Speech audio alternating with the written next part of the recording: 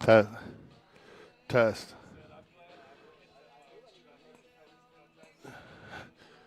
Test. Test. Test. Test. There we go.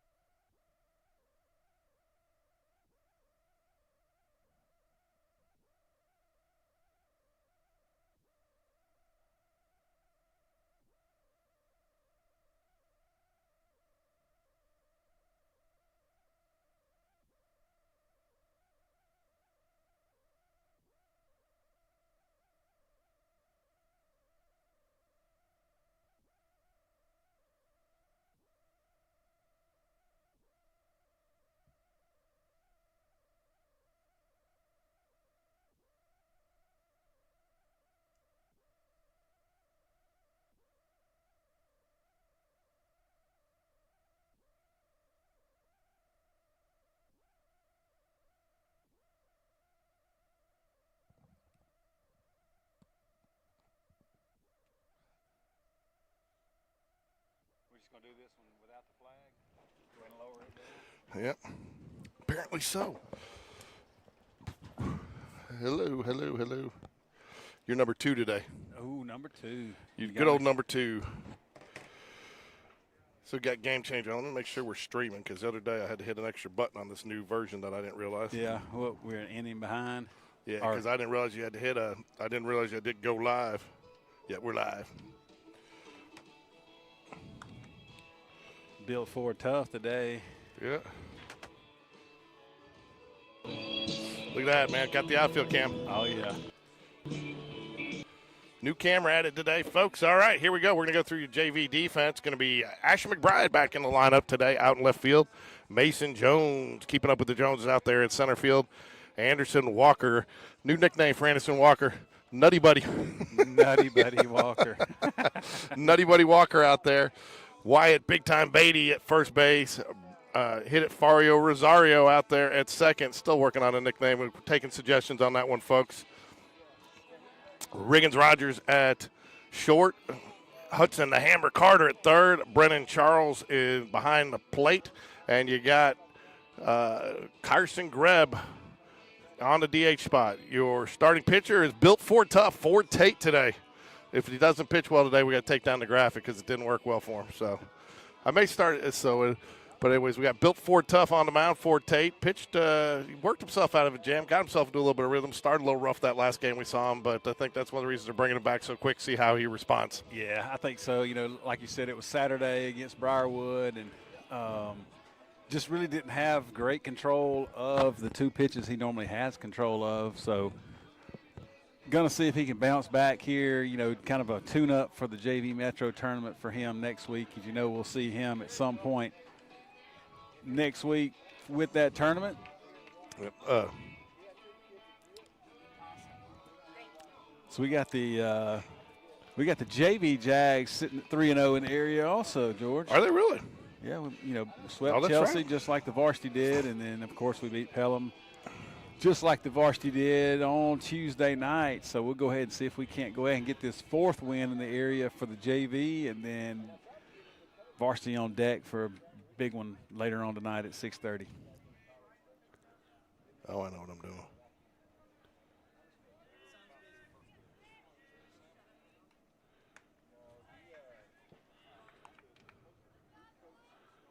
Kind of starts out low and away. We'll see if Game Changer gets up. And line drive into left field.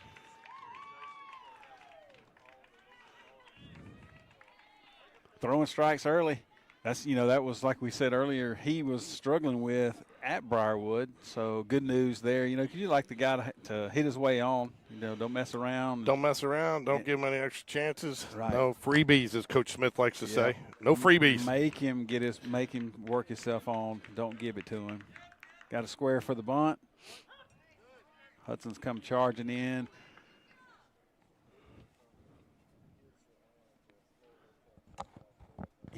Third base coach probably not happy with that. He did not bunt that since it was a strike.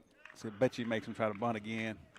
Yeah, I always like that. If they pull it back and it's a strike, get them to do it again. I mean, unless you're just flashing the pitcher.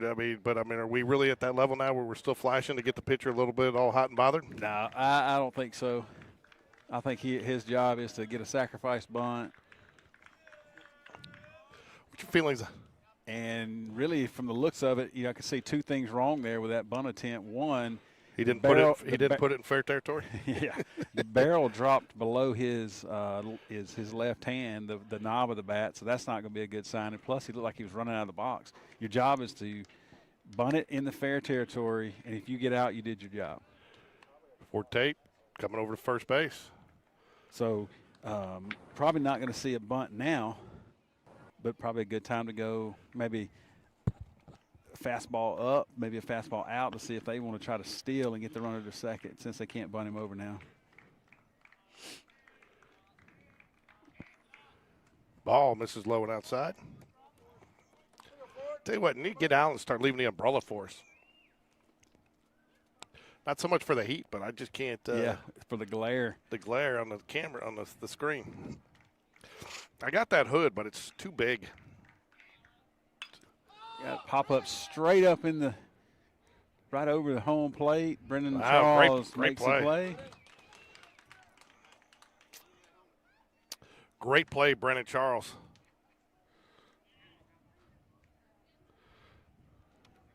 Tell you what, is that really one? You don't. I mean, I guess you don't really want your pitcher catching it, and that's a long way for your first baseman. So I guess that's one you got to trust your catcher on. Yeah, definitely. Really, if he could just pinpoint his nose under the ball and take 2 steps to back up towards the pitcher, then that ball's going to just, with the trajectory, is going to come right down to him.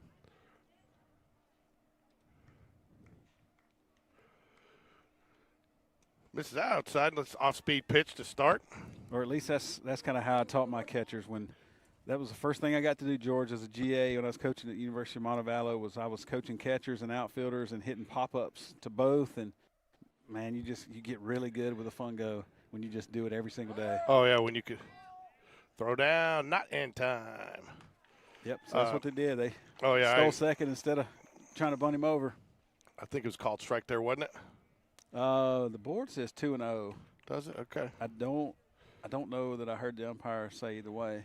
So you could hit that pop foul catch to the catch? Oh yeah. On the fungo? Man, I couldn't. That's one thing I never could do. I had to throw it up when I was coaching. I could do every other fungo. Man, I was great at hitting outfield fungo.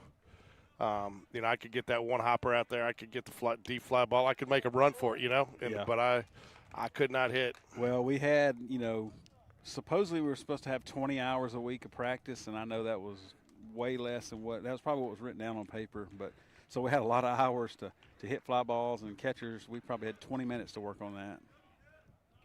Swing. It's down low. Good pitch. And that'd be multiple times a week. Yeah, he already looks a little bit more in control today than. Yeah, he getting ahead of hitters, and that he's throwing both pitches now for strikes, and hey, some days you just don't have it, and Saturday was probably the day. He rings him up, Strike sends him home. Called. So yeah, that's that's good to see too. He's hitting his spots, little outside corner pitch there, fastball. As you would say, that hitter, don't mind me.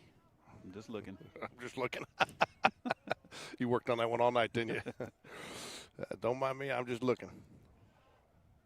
I might use that in the varsity game. Yeah. Yeah, I got several. Ooh, ball gets down. Yep. We're going to call that a wild pitch, George. Are you? Wild pitch, yep. Brendan made a good effort. Really, he did block it. He just blocked and kind of bounced away from him. I'll concur with that opinion. Yeah. I'll second that.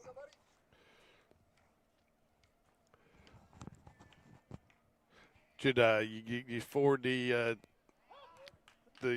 coach's corner to your little buddy Easton? I forwarded the picture. I got to forward the actual coach's show to him. Yeah, he made the coach's show. I saw that. Coach Smith was a little tip to the youth. Field that ground ball low, field it from the bottom, throw it from the bottom, right? Yep. So good little tip. I like that little feature that we've added in there. Got 1 ball, 2 strikes. I'm thinking, you got to play this guy to hit the opposite field. Kind of like Anderson, move over to his right a little bit. Oh, wow, he's going to have a chance, maybe. Oh, good decision.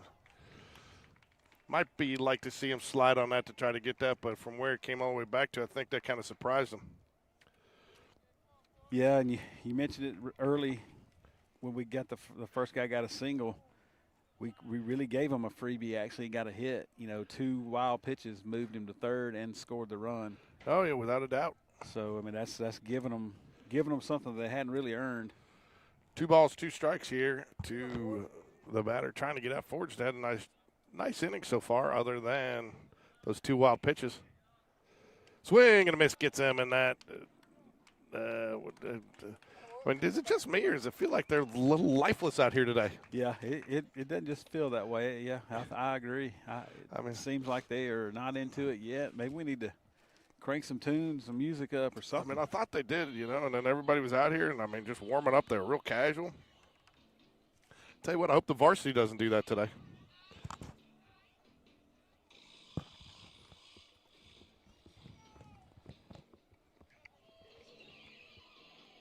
How the hell did you pull that name out of your arsenal the other night when Ricky was trying to figure out who that pitcher was?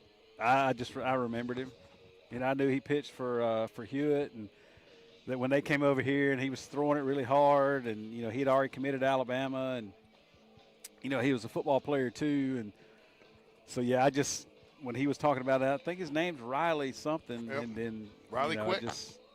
It just stuck with me. I guess that's just a name you don't hear very often. I can't believe you pulled, but you didn't even have any reason to be out there. Were you watching, or were you still here when that was going on? Yeah, I was watching. it. Watching online, yeah. Riley, I still can't figure out how you pulled that out. I mean, that one. It's probably just a lot of a lot of useless information, knowledge that doesn't really amount to much. But sometimes you get to answer a question that nobody else knows the answer to. So got a new little lineup shake-up today. Your Alabama prep baseball, Alabama lineup. Mason Jones is going to get the leadoff spot, followed by Anderson Walker. Riggins Rogers, big-time Beatty in the 4-hole.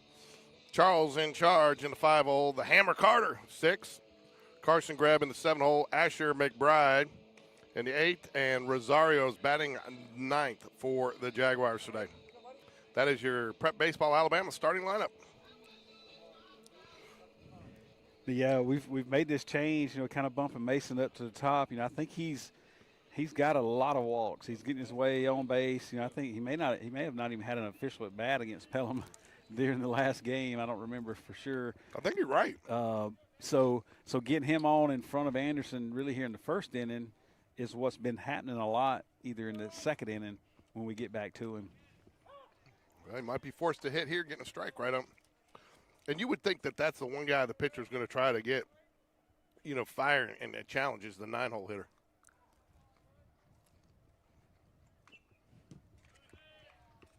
He quickly ahead 0-2 here. The pitcher, that is. Yeah, nice cut, though. Sean Jones will come get the ball.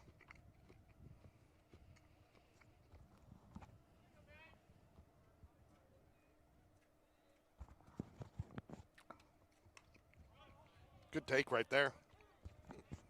I tell you that the defensive lineup for Pelham, they really go huge shift to a left-handed hitter. That's for sure. Man. They do. I'll tell you what, you see what they did on Connor Grebb the other night? Yeah, they put a – oh, nice shot. And I thought he was play. going to take advantage of that shift. I did too. Not enough on that. I think he caught that off the handle just a little bit, don't you? Yeah, and like you said, I thought they were going to beat the shift there, but the shortstop was able to get back to it to catch the ball because playing normally where he's at, they would have hit it right to him. But, yeah, with Connor, with 2 strikes, they run the third baseman over into short right field, I guess, and the very first ball he hit. Nutty Buddy Walker steps up to the plate. Pulls back to bunt. I tell you what, that third baseman, he'll see somebody square, and it doesn't faze him. He's like, I'm staying right here. I don't be surprised to see him square around again. Ground ball, shortstop. Fields it cleanly. The throw and the out. 2 outs now quickly. Hey, Wyatt, wake everybody up, man. You guys are asleep. That's my one broadcaster tip of the day. If you have to, you can go in there and just knock all the bats down. Empty the bucket of balls. Yep. See if you can't rattle them up a little bit. Yep. Won't you be my neighbor, Mr. Rogers? Riggins Rogers steps up to the plate.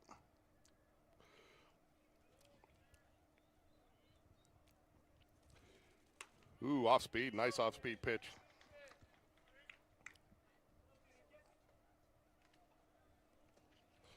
So much happier to be away from the net and that stupid bar today. Yeah, that bar was horrible. I can actually sit normal and not have a bar in front of me. And it's okay if it's okay if it's the other kind of bar. Man made a bar. Good hit by Riggins there in the left field through the 5-6 hole for a single.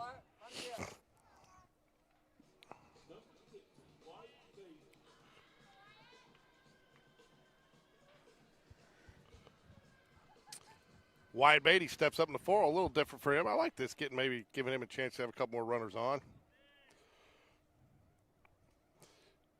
Wyatt not afraid to go opposite field.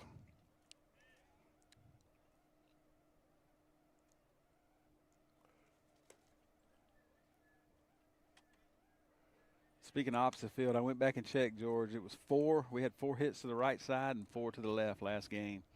Man, you are a statistician. Well, you asked me if I know, so I had to go back and check. Yep. Had to have that answer for you, even though you didn't ask me the question yet. Oh, comes back. Oh, gets right, out in the right. We can get up and go. We can get up and go. Catcher trying to be a little aggressive over here. And really, Riggins had a big secondary, but the catcher bounced at the first base. It didn't block it up. Riggins advances to second. I don't know if he heard me say go to second or if he heard somebody in the dugout. We're missing Coach Dunn right now. Yeah, we're missing Coach Dunn. Where is Coach Dunn? I don't know. Maybe he's listening in to our broadcast. He'll be out here in a minute. We got our first official use of the third camera today on that play.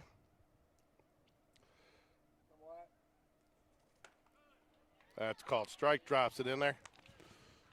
These headphones I got on now, they may be noise canceling. That's why it just seems so quiet. I don't think so, man. It is dead out here. I mean, it is. We're gonna need a ball hitting the gap here to get our crowd into it. I don't know, man. Kind of sleepwalking right now. They are, man. There you go. Right side. Should be a routine play, and it is. And that'll do it. 4 up, 3 down for the Jags. They strand 1. And we will move to the top of the second with the Jags trailing 1-0. How was your day, Brian? You show some young kids how to drive? No, I did not. I was at Danville High School and Priceville High School up in Marshall County, and checking on those driver ed programs and making sure the paperwork was good to go. And is that pretty much your job, just making sure they're all compliant? It's a lot of the job, yes. Going around and monitoring that paperwork for them. Speaking of, who does the school get their cars through? Do they have to get those themselves, or does that come from the state? No, they have to get those through themselves. Some of them will buy them outright from a dealership. Some will get leases from dealerships. So it just kind of varies on what each school system wants to do.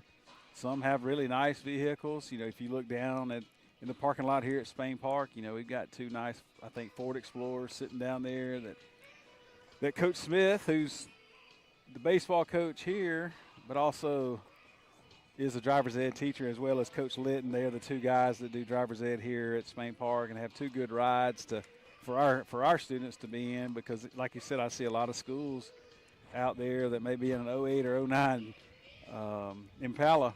Really? With a lot of miles on it. So, not only are we very spoiled and very thankful for the facilities that we get to play in, looking at the baseball field and the football stadium right beside us, the softball field behind us, but also driver's ed program, not taken lightly, as is all of the programs down there in the A and B building at Spain Park. So very, very proud for the entire deal, and that's kind of a shout out to Alan Paquette and the Hoover School Board, that takes care of, and the Hoover City Schools, and the councilmen that take care of our schools. That is good to know.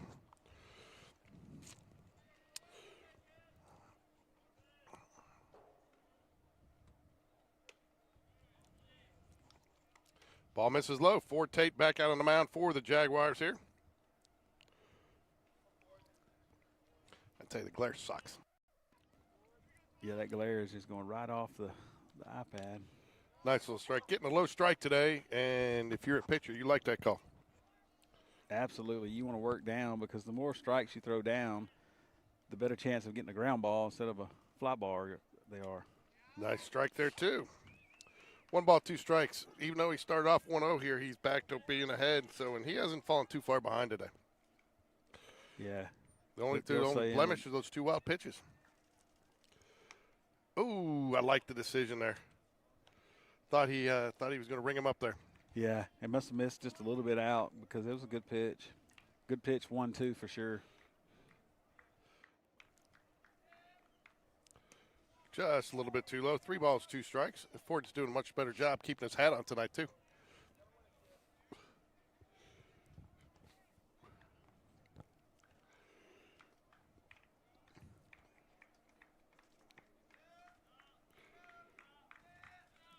Swing and a miss. He got him. Yeah, good job there by Ford. You know, like I said, he had it, 1 and 2, and the batter worked it full. You just got to be close there, 3-2, and swung through it. Strike out for Ford, 1 out. Here we go. Got a lefty up. Coach Jones bringing Hudson in a little bit, thinking maybe bunt possibility. Ooh, nice pitch right at the knees. I mean, that's just. Oh yeah, you like that. I mean, I'll tell you what, that's almost unfair. It's tough to hit that pitch. Kay, you out there? Or are you still on your route?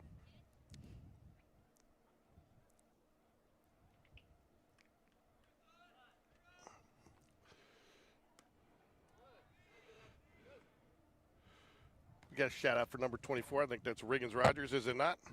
That is correct. I got to clean off my screen.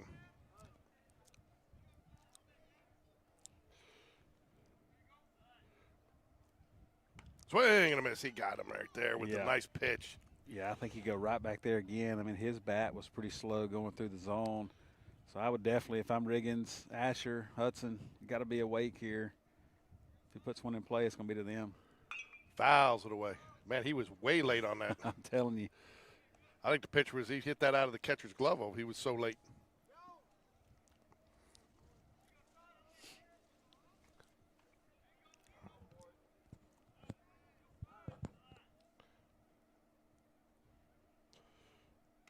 Oh, nice pitch.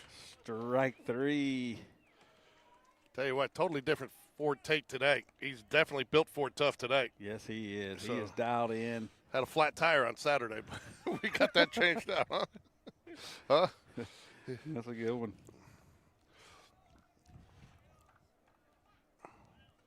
Two down now here for the Jags in the top of the second. Ford Tate's doing a nice job finding his rhythm.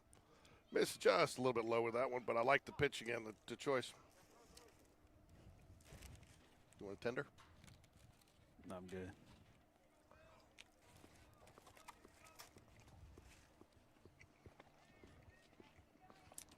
Bounced a couple curveballs up, 2-0.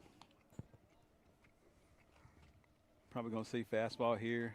Hitters should be sitting fastball, so fielders need to be alert. Even though they should probably be alert every pitch, right? Exactly. Nice pitch right there. He's really doing a nice job, Brian, commanding that low fastball. Yeah, if you can throw a strike down there, you know, you don't have to just sit there and just feed it right down the middle. You can pick and point where you want to. You're talking about that third base not moving on. I just looked at him. He's standing over there on the fence to see he was up there looking up in the stands. Not a care in the world. I guess you don't have to worry when you got a right-handed batter, but a lefty, you're in prime foul ball territory there. Yep. Jags sleepwalking out here, folks. It's nice pitch there. He's got to work back full count here, so look for him to challenge this hitter. Don't be surprised if he doesn't get another strikeout this inning. Even the fans are kind of down today. Fouls it away. Good pitch there. Challenges him.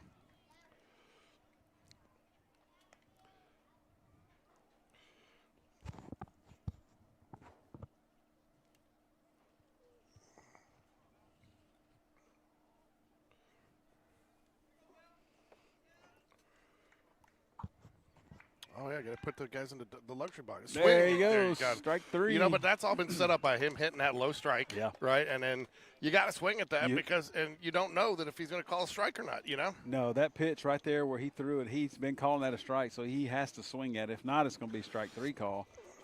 So he swung through it. Well, even his low misses haven't been that low and off, so you're going to start to get that strike call. So he's done a nice job setting that up. Yeah. So, George, I got to give a shout-out to somebody. Of course, there's probably a few people online listening right now down in the Wiregrass area.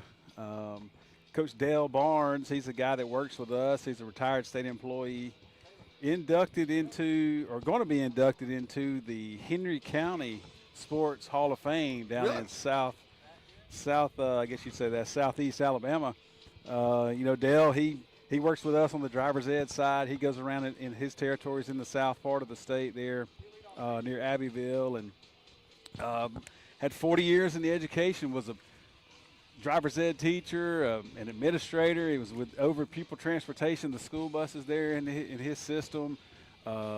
Went on to retire from there. I think he had, like I said, 40 years. He's been with us. What's he being inducted for?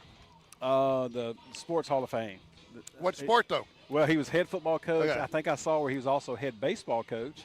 So I bet you Dale's got a lot of good information he could talk to me about that I could bring to these young guys. So congratulations, Dale.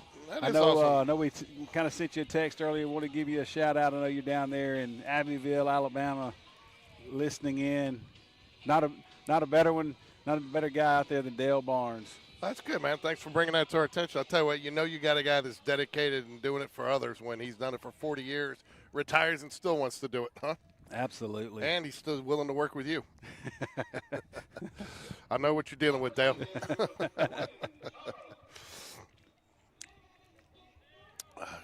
Brennan Charles in charge, steps up to the plate.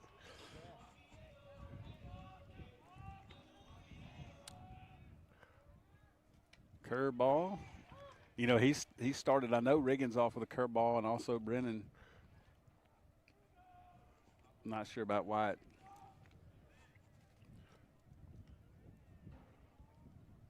Ground ball, third base. Nice hard hit. Third baseman's awake.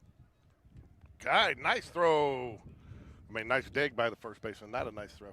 Yeah, it was a nice pick, and it looked like his foot may have been off, but he got it back. So kind of having to do two things at once: catch it off the hop, and keep his foot on the base.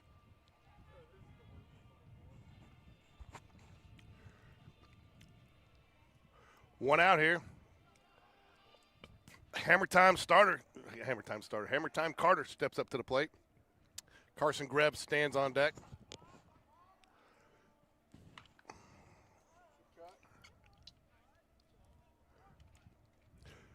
Nice little swing out in front of it just a little bit. Yeah, gotta let it get to you. Let the ball travel. How many times do you think he's heard me say that in his young baseball career? Yeah, it's funny, Alan. So, how do you not swing at that one? The player profile was Ryan Paquette this week, and when Coach Smith was talking about him, he was saying that one of the things they constantly work with Ryan on is making sure he swings a lot of balls above his hands. That's why he pops up a lot. And Alan's like, I'm so glad he said that. I've been telling him that for 2 years, and he won't listen to me. I hope Ryan goes back and listens to the show. I tell you what, if you don't think Coach Smith knows what he's talking about in those guys, he goes by pitch. When we're doing that, and I don't give him questions. We don't script anything. I will give him a talking point or two, like on the Junior Jags this week. I told him we're going to do a little feature to get a tip ready, and then every once in a while I'll tell him who the player profile is, so in case he wants to think of maybe a funny story or something. But most of the time it's really off the cuff, and he's calling out, well, the first pitch was ball, no strike, and he knows it all. He could replay that whole game over and over in his head. Fouls it away. Well, it's like, what he asks of his players is being locked in on every pitch, and he is as well, as a coach. And that's why he can remember every single scenario that happened from the beginning to the end. Now we got our first Kay Carter sighting today. It's officially a broadcast now. Got 3-2 here. We don't need the little fan today, Kay. We got a nice little breeze going. Oh, nice ground ball. Looks like it's going to get up the middle. It does. Nice hit there. 3-2. 3-2, got a pitch to hit. Drove it right up the middle. Hit it really well, too, right through the middle. Got a base hit, man on first. Carson Greb. Man, I'll tell you what, we got to go through a bat throwing class. Have you not seen these guys? And then I think we were talking about the other day. They're throwing bats to Houston Holmes, the starting pitcher, while he's sitting over there catching. They're bouncing, and he's catching them. And the guy sitting next to him is Nash Davis just had elbow surgery. Asher McBride stands on deck. Carson Greb, though. Oh, nice bunt right there. Yes, he may bunt this for a hit. Yes, he will bunt this for a hit. Great bunt. You can't draw it up any better than that. No, great bunt by Carson. I think the third baseman, probably Pelham in general, did not expect bunt there. 1 out. But it wouldn't have mattered if he did expect it. He put it down the third base line. It stayed right on the edge of what you would consider the grass, part of the turf. And he had no play. He had no play. I mean, and and I tell you what, it shows you too how level this field is. Because I mean, that at the Met would have been in the dugout. Exactly. But that's on the sprint turf or speed turf, whatever it's called. I can't get. I'm all confused with it. But hey, Don, they need a first base coach. You had one job. So we have, Nasher squared around there, George, on the first pitch. Like I said, by the third baseman, he's going to play where he plays, and if he can bunt it where Greb just bunted it, we're going to have bases loaded. Oh, just a little, bad decision to let that bounce. Gets you out though. Wow.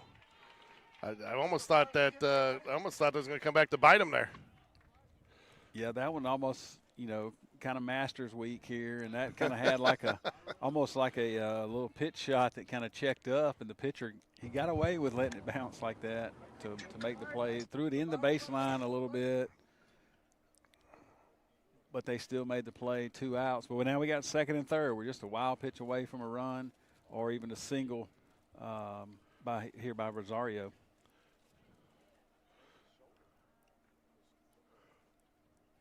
Ooh, wow. Did he step off? Yeah, he did step off. It looked like he may have flinched earlier. I know. I thought he balked before he stepped off.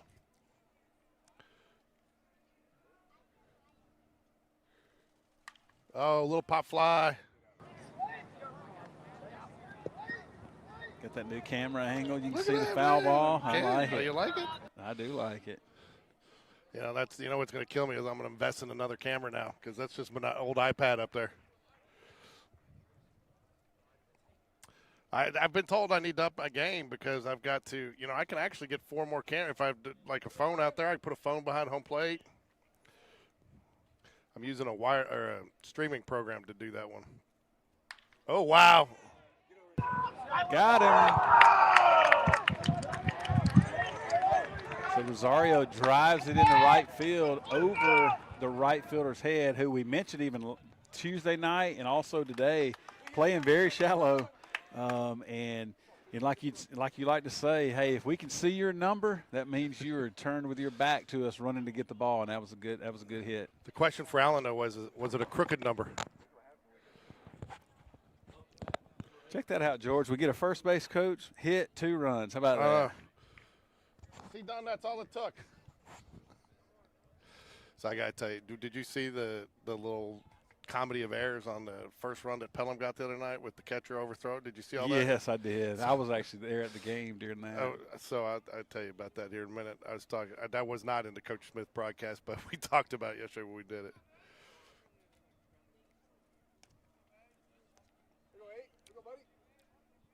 So nice double there by Rosario. 2 out hitting. Gets it and flips the lineup back to the top to Mason. Yeah. And I tell you what, Mason, who loves to. Yeah, he's gonna work the count. Or not. He's going to be hitting it. And that'll do it, but not before the Jags get 2. Probably going to go up between games to see if I can't zoom that camera in a little bit. It's a little far, but it's better than what we used to have. Huh? The question is, if somebody's warming up in the bullpen, can we tell who they are? Oh, we should be able to. We should be able to tell the numbers. When I get the glare off the screen, I probably can.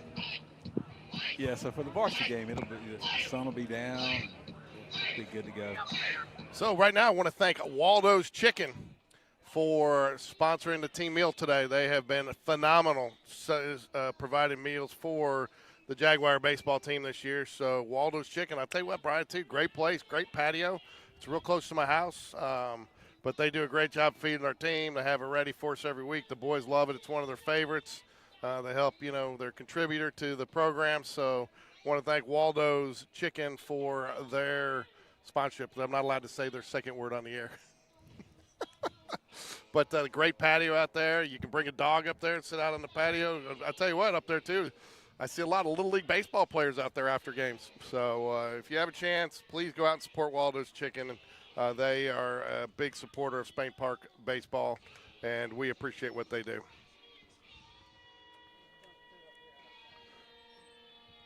Yeah, Waldo's is some good chicken. It is, man. And we're not asking where's Waldo's. What we're doing here is where's our next pitcher. And our next pitcher, George, Oh, is wow. going to be It's Sawyer Scott. I didn't see that. Yeah, thank you for telling me. I was wondering why you're tapping your arm. Yeah. Sawyer Scott, what do you think? We're back on a kind of a bullpen type rotation again today? Absolutely, Prepared? yeah, because the JV Metro tournament starts Monday. So this being a Thursday, anybody that throws today can have, 3 days rest in between. So your arms will be – our pitching staff, which I feel like is very strong. We've done very well this year with everybody that comes out there to pitch for us, and that allows us to – instead of getting a bullpen work in, they get to throw some during a game, and then their arms are going to be healthy and well for us to make a strong showing next week in the tournament. I tell you, you go back to that inning, Jags trailing. You go back, it really started with that the Hammer Carter base hit, worked that count deep, and then hit a nice ball up the middle. It got on, and then you get the Connor Greb. They were just going to play for the one run there. Carson Greb does a great job on the bunt, then sets it up, and then again you get Ash McBride does it, and then a great hit. So really, those started. You got to give the the Hammer Carter credit for that little one-out rally getting started there because it was a really nice at bat. I know you'll probably disagree with that. Disagree with what? No, I'm just messing. You want me to give your son a big head?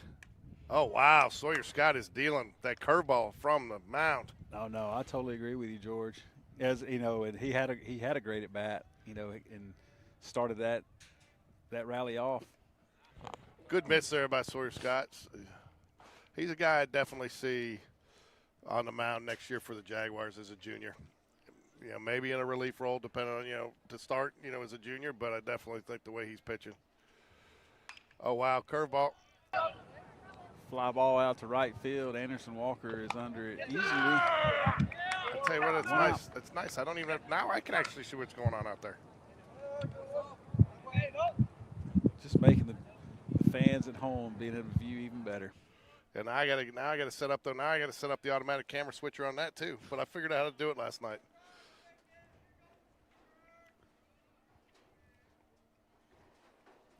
I got the countdown clock back on. I tell you what, this thing crashing was a little bit of a blessing in disguise. Kind of got to clean up some things. Now I got all the varsity stuff on the left side of the JV, and so now I can do it as almost, and I can, I had it all melded together. It was getting a little too big to manage through it all, so we can treat the JV like they're people too. Wow, we're done. It's a little inside, you think, Brian? I don't know. Looked like a good pitch. There's the pitch you want. So almost kind of looked like that pitch, but you know what I love about Sawyer Scott, man? Working out of the stretch, baby. Working out of the stretch. You know me and working out of the stretch. I tell you what, too. You know who he reminds me, and this is going to be a compliment a little bit. He reminds me a little bit of a C.J. Gross. Didn't mind being 3-0. He knew he had his pitches, especially when he's around his own, and he was going to. Wow, battles all the way back from 3-0 with 3 straight strikes and gets the K.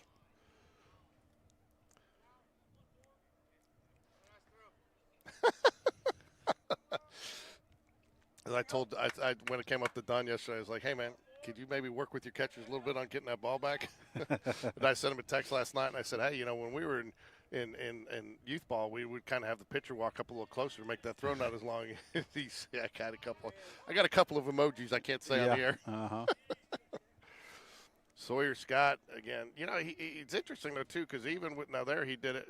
It was interesting, and it's you're coached to do it. But I don't know if you noticed when those 3 strikes he came back on, he had a little different leg kick on each one to kind of shake up the timing of the batter. Oh wow. Good call. Yeah, he's dialed in right now. Like you said, it took him just a minute to kind of figure out his release point, and then once he did, he's rolling. Give Neil Walker the credit on the assist on that call right there.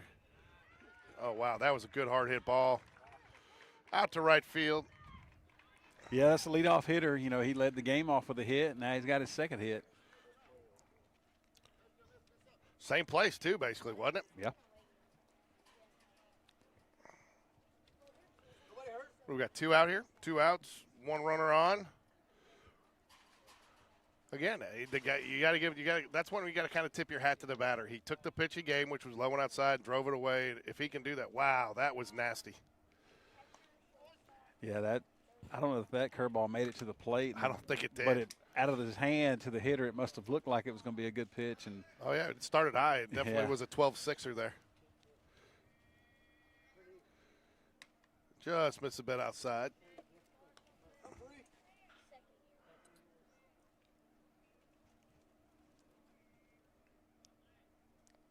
Oh, thanks, Kay. We appreciate that.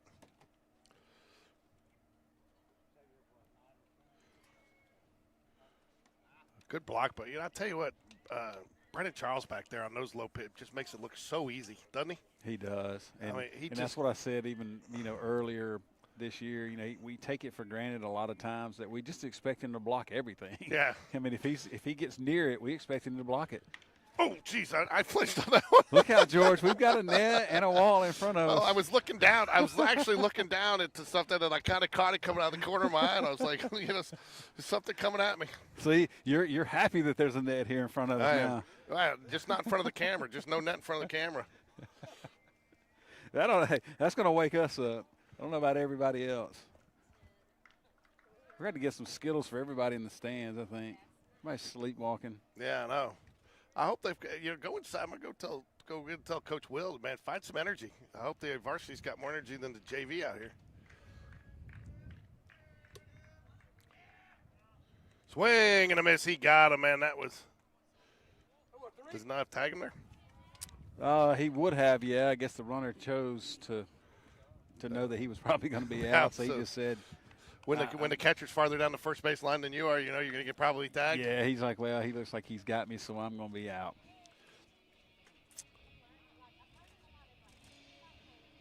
Maybe we need to play the music during the game. I know you probably can't do that, but you can. You can. Yeah. Well, I already get copyright violations on everything. The only thing that we can't play is there's one song by EC, and I don't know why it is. It's one song. I can't remember if it's Back in Black or Thunderstruck.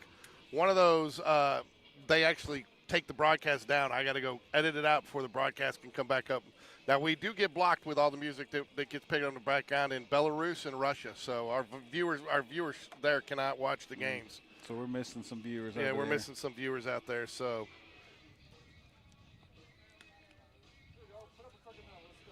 Got an.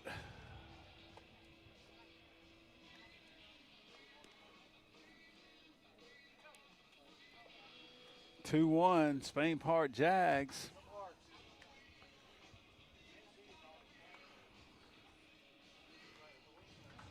This game's moving along swiftly also. Well, yeah. Had some decent pitching on both sides so far. They got their run on a couple wild pitches. We got our couple runs on a couple hits.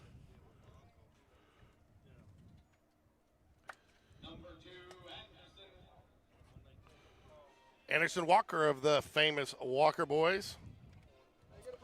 Cha-ching.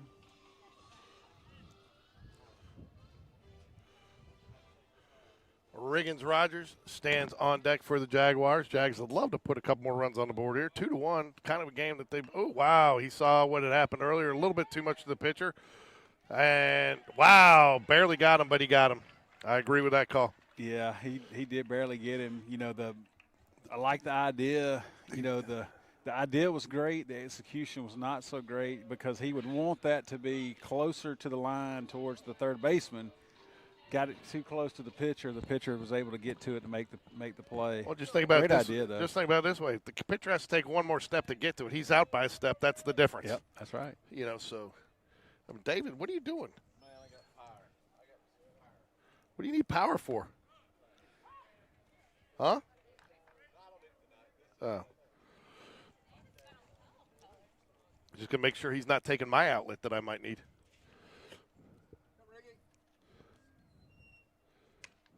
Good take there. No balls, 2 strikes to Riggin Rogers. You calling a good take on the strike there? Yeah, it was a curveball again. It was nice and high, just too. Didn't really want to hit that 0-1. Ground ball, shortstop in the hole. Nice footwork and gets the out. Yeah, sometimes, George, I think there's strikes that you don't need to swing at. Even if you're 0-1, and you mentioned Coach Smith earlier. I could hear him talking during that game the other night. They're looking for, like I just remember talking to Jack Lukenbacher when he's hitting, is he wants him early in the count. He's wanting to hit something that's up. Right. In that particular situation. So just because you're swinging at strikes, you want to swing at certain type of strikes. Oh, wow. Wyatt Beatty, nice shot. Line drive, base hit. Gets a 2-out rally started. Wow. Shortstop did a nice job of keeping that from becoming a double. You'd have to click over to the other camera to get that one. I will gladly start clicking to the other camera. Yeah. I'm going to go see if I can zoom it in just a little bit. I'm a little bummed because I ordered a mount for it to go up on the tripod up there, and it didn't come in today, so I got it sitting on one of the cases. But get a little bit higher, man, we'll be dialed in.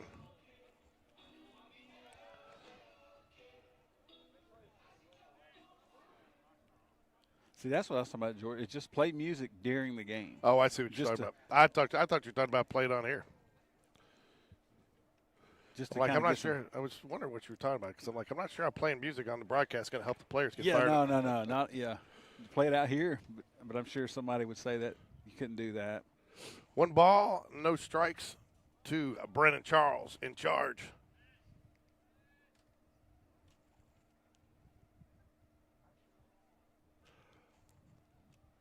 Ooh, and he will take the free base with the hit. Hit by pitch.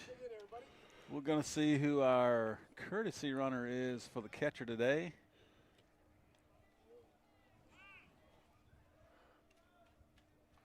Looks like. And that's going to be number 18, Joseph Jordan. Yep.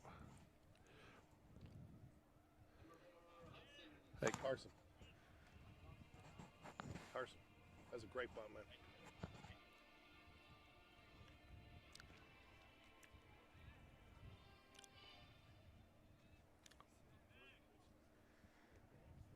We got Hudson up now with 2 outs. Need another single up the middle again. Hudson, the hammer. Scored the first one for the Jags. Wouldn't mind driving one in now. Give them an extra. Jags looking, as Alan likes to say, for another crooked number. It took me a couple games to figure out what he was talking about there, to be honest with you. Yeah. But now I know, and I like it.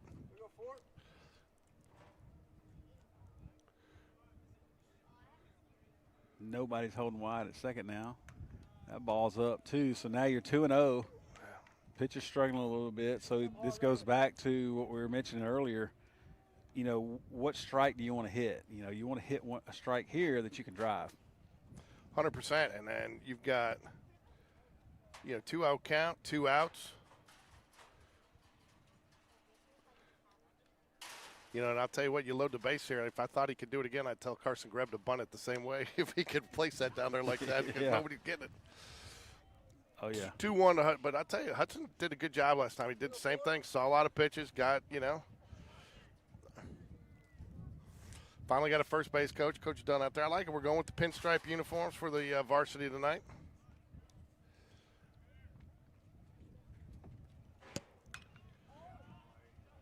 Going to be a foul ball out of play. Look, we even got fan cam now. We can do fan cam, right? We can do right field fans. Oh, yeah. Tell those guys down there sneaking the coolers in there on camera now. All right, now we're 2-2. We got deuces, George. Deuces Wild. 2-2-2. 2 on, 2 out. 2 strikes and 2 balls. Swing and a miss. Got him with that little floating curveball. He's not happy about that. He knows he missed one there.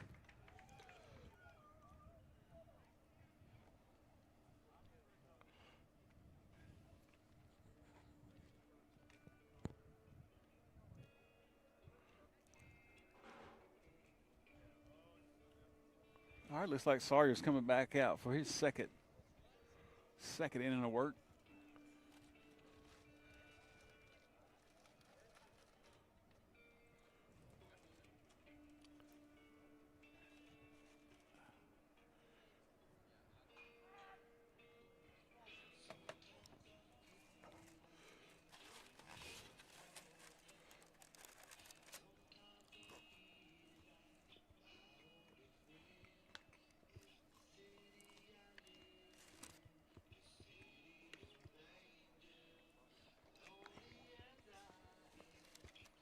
This will be a quick game.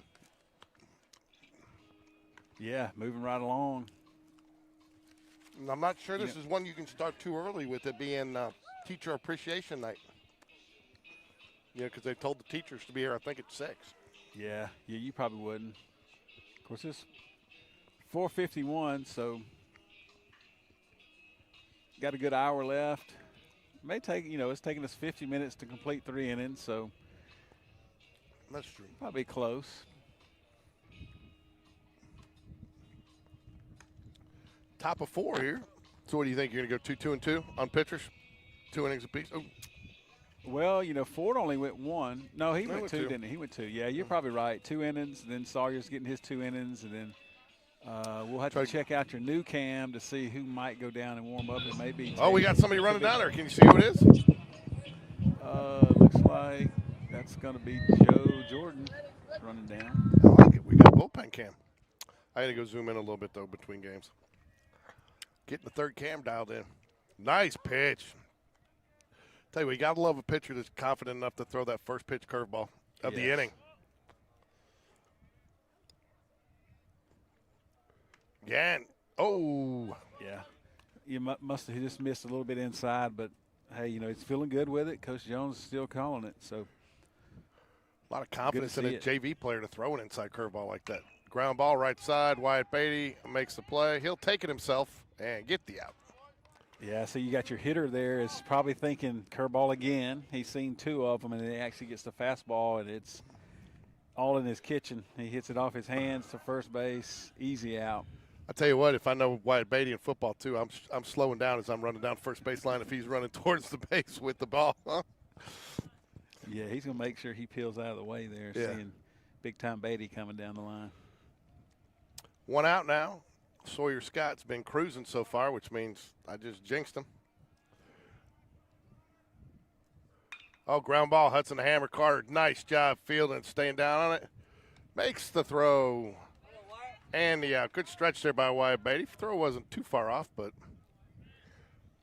I like how he stayed low on that, too. That's an easy one to let go through your legs, Brian. Yeah, ball's hit fairly decent down there to him, so he had plenty of time. So, stay down on the ball, to make sure you don't, come up too soon. And then I probably would have liked a little bit more accurate throw, but, got the out, right? I guess I can be critical a little bit, but yeah, you're right. I mean, because if that sails just a little bit more, a little closer play, and he pulls his foot off, or you got an umpire not paying attention, you bring a little bit of risk there. But but you got, and that's the trust that the infielders have with Wyatt at first base, that he's going to catch it and have his foot on the base. So, but no harm done. There was not. That ball didn't really hop. It skipped like one time and stayed low. He never really got a good hop, so he stayed low on that. And it's easy to think it's going to come up on you. Man, he reached out on that one. 1 ball, 2 strikes.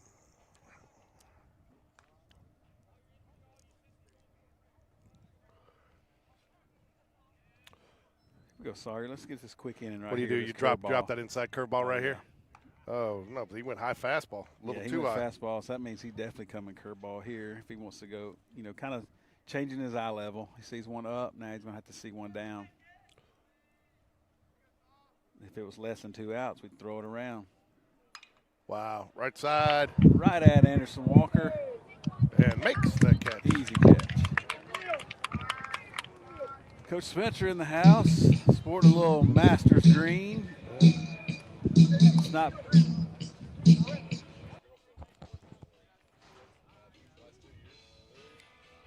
Quick inning there, George. That was very good. Quick. Yeah, Sawyer Scott didn't really get. Due up for the Jags. Carson Greb 1 for 1. Ashton McBride. What do they got? Oh, okay. And Brandon Rosario. Is Brandon? Byron. Byron. I don't know why I keep wanting to call him Brandon. I'm sorry. Byron Rosario.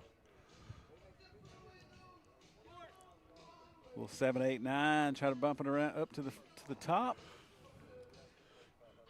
Jags want to thank our sponsors. Got a new sponsor today.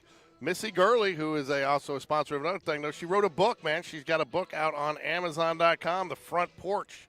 So scan the QR code or check out the link in our description to go ahead and get your copy of The Front Porch available on Amazon.com. Great Mother's Day gift there for you, or for that special someone. You were buying it for Hadley.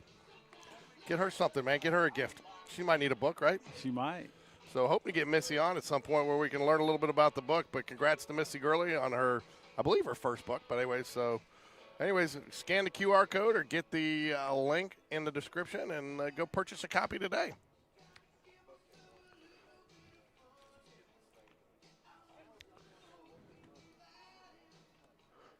So Greb's going to lead us off, George. It had a perfect bunt last inning. He's got to be thinking, you know what, I probably could do that again. Especially see what this – this is where you find out how much the other team's been paying attention. Yeah, our next two hitters have bunted. So does the third baseman play in? Does he continue to play where he's played?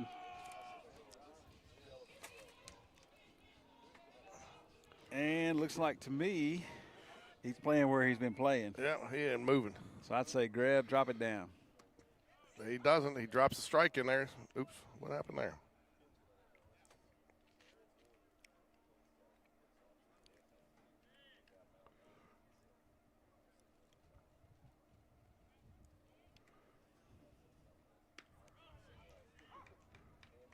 Another strike in there. Good off-speed pitch there. No balls, 2 strikes to Carson Greb.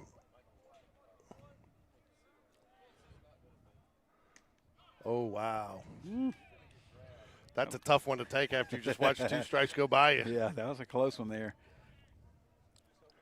But, hey, we like the call. It's outside ball. And he knew it, too.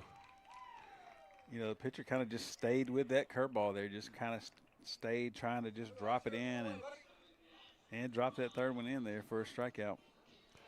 Brings up Asher McBride. Asher sacrificed bunt his first at bat, moved the runners around, got the first 2 Jag runs on the board, or helped get the first 2 Jag runs on the board. Byron Rosario stands on deck for the Jaguars. Big double over the head of the right fielder last at bat. 2 RBIs today. 1 ball, no strikes to Asher.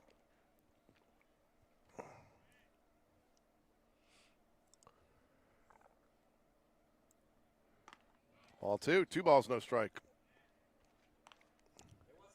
And then why do you go back to the fastball? 2 misses there when you were dropping that curveball, and I guess you got to mix it in every once in a while. Yeah, I guess so. He probably needs to go back to the curveball as well as he's throwing it. Ooh, fouled off the umpire, I believe. Yeah, I think he hit on that kind of that right shoulder pad up there. That's what he's saying. He's good.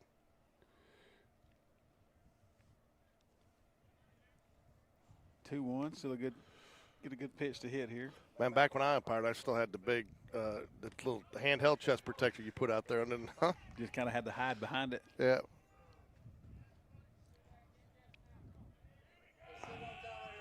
Two balls, 2 strikes to Asher McBride. Ooh, wow, tough one to take, but good take.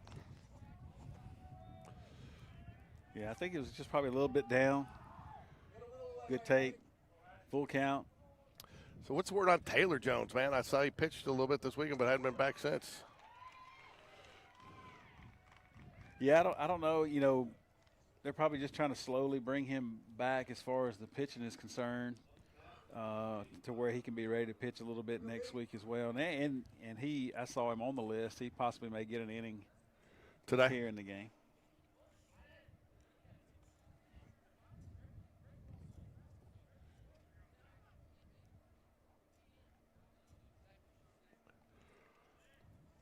Look at Don giving some little tutelage down there. Some little, huh?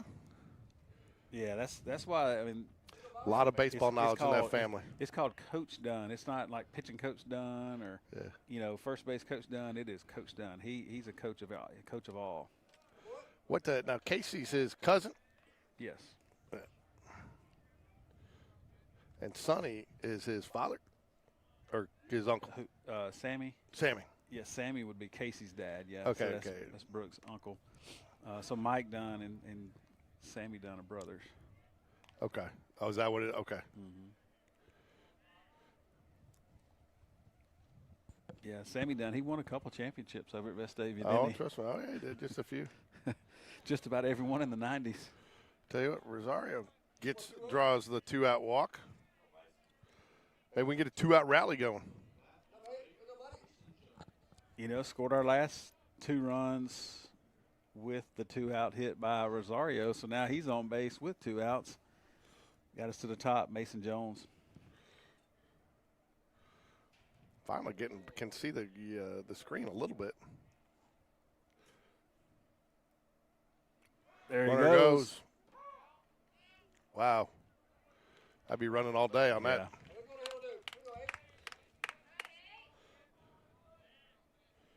Called strike. Good take, though, to let his runner get into scoring position. I'm not sure this is the first time I've probably ever seen Mason Jones work from behind in the count.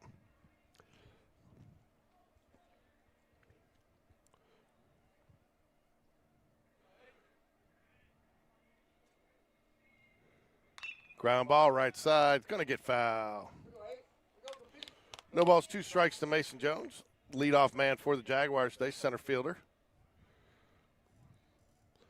Tell you what, it's not many times though you see your 9-hole hitter hit one over the right fielder's head though for a double. You know, so I mean it's probably not. That's why Coach Jones is out there and we're sitting here. That's exactly why. We just I tell you what, about it. That third baseman could not look less into the game. Am I wrong? Huh? No, I mean it's just He's out there swinging his arms. Oh, pop fly. He's going to have to be in the game right here because that's going to fall for a double. Oh, it does. And great awareness by Mason Jones to go. Which, I mean, to his defense, I mean, that was a tough play. I mean, it was a ball hit high in the air, It was a tough over play. his head. Looking back into the sun, Yeah, but I mean, he wasn't totally ready to go get it, was he? I don't think he was either. I don't think even if he was, though, he catches No, that I ball. don't think so either. It's just a tough ball to deal with, but another 2-out hit to score that run. So we've had two out doubles. All our runs have come out with all score of our 3 runs, and one by the 9-hole hitter, one by the 2-hole hitter, or the leadoff man. Mm-hmm. So now we need another 2-out hit by our 2-hole hitter, number 2. Anderson Walker. Oh, good read there by Jones too. Oh, wow, that was a great play. It was a great play save. by the third baseman. That was a run-saving play. Yes, it was. So great read by Mason, and then the catcher nearly threw it into left field. So here there's a Walker Boys concert coming here like maybe in a month or something. Tickets go on sale. Yeah, we'll get the QR code together. The Walker Boys and the Country Bumpkins. Oh, wow. Oh, that's why you line up and that's why you take your lead in foul territory, right? Jones showing him how you jump over that. Yeah. I think he thought it was hit harder, so he was just kind of turning his head. Yeah. It ended up hitting his shoe. So if it hits you in foul territory, are you out or are you still alive? You're still alive. You're still alive. You're still alive. That's why you take your lead in foul territory, right? So yeah, our high school baseball coach used to tell you that, hey, we'll pinch run for you as long as you're still, if you don't get out, 2 balls, 2 strikes, 2 outs here. Anderson Walker trying to drive in another run for the Jaguars, just 90 feet away. Wow, great take. Mom and Dad are sweating it a little bit over here. I was kind of sweating it a little bit too, George. But hey, he's at the plate. It must have been in. Yeah, I mean, he didn't even flinch. He didn't. He didn't even flinch. So, what am I missing there? Isn't that ball 4? I thought it was, but maybe I don't know. What I miss? Maybe it's. I don't know what the count is. Now it's 3. I don't know what we got. Now it may be full count. I don't know. As long as Anderson knows what the count is, that's all that matters. I mean, he didn't try to run down there. Ground ball, third base, makes the play. And gets the outs. Nice. Third baseman makes a good play there. Of course, first baseman also makes a good play, picks the ball. But we get another run, so it makes it 3-1. 3-1 Jags. So. You just got to keep adding runs every inning. So now, number 18, Joe Jordan's going to come on to pitch at least this 5th inning. We'll see if he's got a pitch count or inning count for him. I want to thank our sponsors, Birmingham Landscape Design, Wells Fargo Advisors, Strongbox Self-Storage, and Marathon Electrical Contractors, as well as Stephen Standridge, America Properties, Milner Farms, Alabama Credit Union, Overnight Parts Alliance, and RFG Advisory Group, Kevin Harper. Thank you for your support of Spain Park Baseball. Also want to thank the Culvers Snack of the Game by Sean Jones. And I think he's going to go with, what is Sean going to go with today? I think we'll go with some popcorn. What do you think? Some popcorn? Good pregame snack? Do they sell popcorn here? I don't know. I already had my pickle. We'll go with the pickle. Sean's been, with him having a coach, I've been not getting my snack, and I don't even see his mom here. And yeah. She's probably home taking care of Reese. I saw Reese walk up. I saw him. Oh, I'm sure. There's no doubt in my mind it'll be here. He's probably trying to put the oven mitt on and run. Yeah. So, anyways, Sean Jones, Snack of the Game, brought to you by Culver's. Whatever your snack of choice is for this first game, go grab it and enjoy it while you're watching the Jags here as we move to the top of the fifth.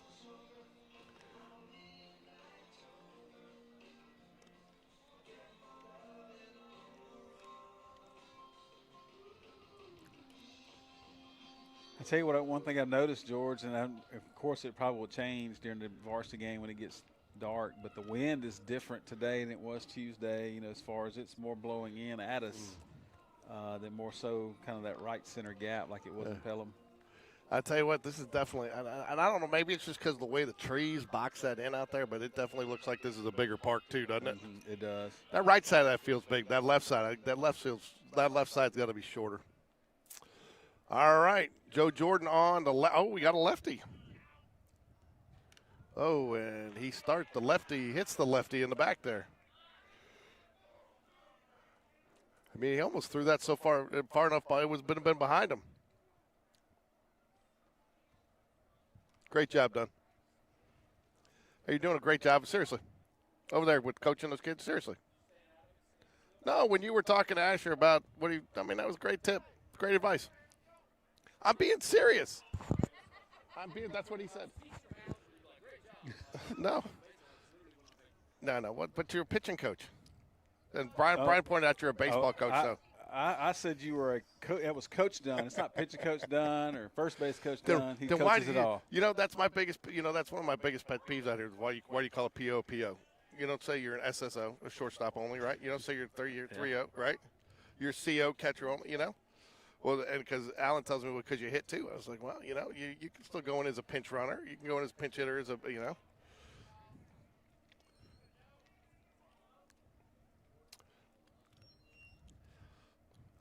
Looks like Pelham's going to get their bullpen loose a little bit. Yeah, gets them down low, swing and a miss, and that'll do it. Strike three. Good comeback by Joe there. Hit the first batter with the first pitch. As a left-hander, we talk about that all the time. These pitchers throwing against left-handed hitters seem to struggle sometimes.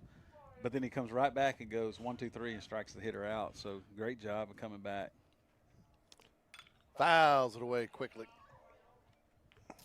Hoover came back and won last night. So they even up that series against Oak Mountain 1-1. Yeah, I saw that. Do they play again tonight, their third game? Yeah, I don't know why they do. I like the way we do it over here where we save that. You only have to play that decisive game, Swing and a miss, strike two. He's doing a nice job mixing his speeds there. Yeah, and his ball runs really good away from those right-handed hitters. Oh, no. Oh, nice pick there, Wyatt Beatty. Yeah, good pick, Wyatt. You very rarely see a left-handed where he's looking at him make a bad pick throw. You know what I'm saying? There goes the runner. Goes. Charles up, and not in time. Nope. Thought he might have a chance there with that being a high pitch, and but the runner did get a pretty good jump there. So we got 1 ball, 2 strikes here to the batter. Tries to get him chased down low. 2 balls, 2 strikes. Yeah, big pitch right here. Just need to challenge the hitter, make him put it in play. Swing and a miss. He got him. So he did a nice job working that back down low. Big strike zone coming up here. Tall. What does he think this guy's? 6'5"? He looks it.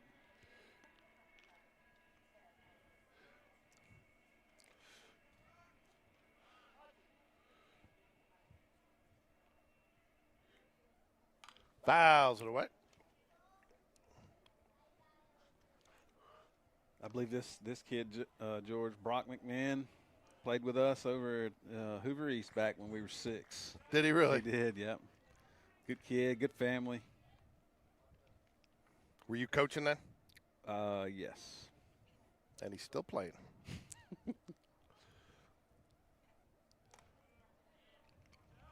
I even had him on a church league basketball team. Why wouldn't you with that? Why wouldn't you with that height, man? He didn't even have to jump to get a rebound. Now he wasn't that tall, of course, when he was 6 years old, but he was tall. Ooh, wow!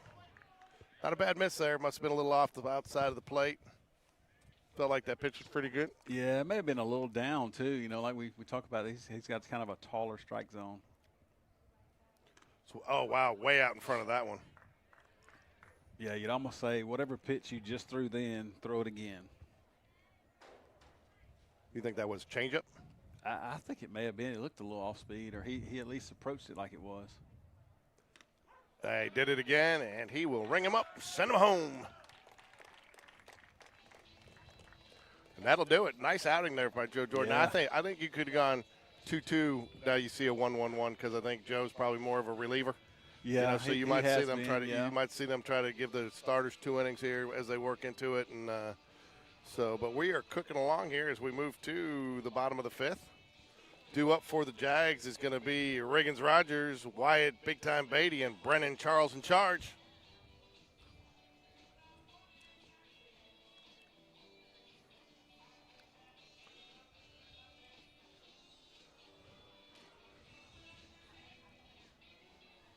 Looks like they're going to bring the same pitcher back out for, I guess he's been the pitcher the whole game, hasn't he? Yeah. Let's see what kind of pitch count he's working on. He's thrown 62 pitches so far, so 39 strikes. You know, we're getting those timely hits when we need them because he's doing a really good job out there on the mound for Pelham today.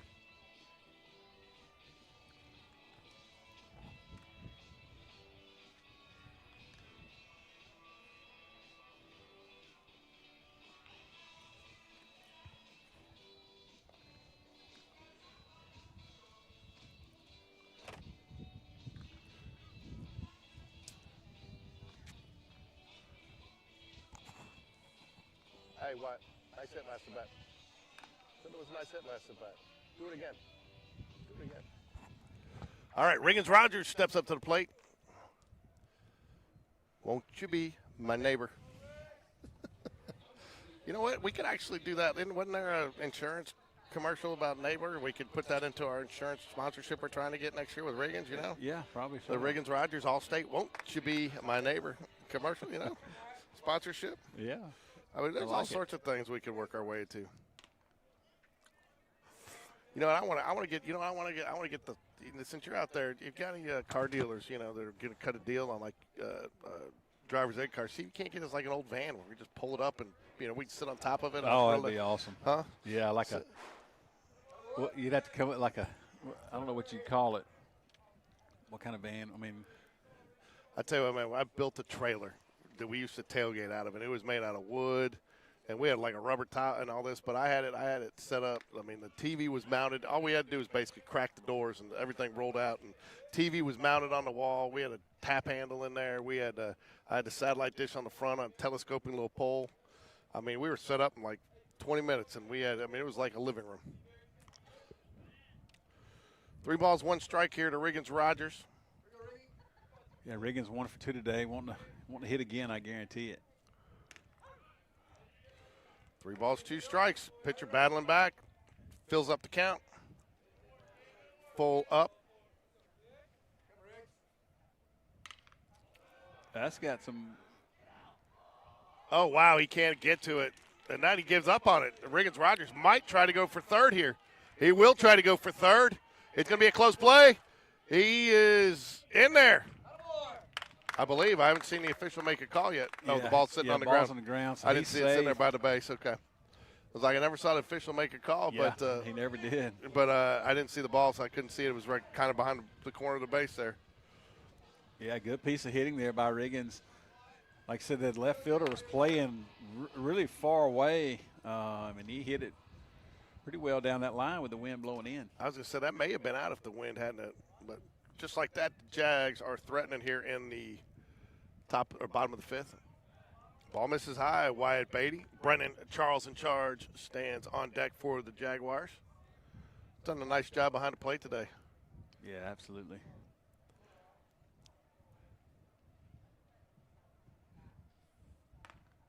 Two balls, no strikes. I tell you what, it's amazing. Coach Dunn, we get a first base coach out here, and we start getting some runs. We start getting some base hits.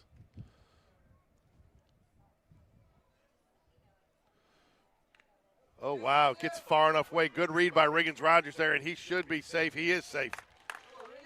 Yeah, good block by the catcher, but the ball still got away, and Riggins on his horse getting in safely. He did a nice job. You know, a lot of guys want to go back too early there. He stayed out there watching because you're right. The catcher did block it, but it rolled away from him enough. And again, that's going to be a long throw, and Riggins Rogers did a nice job with the read there to give the Jags another run. Called strike to Wyatt Beatty. 3 balls and a strike. Jags extend the lead now 4-1 here. Oh, wow. I like Wyatt there. Wyatt giving the umpire some respect, waiting to make sure it was called the ball. It was right there. It was close, probably up, which I thought, and I think Wyatt thought the same thing. And but the it must umpire have been, agreed, but it must have been over the plate. Early. Yeah, it must have been over the plate because if he's waiting there, you got to figure. So I like the run right here. We've seen the catcher. I think that their catcher's going out there to kind of kill a little time to let their bullpen finish getting loose.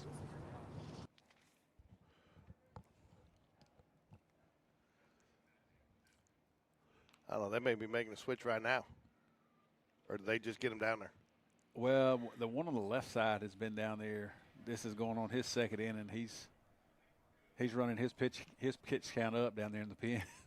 But the one, number 3 on the right, he's just gotten down there.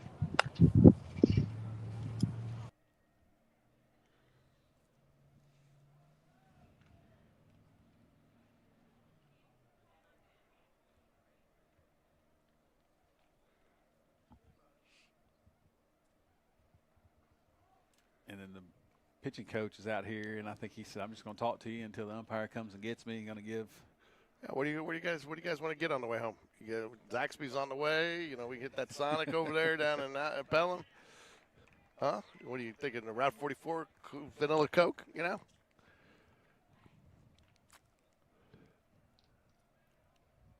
What are you talking about out there that long? Hey, we're just getting the guy warmed up out here. Let's just take your time, and we're just trying to give him some time. Yeah, I mean, just kind of come up with all kind of stuff just to talk about.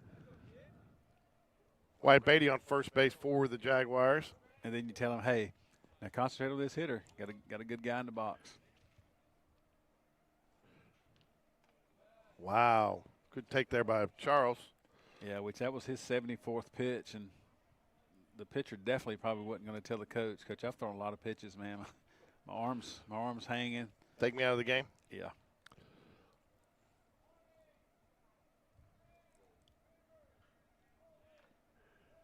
Gives him a little check. Oh, wow. You got it. Hit really well right there. That's deep. And he doesn't make the catch at the wall. Did a great job getting there, but just couldn't reel it in. You know, and George, I think, and you said it with Riggins when he hit his, I think the same thing with Brendan. If the wind's not blowing the way we were talking about it blowing in, that may be bouncing down towards Spain Park High School. There's no maybe. That ball is bouncing down towards Spain Park if the wind's not blowing in. He might have gotten that, and he might have still gotten out. He got a little higher than you probably. I mean, he got all of that. That thing was tattooed. Yeah, he did. And now we're going to have the head coach of the JV team come out. You know there's going to be a pitching change. You know how I know there's going to be a pitching change? Hudson's up to hit. Hudson's up to hit, that's right.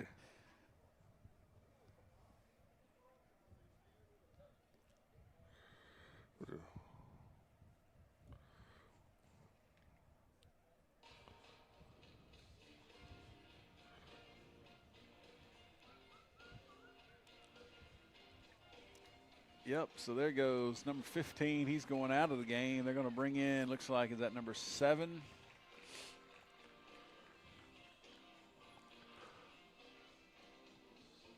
I thought he pitched well.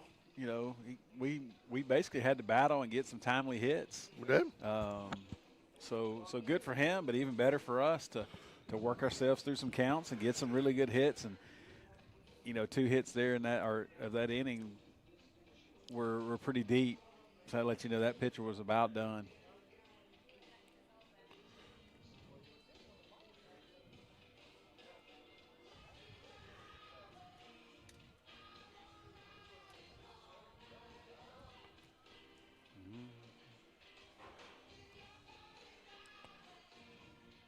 So you're going to have Wyatt Beatty is now at third. You got Landon Montz coming in as a courtesy runner from the catcher,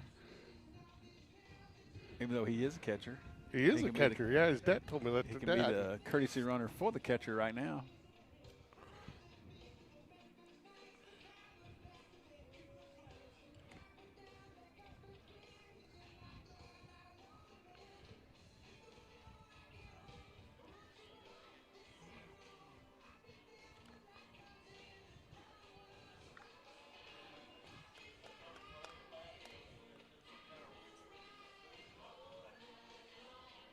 Oh, there you go.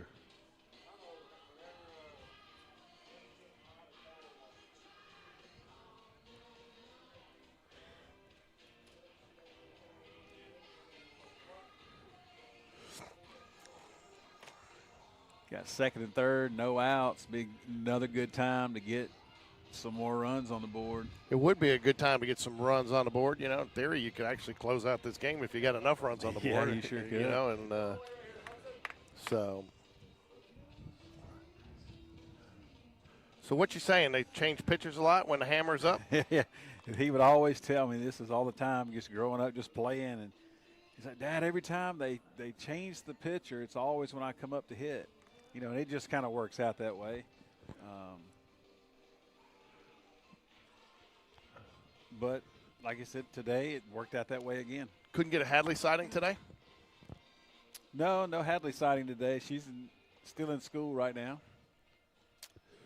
Oh, that's right. She was just here that day because they were out of school, right? Yep. Yeah.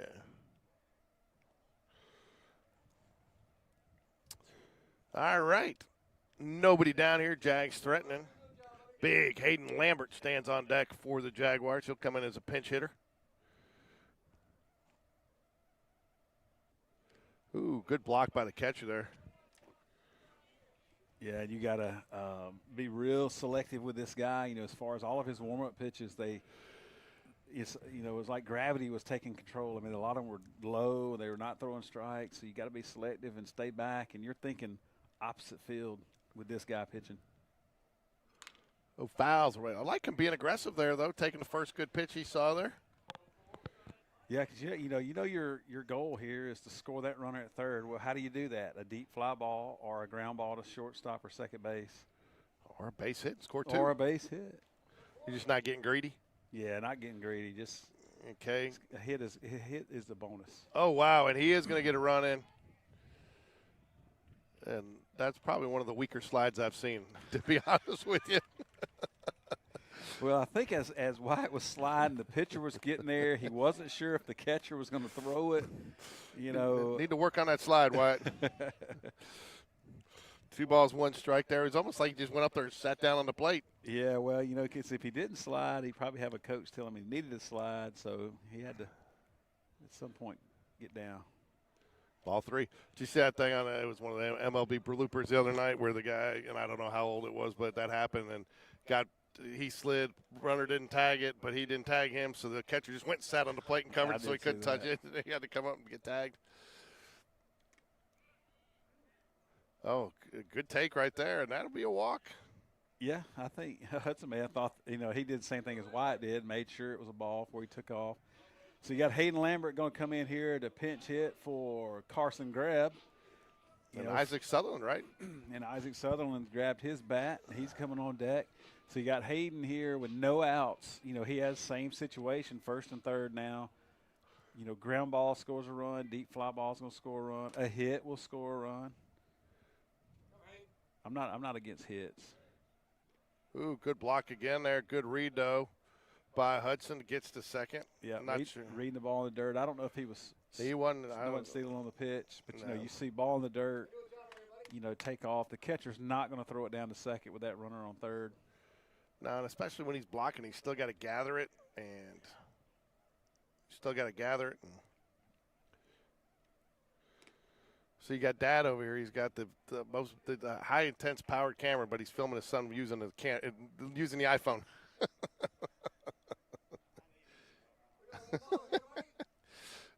2 balls, no strike to Hayden Lambert. Man, did you hear us giving Allen a hard time because he was sitting there? He was taking credit. He was taking credit for all of Ryan's base hits the other day. He was. Got 3-0 now to Hayden. And you say it in a lot of the broadcasts. 3-0. You come as a pitch hitter. You want to hit. Yeah. You don't come in as a PW, right? A pinch walker. Right. You want to hit. But he didn't get anything to hit. Well, I mean, that's what you're coming up there, and you want to show. Because you go look at Jack Lutenbacher. He's the best example of that. He has earned himself a spot as a designated hitter on that team based off a couple of pinch hit performances.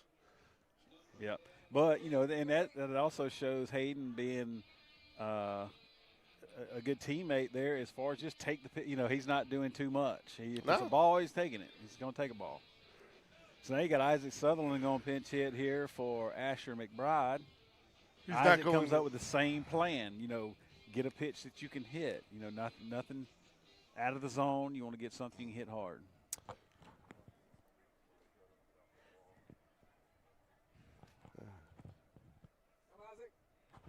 After this foul ball goes off of it, when he yanks one down there.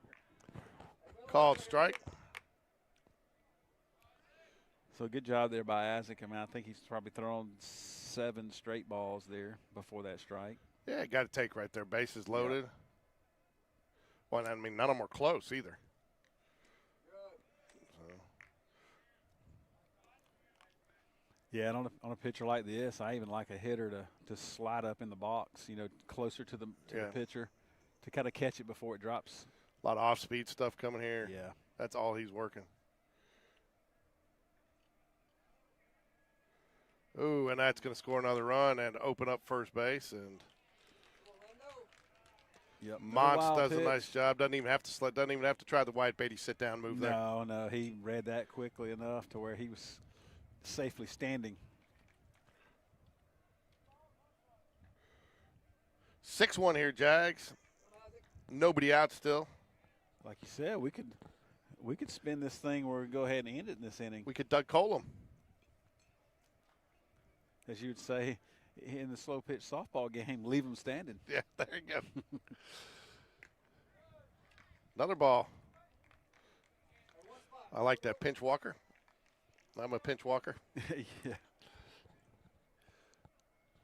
I mean, they don't sign up to be it, but if they get in there, they don't get strikes, they'll take it.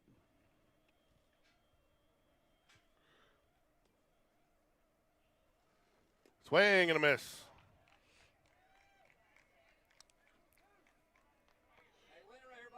Hey, 3-2. Isaac's just looking to put a ball in play here somewhere. Put a ball in play, good things happen, get us another run.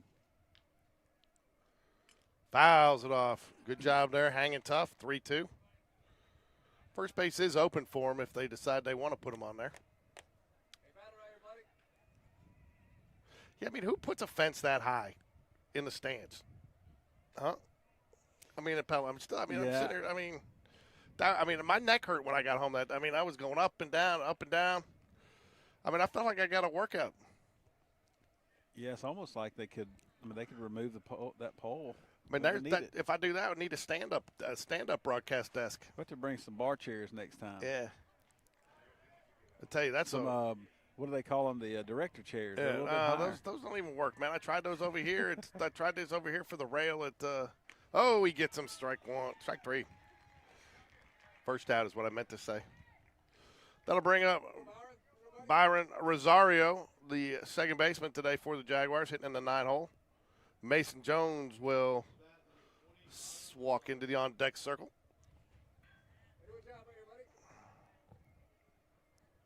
I think this inning's been longer than the entire game, collectively. Yeah, it feels like it.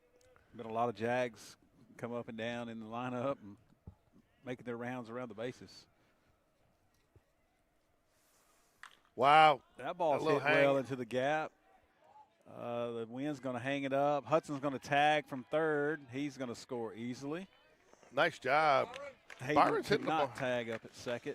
Tell you, he's filled that 9-hole nicely today. Yep. He's turned it over. He got the double. He's driven a run. He's gotten us back to the top of the lineup a couple of times. So I would say Sean Jones or Russell Whitaker, whoever made that move, kudos. Yeah, he just, as you'd say, he did his job. His job was to score that run at third, and deep fly ball does it.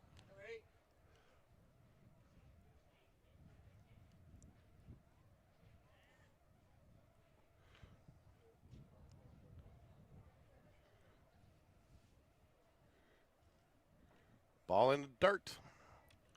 7-1 here, Jags, bottom of the 5. Probably, what do you think? We get one more inning here? Yeah, it looks like we got about 18 minutes left. Varsity is at 6:30 tonight. Called. Strike drops it in there. Teacher Appreciation Night, right? Teacher Appreciation. Then Tuesday, we're right back here again. I will not be here Tuesday, but we're back here for you won't be here either, will you? Because we play Helena here, and it is youth night.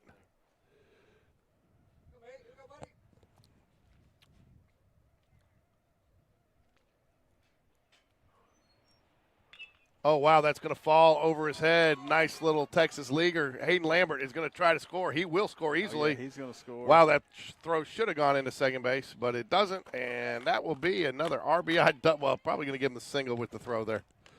I don't know. He probably would have gotten a double with it regardless, but how do you score that one? I don't know. You know, probably a single and a second on the throw, because if he comes up and throws the second automatically, I don't think we make that. We might have to go back and rewatch the footage and see. How about this? We'll call them the Walker Boys and the Tin Cups.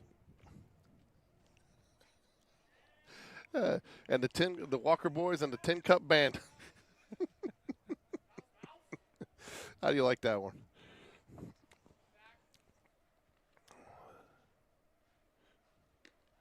Anderson Walker takes ball 1.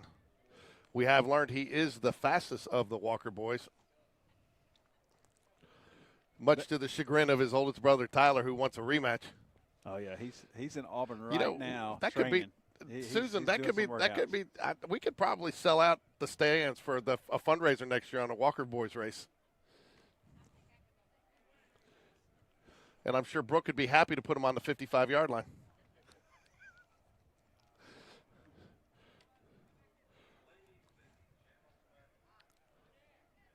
What do we have over there today? I think we got some lacrosse going on the football stadium.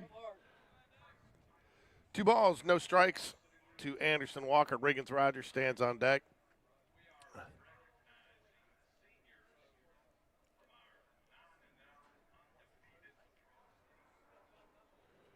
Oh, he got that one right field.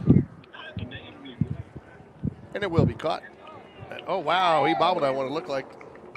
We're going to get this started and recognize the 7 seniors on our. So good inning there, George. Got 5. We're up 8-1. We'll see who's going to come back out on the mound. Looks like Joe Jordan is, Taylor Jones is going to take the mound. So, George, you ask, you shall receive. Yes. You asked what his status was, and his status is pitcher in the top of the 6th.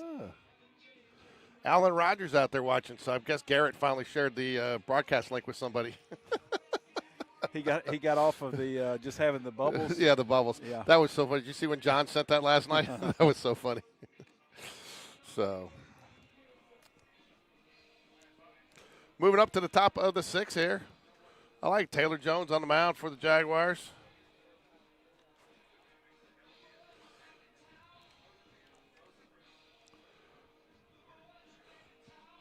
The boys are back in town. The boys are back in town.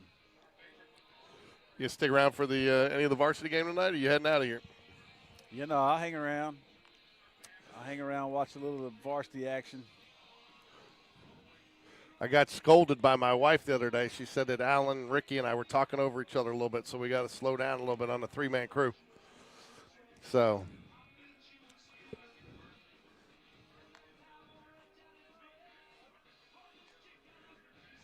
I'll tell you what, did you see that home run that Evan Taylor hit? Yeah. I mean, that thing was gone.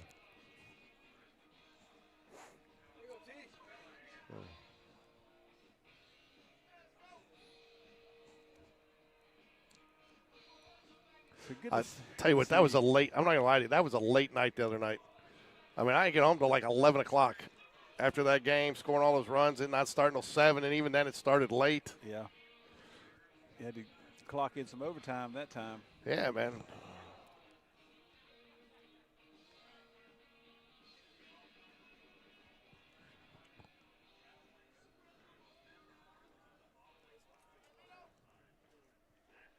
Got your leadoff hitter up for the Panthers. He's 2 for 2 today.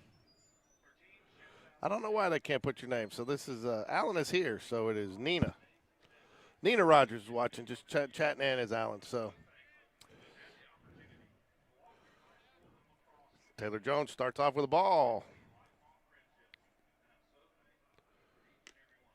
Nice strike, bottom of the zone there. Can make a pretty good living if you can pitch down there for regularly. Yes, you can. It is hard to hit down there.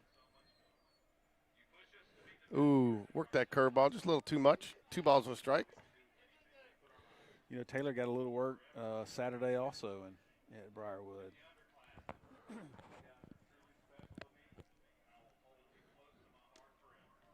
Maybe a little bit low on that pitch. So I was talking to Dunya on that little kick it around run that they scored with the catcher throwing. He's down there marking his clipboard. He looked up. He didn't even know how to run score. He had to go back and watch the video, he said. I tell you what, that was just a comedy of errors. You know, Evan overthrows it. Michael Johnson tries to scoop it. He misses it. It rolls. Paquette's not backing up, and Joe Cross was leaning up against the fence out there in center field. I asked Will yesterday. I was like, I had to go back and watch it myself. I watched it live, and I still couldn't believe it happened.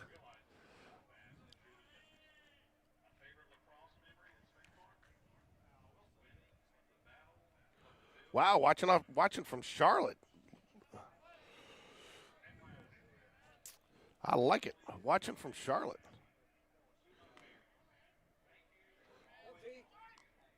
So far this year, we've been nationwide and international. We had a viewer in Cambodia.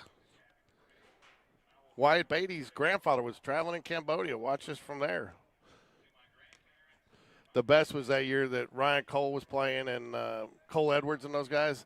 They were all down in the Bahamas, and they sent us a video of a picture of them watching from the hot tub at the resort, watching that Game Day Sports Radio up in the bar at the pool bar. The other great one is Jack Sellers. His aunt and them had a sports bar in Baton Rouge. So they put on every game that we did last year on the sports bar TV in the Baton Rouge, and they'd always send us in. They would give us shout-outs. And that's awesome. I'm still telling you, that was one of the best nicknames that we came up with was Jack, New York Times bestsellers. Do you take credit on that for that nickname? Mike Lorino gets credit for the bestsellers. I added the New York Times. Nice decision by the hammer there. And there, makes a little bit better throw for Dad. Thank you, Hudson. Good play. He must have heard you. Did a nice job, especially, you know, people don't realize until you've played over there, trying to take a ground ball over there at third base with this sun, I mean, that's not an easy play. Yeah, sun's beaming in your eyes right now. And, you know, and you talk about it all the time about you got to feel the correct hop, you know, feel the correct hop, you know, and he did and had plenty of time to make the throw to first. Yeah, and and he knows he's being smart there. He's got an 8 or 7 run lead. Don't worry about going for a crazy double play with a kind of a little bit slower ball there. And it did. It did probably hop up a little bit more into his belly than he was expecting, but he did a nice job gathering it and getting it out. A lot of guys will try to rush that, and the next thing you know, it's in right field, and you got second and third and no outs. Yep, you'll have somebody asking when the circus came to town. Oh, he's got a chance. Oh, great job of holding his position on the base.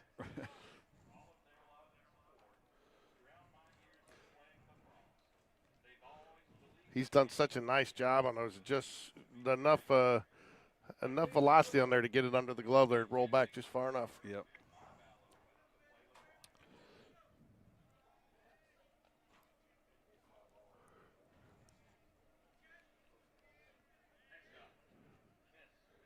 Good curveball. Must have been just a little bit out. 2 balls and a strike. 1 out here. Top of 6. If I had to guess, this will probably be our last inning.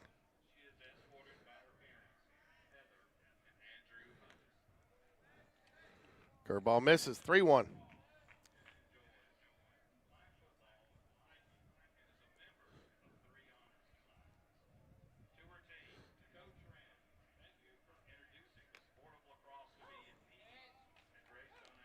Got it back to 3-2 now. Shout out to Coach Thompson. Just got to be close. 3-2, just got to be close. Ooh, too far. Not close enough. Now, if you're going to do that, if you're going to throw that curveball with that much curve, you got to bring it in almost starting at the batter and let it drop in over the plate. You want him to think you're going to – that one where he kind of, buckles back to where he thinks he's going to hit him, and then it drops in right over the plate for strike 3. Yep. That wiffle ball pitch. Yeah, the one that just freezes them, no doubt. So we got first and third, 1 out. See, I think now, if they want to steal this runner, we may throw to get the out. Good pitch, way to get ahead. I know they say you don't necessarily run here, but if I'm a coach, I am, because that double play probably ends the game. Mm-hmm. And I know that run is not as important, but I'm trying to do it just to get the double play off. And then I also got to wonder if I got a team that's going to throw down with a 7-run lead. And you've got a left-hander in the box, which kind of blocks Brennan's view a little bit too. Taylor saw him jumping around, dancing, just said, I'll turn around and look at you. We won't have any of that nonsense. When did we get the big cell phone tower up there on the light? Is that new? On the light on the football field? Good pitch, strike Missed out. a good pitch because I'm paying attention to cell phones. That's been there. Is it? That's been there. I just wonder because my Wi-Fi signal has been so much better today.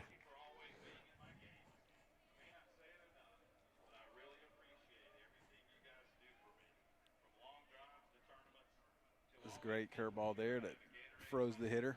They did. 2 outs now. It's been all Jags except for the first inning. Missed just a bit inside.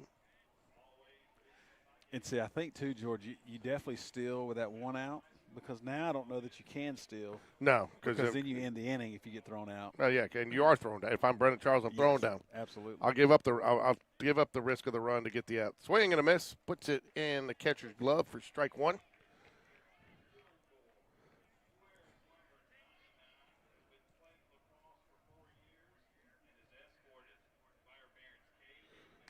Strike 2, belt high, nice pitch. I don't know how the bats aren't running out of the dugout to hit that one.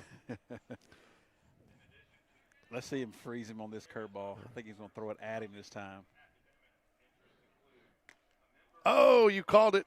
I don't know where that missed. I don't know either. 2 balls, 2 strikes, maybe it 2 outs. Maybe it was a little bit up. We'll give him that. Maybe just a little bit up. There goes the runner now. Fouls it back.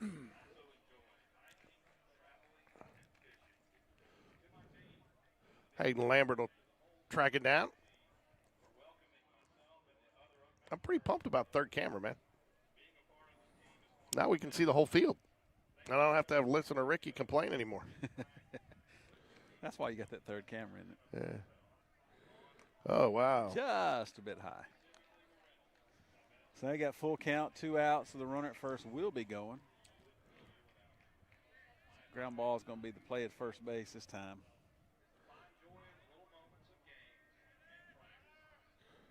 Oh, and he lets him off the hook. That's the big one that got away, right? Yeah, just a little bit too low on that pitch.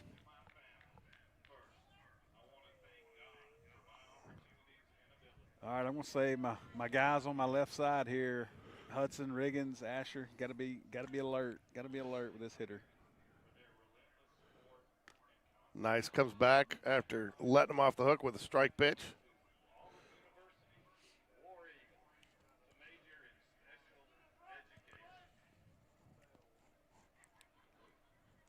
Oh, wow, ground ball. That one might get through. Riggins Rogers, nice job. Doesn't really have a chance based on where it was. I gave it a chance, but there was nothing he could do with that. Yeah, you see it all the time on the Game Changer. It'll say single to Riggins Rogers. Well, it was hitting the 5-6 hole. He caught it. Yeah. But he just couldn't make.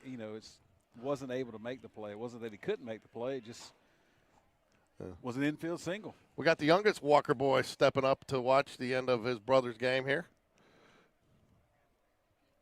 I like that, the Walker boys in the Tin Cup band.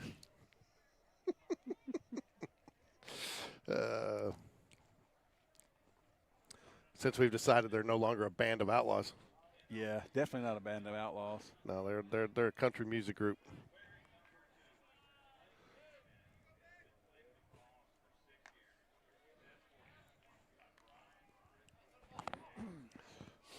There's definitely a graphic coming for that. He can sit there. He can sit there.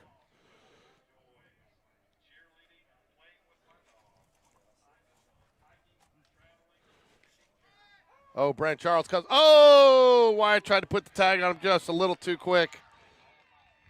Ball gets down into the bullpen.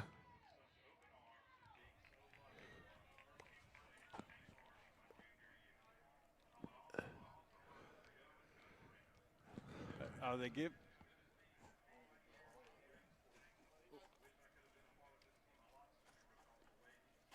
Well, so we tried to throw behind the runner at first. Wyatt had him. He just tried to put tag on just a little too quick, and the ball wasn't there yet.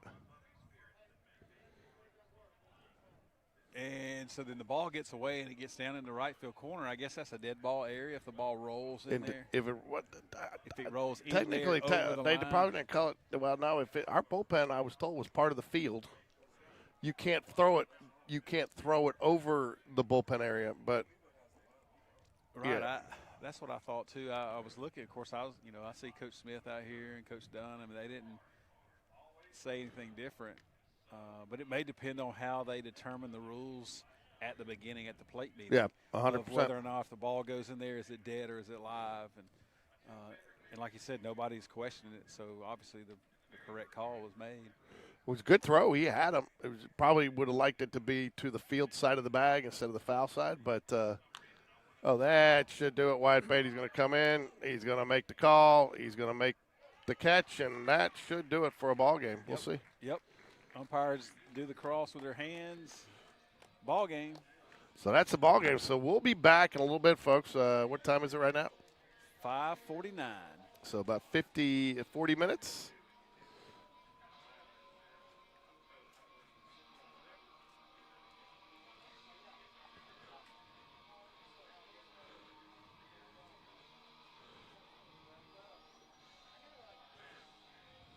Well, JV does their job. George finishes this area.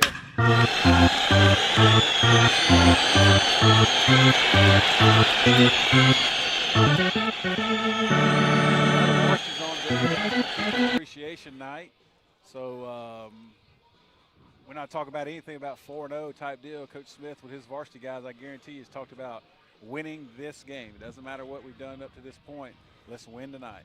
You're right, and and you know what? They did. If you listen to the coach's show, which obviously you didn't.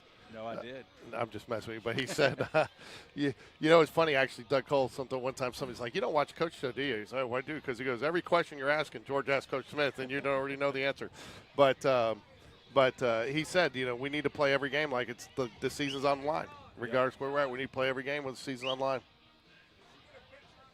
So No, that's exactly right. And because the only game that matters is the game at hand. You can't look ahead. You don't look behind. You look at the one that's right in front of you. And I did hear Coach talk about it. They probably see the guy pitching that beat us last year, even though you don't talk about last year, but that's the guy that they feel like Pelham is going to come over and give them some confidence to actually win this game, to give them a little bit of momentum going into next week. And that's where we've got to be ready as a team to battle pitch after pitch throughout that game to see if we can't solidify this win later on tonight. George's been good, man. It's been great tonight. So we will see you probably sometime in the Metro tournament. We're going to try to do a Metro game or two. So we'll see how that all works out. Yeah, so got a lot of games Metro tournament-wise next week for the JV. I'll just let our JV fans know we're going to play Monday night. If I could get my schedule up, I could say it real quick. We're going to play Monday night at 6:30 here at Spain Park. Wednesday night, 6:30 here at Spain Park against Tuscaloosa County. We'll play Hillcrest on Monday. Thursday night here at Spain Park against Helena. And Friday afternoon against Oak Mountain here at Spain Park. And then the bracket play starts on Saturday. So still a lot of opportunities for the JV Jags. We got, 5 days of 6 that we're going to be playing. So all these arms we've been showing throughout the season, they're all going to be needed next week. That's right. So, we'll see you next week sometime, Bryant. Go Sounds Jags. good, George. Go Jags.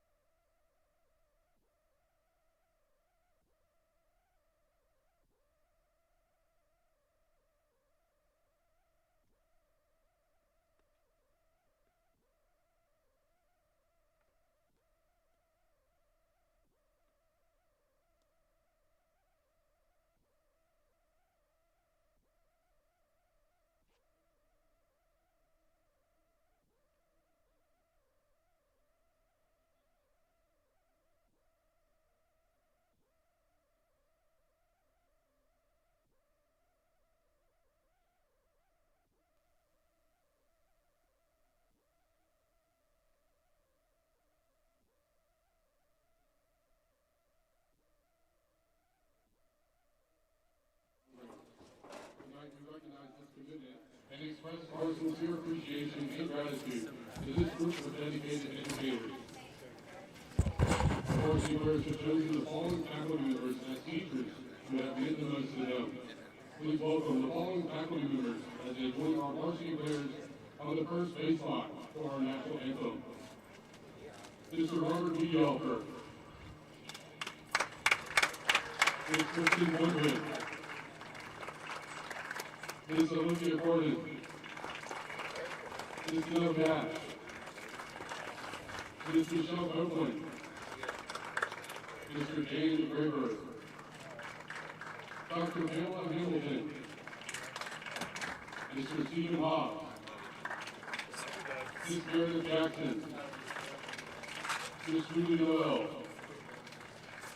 Mr. Oliver Parker. Mr. Wayne Robertson. Mr. Sean Taylor. Coach David Spencer.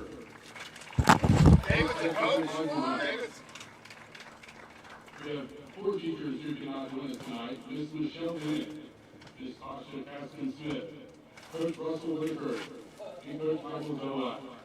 Although they cannot be here, we would like to honor their commitment and impact on the players who nominated them. Let's please give it up for our faculty and staff members.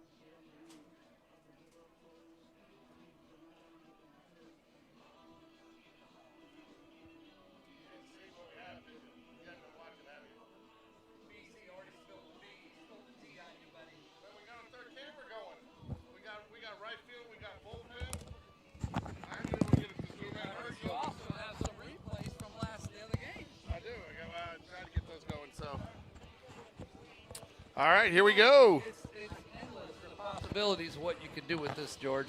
Yep. I see Brooke did bring Lars, but you know what, Gail, just in case I wasn't 100% convinced, and if she has to leave early, so we've got another Lars feature for you today. So, but we're getting ready to get started. So, Alan, talked to Coach Smith yesterday. Obviously, you watched the coach's show, and I really liked his philosophy. His philosophy was we need to play every game like it could be our last, like the season's on the line, and I think that's a great mentality and a great way to approach tonight. Yeah, I just don't. Yeah, the last thing you want to do is play these games not to lose, right? Right. You want to be the aggressor. we've been the aggressor all year. We don't need to change that mentality. There's a lot of things he said in that show. That was you go back, there was a lot of nuggets in that show. There was, and one of the other things you got to take away is one of the things he said about we have no area experience on the mound. You got to you know what? I didn't even realize that till he said that. It surprised me. Yeah, me too. And and then you look at what a Brody Smith can come in after getting one of those under his belt, a little bit of confidence, and and the then second time around, he will be more confident tonight. Don't you believe? I do, and then, to be honest with you, too, you go back and look, and when I was putting and cutting the video together it was so impressive what Casey Weidman did coming in that situation, and then he worked at the 3-2, and you walk that guy, that inning could go a totally different direction. You're right. We've had guys come into games with the bases loaded, nobody out before, but not in area play, and certainly not your first outing ever in area play. Exactly. So hats off to that little rascal. I'm going to tell you something. He's a competitor. He is. And, again, you got to see what happens. You got the hole still to fill at shortstop. Michael Johnson did a very formidable job there the other day. And I tell you, the one thing I wanted to kind of see there is how that middle infield communicated. Obviously, the big joke of the day yesterday was how nobody communicated on the overthrow from the catcher. and in fact, Dunn was telling me he looked down. He was writing on his clipboard. He looked up, and there's a run on the board. He's like, what happened? Yeah, it wasn't that the communication was bad. It was absent. Yeah. So, but, I mean, that was the big key for me there is how does that middle infield communicate together, and then – and the other thing that's impressed me, Alan, I just am curious to see not if it is, but who it is tonight is, you have had situations where it's been Slade Bounds steps up at Chelsea. Joe Cross steps up at Pelham.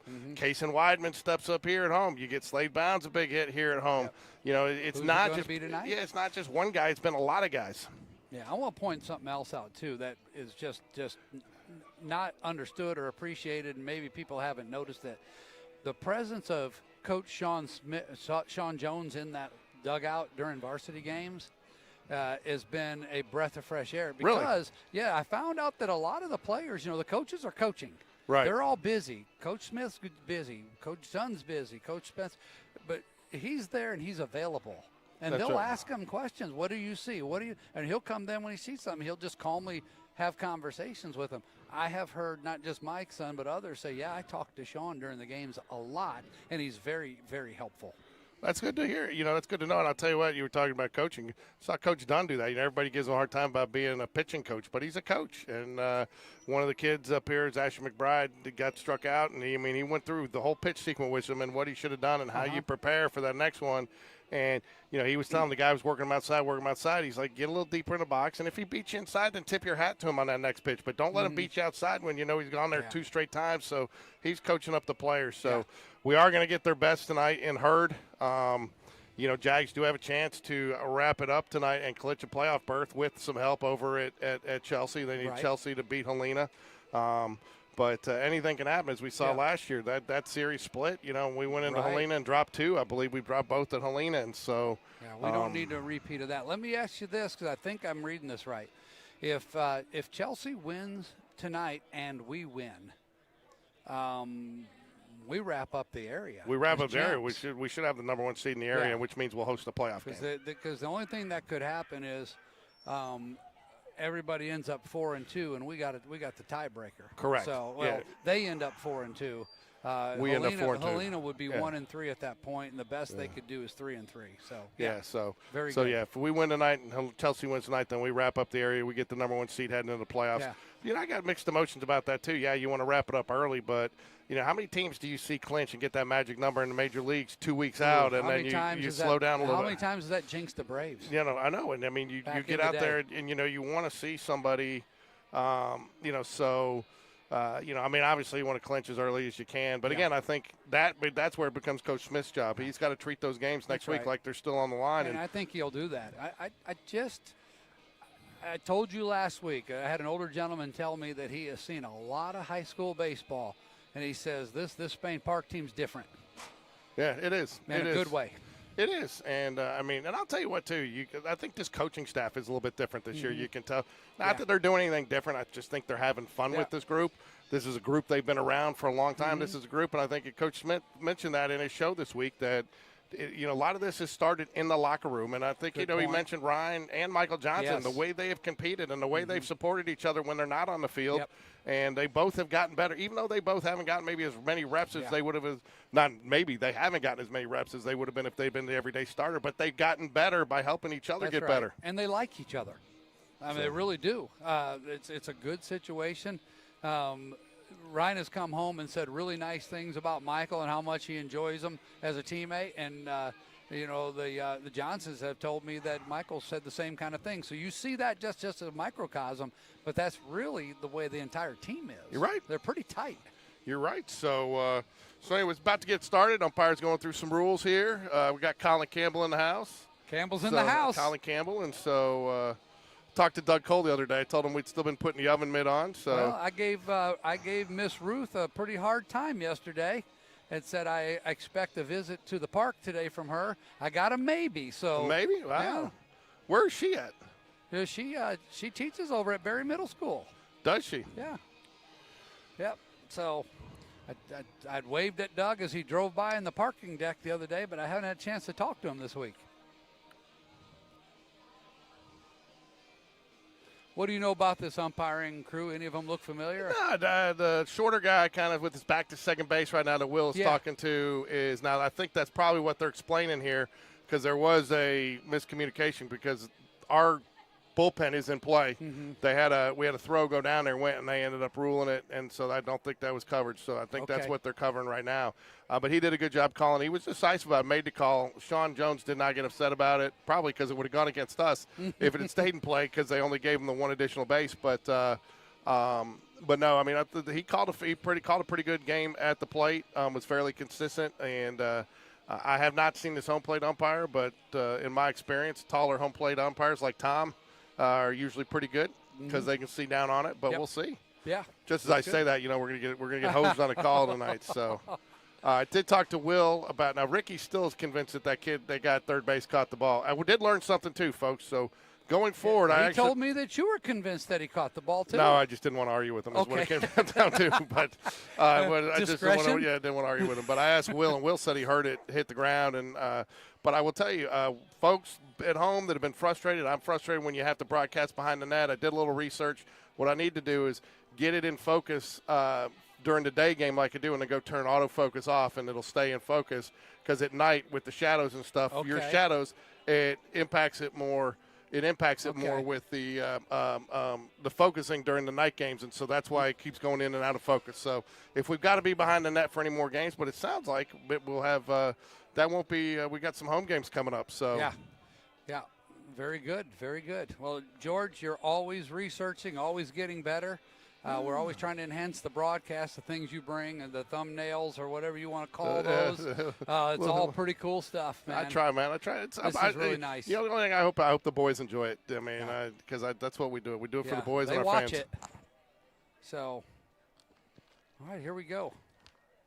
Is it Reese Jones out of order? He's got 11 on his jersey. His math teacher wasn't his choice of teacher, apparently. There you go. All right, let's get ready for the national anthem.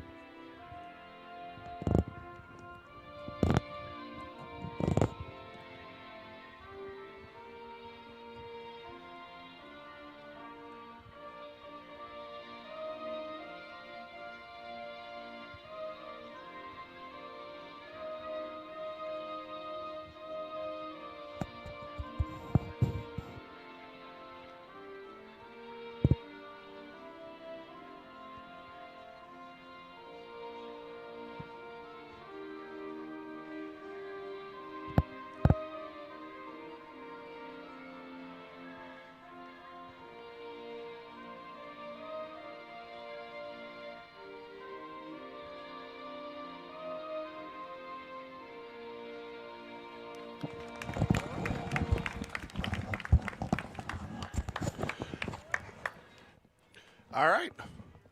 I have to set my hat like that because I've done that every area game. Well, we got our Dutch boys up on the luxury box there, the router box, the Wi-Fi. They're in the house. And, Lars is here. Lars is here. Well, funny you mention that. We'll go ahead and start with our varsity starting pitcher there. Brody Smith, and I put Lars on there just in case Brooke forgot him there, Gail, and Missy. So we got Lars on the Brody Smith graphic today, so just in case. You never know when you can count on Brandon. She left the other day in the 4th inning, and that's when they got all the runs. So, but Brody Smith back on the mound today, 21 in the 3rd innings, pitched on the season, 4-0 record, 2.95 ERA, 14.06 WHIP, and a 2.18 batting average against him. So, I mean, players are not putting the ball in play, which you got to like. And if you minimize those freebies, you're going to be successful. And as you can see, Lars has got his hand up. He is happy with those stats. Yep. And your varsity defense is going to be Barrett, full price out in left field. Giuseppe Cross in center. Slade Cheeky Bounds out and right. Brody bragging rights will be on first base. Rhino Paquette at second. Michael Johnson at shortstop. Connor Greb and Go on third. And Evan, the tool man Taylor, will lock it all down behind the plate. And Jackhammer Lutenbacher on the designated hitter circle for the Jaguars today. And that is your Prep Baseball Alabama starting defensive lineup for your Jaguars. Well, we're sitting here at 74 degrees at game time. Going to go down to, we're going to be in the mid-60s by the time this thing is over with a light breeze. Good night to stay out here and watch a little baseball and enjoy a couple hours with the voice of the Spain Park Jags, Mr. George Corey. I appreciate that, Alan. And I'll tell you what, we've got a good one out here, and Nash Davis is going to be our game changer guy in the dugout. So now I know who's doing it. So if we have any discrepancies, can he let us go on questionable calls? He needs to refer to us. That's right. He needs to refer to us. So sunset at 7:13. I was looking for that specifically because I'm looking out there at full price, and he's going to have his work cut out for him for an inning maybe. Yeah. Hopefully just an inning. I'll tell you what, though, to BC Brian Carter, he called it during the game. There was a healthy little wind coming in during the earlier game, and he said once they felt like that sun go down, it might knock down, because I tell you what, it was a pretty healthy wind, and we had 2 JVers put it to the wall. It probably would have been out if it hadn't been for the wind. Wow. It's been a long time since we had JV players that hit like these guys. It's been a few years. Yep. 1 ball, no strikes starts off. Not a bad pitch there to start off with, but just a bit too low. I agree with you, Rick. The Spain Park field looks so much better. There it is. Nice pitch. I tell you what, you just feel that Brody's got a little bit more confidence coming out there on the mound. A little first area game in his career. Butterflies are gone. And he must know Lars is here. Ryan Paquette, what a play. And that is right out of the gate, ladies and gentlemen. Missy, welcome to the show. And right there, that is the wall outstanding defensive play right out of the game. We got a nominee on the first batter. First play. That one's going to make the highlight reel, folks.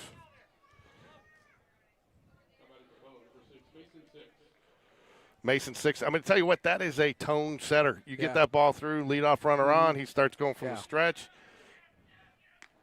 Nice pitch down low, Brody Smith.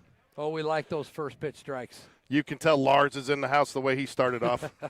He almost thrown as hard as Lars throws. Ground ball. Michael Johnson backhand. Bobbled it just a little bit and makes a high errant throw. It's going to come. A good job, Evan Taylor backing up. Yeah. He bobbled that a little bit, getting it out of his glove, Alan. Just enough that he had to rush. I think he was just setting up the double play, which is going to be pretty tough on this kid.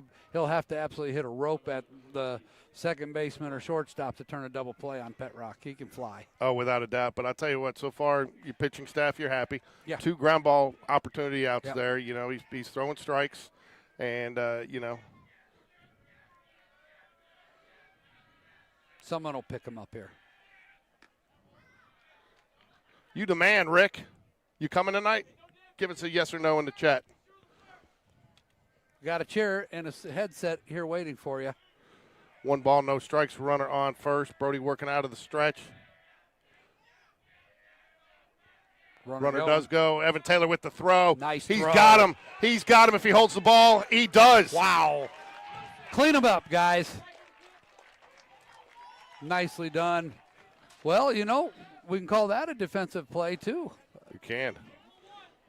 Excellent throw, excellent tag. Just like you said, I was concerned that ball might pop out of Michael Johnson's glove, but he held on to it. Well, he caught it right at the slide. Oh but, yeah, I mean there was no time in between. Right back All to right, Michael you'll get a Johnson. do-over.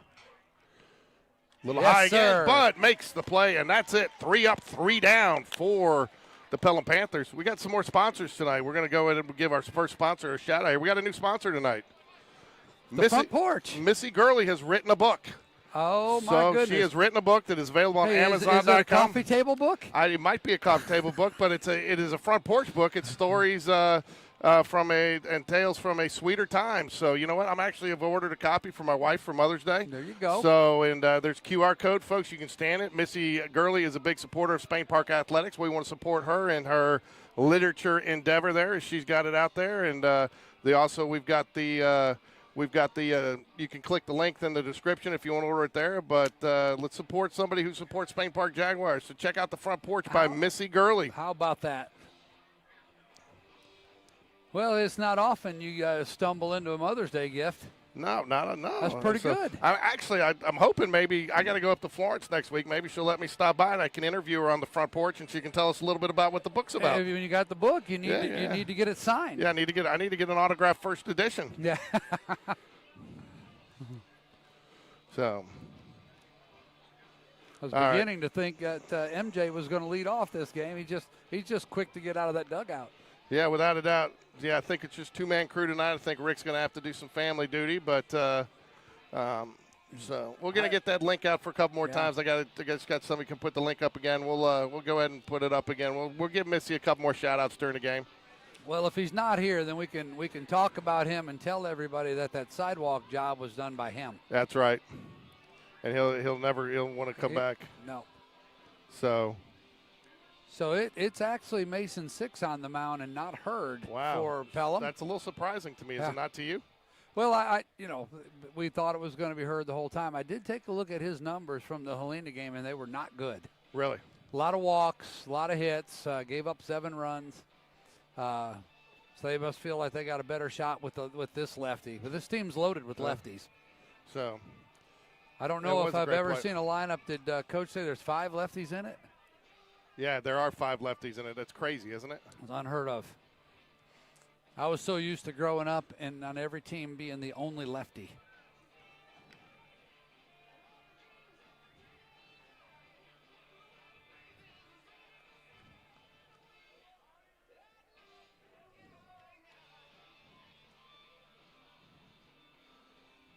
Well, she did, Missy, and we're proud of you, and we hope the book sells a lot, and maybe you'll write a book about Spain Park, that winning season, right? Huh? Yeah. That winning season, huh? Not every day you can say you know an author. The Lasso Way, right? Well, we know 2 authors. We know Rick Strawn wrote a book about sidewalks. That's right. And we know Missy. That's right. And I was out looking to get my window back up. I'm assuming that was a hit by pitch. It was a hit by pitch. They didn't just want to put him on. Yeah, well, they threw the pitch and they said, we changed our mind. Go ahead and walk. All right, we know how important this first inning has been to the Jags all season, and especially in area play. Hope we can keep that going tonight. Yeah, Coach Smith mentioned that the other day, how generous the first inning has been to the Jaguars this year. He bounces back with a strike right after that. We're going to have to compete with lacrosse across the way tonight. Oh, that's fine. It's all Spain Park. Nice take inside. I tell you what, too. With a lot of lefties too. And maybe I'm not sure what Hurd is, but I think he's a lefty. Is he okay? Right there at first base. I was just say, but that is an advantage for Pelham, as aggressive as Coach Smith likes to be on the base pass. No doubt, throwing to first.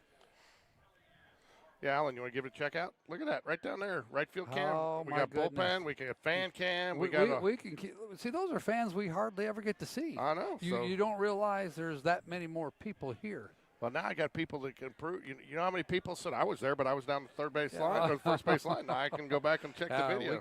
We can find out. We got evidence to prove that they were or were not here. Oh, our Vicksburg fans are here. The Holmans. I tell you what, man, when I was driving home, Vicksburg was like when I was driving back and forth from school, if I got to Vicksburg, that was like my home free point. And then when I got to Vicksburg driving home, there was nothing worse than that 4 or 5 hours over Louisiana and East Texas. Ooh. You know, and so yeah, that's a haul of a lot of nothing to look at. And there was a Blimpies there right off the highway that I used to love to stop at and get a sub. Sub? Yeah, when they did it, so. All right, we're 2-2 here.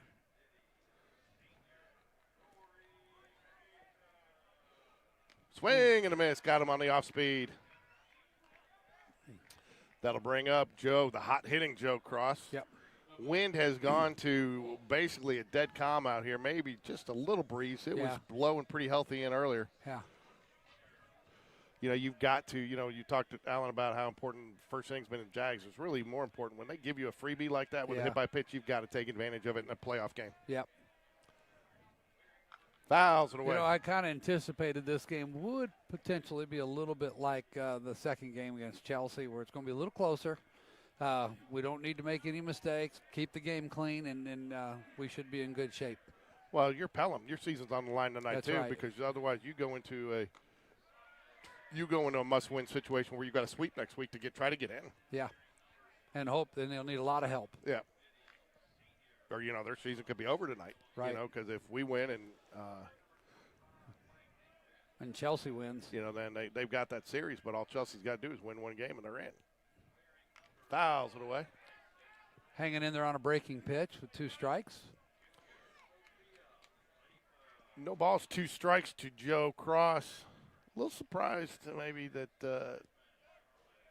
Well, they threw the ball well the other night. Of course, we were facing a lot of lefties, but their catcher did a really good job against our base runners. Joe fouls off another one. The toolman Taylor stands on deck for the Jaguars. Smith, one of those 6 seniors in their starting lineup. Yeah. Good ball player. There he goes. I thought he might go. Good decision there. Yep. Yeah, when you got a lefty and an experienced lefty on the mound, Coach Smith has to pick his spots. You got to be a little, that window and the frequency of them is shrunk a little bit. But he had a good feel about what was probably going to be thrown to Joe on that pitch there. Something off speed, something down. It was a good pitch to go on. Yeah, 100% after 2 fastballs there that he fouled off. You got to figure he's maybe going to waste one in the dirt, and that's a perfect pitch to run on.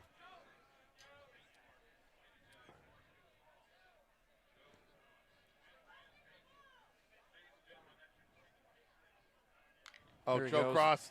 Say fair. It is fair. It's down in the corner there. Yeah, I forgot. We can actually see it. Yeah, we can now. Joe Cross keeps the bat hot, and the my goodness, Jags are on the board in the first. It's 2 games in a row. He is absolutely wearing out the right field line. He is, man. And I'll tell you what, man, I think I wouldn't throw him anything inside. No. So that if brings I'm Pelham, I don't think I'd throw him anything. No. It's tool time, baby. And that means Evan, the tool man Taylor, steps up to the plate. I'll go ahead and give him an early salute. Winds died down, I'm just saying. Oh, Doc Bragg is listening on his way over from work, so that's good, Doc. Called strike into the tool man. I tell you what, I told his parents, I still don't think that ball's landed that he hit the other night. By the way, Alan, I'm going to pat us on the back. That was a great home run call between the two of us. Yeah, we called it right away, too, didn't we? I don't even know if it left the infield yet. A hard hit ground ball. Shortstop, nice job. Oh, Joe Cross. Tough decision there. Fielder's choice, and that will be. So he's got to get a better jump to do that. Yeah, back to the simple basic rule. You got to be past that ball. But it was also hit pretty hard, so. It was, and so that brings up Slade, cheeky bounds. So we got Camden Major running for the tool man. Yeah. We got a major on the broadcast watching.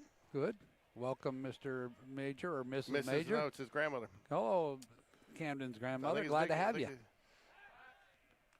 And right away, he gets to get his pants dirty. Yeah. Didn't take long. I tell you what, I think there is something to the rubber versus the walnut, like we were talking about on the bounces. Yes, and sir. Seeing it because Saw a couple of balls last game that just didn't bounce the way I've seen them bouncing on other fields. So No doubt. I Even think in the outfield, it looked a little different from what I saw. I think this is a more natural turf. I'm trying to keep in mind how Coach Wendy has let us know that we got to make sure we're not talking all over each other, because it's important. She had a good point. Part of it also the other night, we'll get to that after he steals second base. That's huge. That is. The PA system was so loud at Pelham, you couldn't hear yourself think. And when you're in the middle of a sentence and that guy starts blaring, you're right. It was pretty brutal. Yeah, she mentioned it, but I hadn't noticed, and I'd asked her, and she said that was the first game she felt like we had done it, Okay. But, so – but they're 100% there. You just hear somebody else talk, you don't know who it is, and you kind of get used to that guy. And I tried to blame it on the bar. I said we couldn't see anything, That bar was no fun.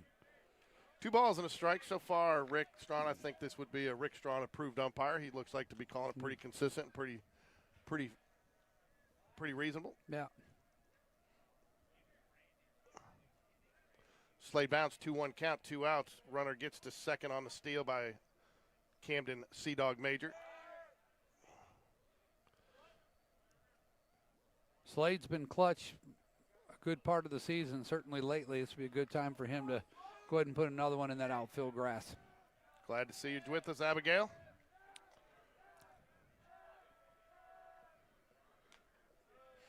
Wow, way to lay off that Slade bounce. He's going to put it in the hands of the jackhammer here, maybe. He is. We got a new jackhammer logo today. Did you like that? I did. It's like how the ball was all torn up.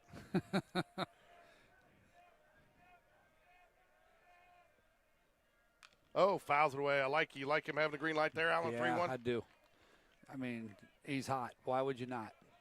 Runner in scoring position. I mean, he ain't going to 2 score. outs. He ain't going to score with a walk.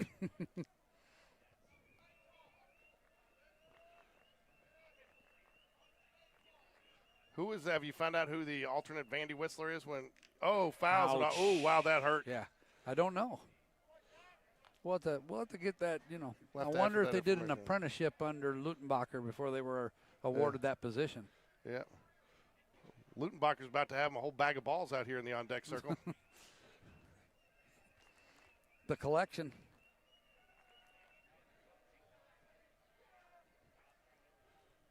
Oh, wow. Heads up, Coach. That curveball hung, and it hung for a while. And I'm telling you what, did a good job getting. Jack, he needs the balls there, buddy. Yeah, I'll tell you, he just couldn't wait back any longer. Well, we got a little bit of a crowd starting to show up on the homer deck. Yeah, we can even see the homer deck now. We can even give him a little shout out. Yeah. 3-2 count, Jack Lutenbacher. Fouls it away.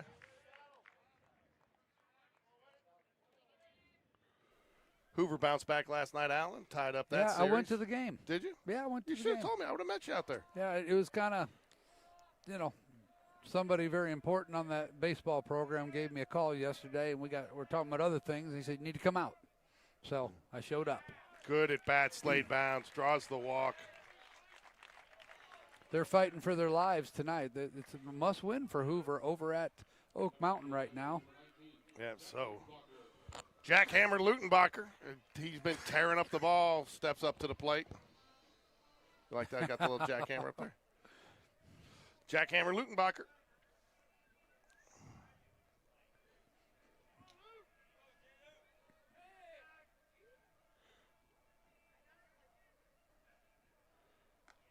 Ooh, called strike. Runners on first and second. No balls and strike to the jackhammer. Brody Bragg stands on deck. I don't know. The players all got something going on now. They got hands wiggling, and I mean, well, they got Jack all sorts. does that. If you'll notice, before every pitch, he does this toward the umpire, and then he tugs on his shirt. No, I hadn't noticed that. Yeah, he's been doing it for years. Swing and a miss. Got him on an off-speed pitch. All right, in the top of the fourth, the Hoover Bucks are beating Oak Mountain 6-0. I think that was a wake-up call for them the other night. Will Adams has a no-hitter going with 5 strikeouts and no walks. Wow. Oh, wow, he got that. Let's see. Over his head, off the wall. Look at Slade Bounds flying. He nearly was home before Jack got to second base. That's how fast he was Tell you going. what, a jump. We got to see that ball hit off the wall, too, Yeah. Alan. Oh, my goodness.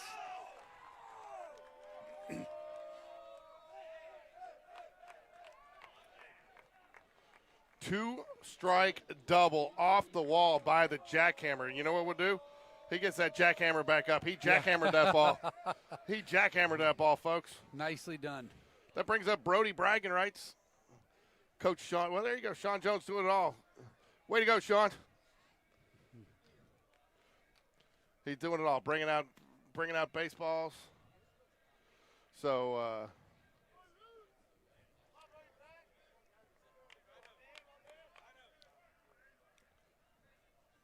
Ryan Paquette stands on deck for the Jaguars. Great play in the first inning.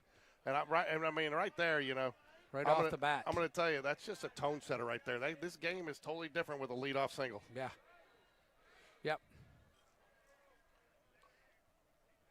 No balls and a strike to Brody Bragg.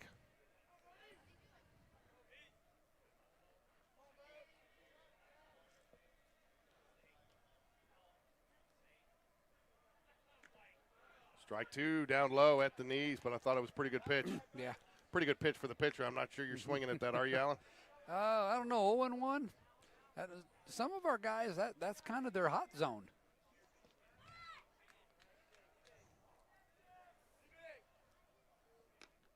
Ooh, that's Definitely just not too that low. low. Yeah, too low there.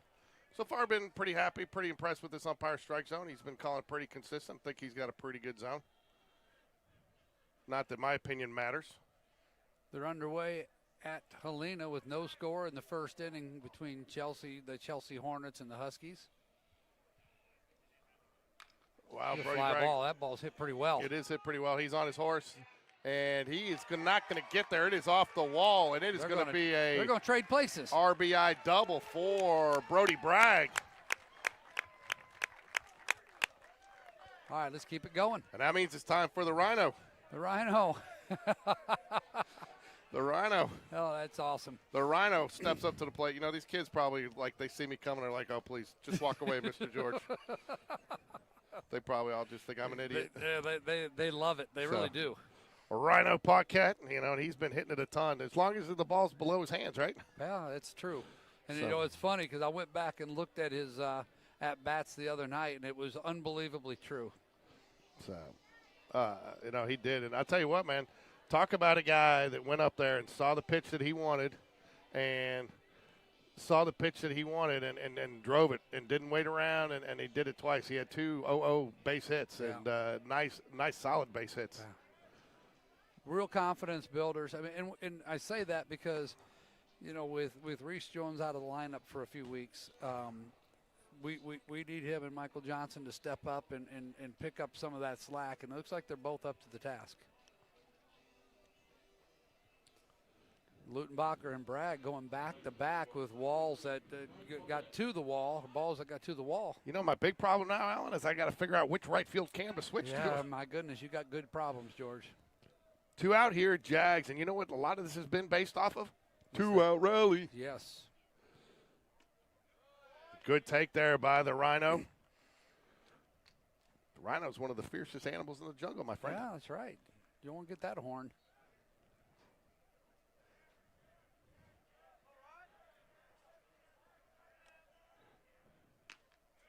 There we go.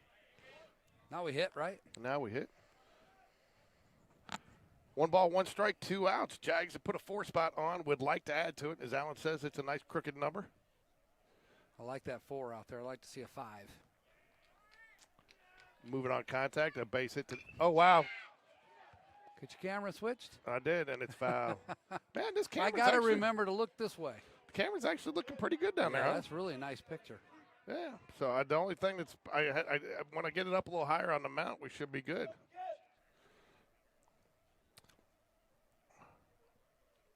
One ball, 2 strikes to the Rhino.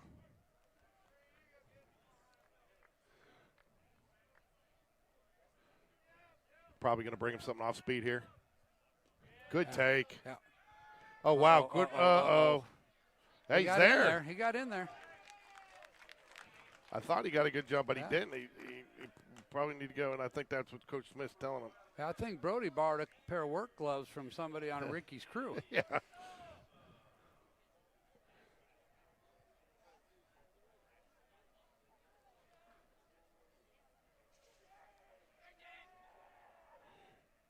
Oh, man, that's a way cue. early on that one, wasn't he? That's like Brian Carter's head, a cue ball. Goodness. See if he's listening. Yeah. A little breaking pitch there. He just couldn't hold back. Got just enough of it to stay alive. Now we got the rally caps out. Even Coach Jones. Oh, it was good at bat. Pitcher just got a little bit of the better of him right there, but not a bad at bat. And, but I'll tell you what, I'll take that at bat. I won't trade that at bat for what he did out there at shortstop. There you go. Or at second base. So going to call out another. I've gotten approval to do this, Alan, so don't get mad at me. But want to give everybody a chance to get out and support Jag Jam back to the 80s. Jag Jam is part of the Jag Athletic Foundation, not officially associated with Spain Park, third-party organization, but a group that's been put together to raise funds for Spain Park athletics. They're having their 80s night out there Saturday, April 18th, 6 to 9 p.m. Is it at the Paquette household?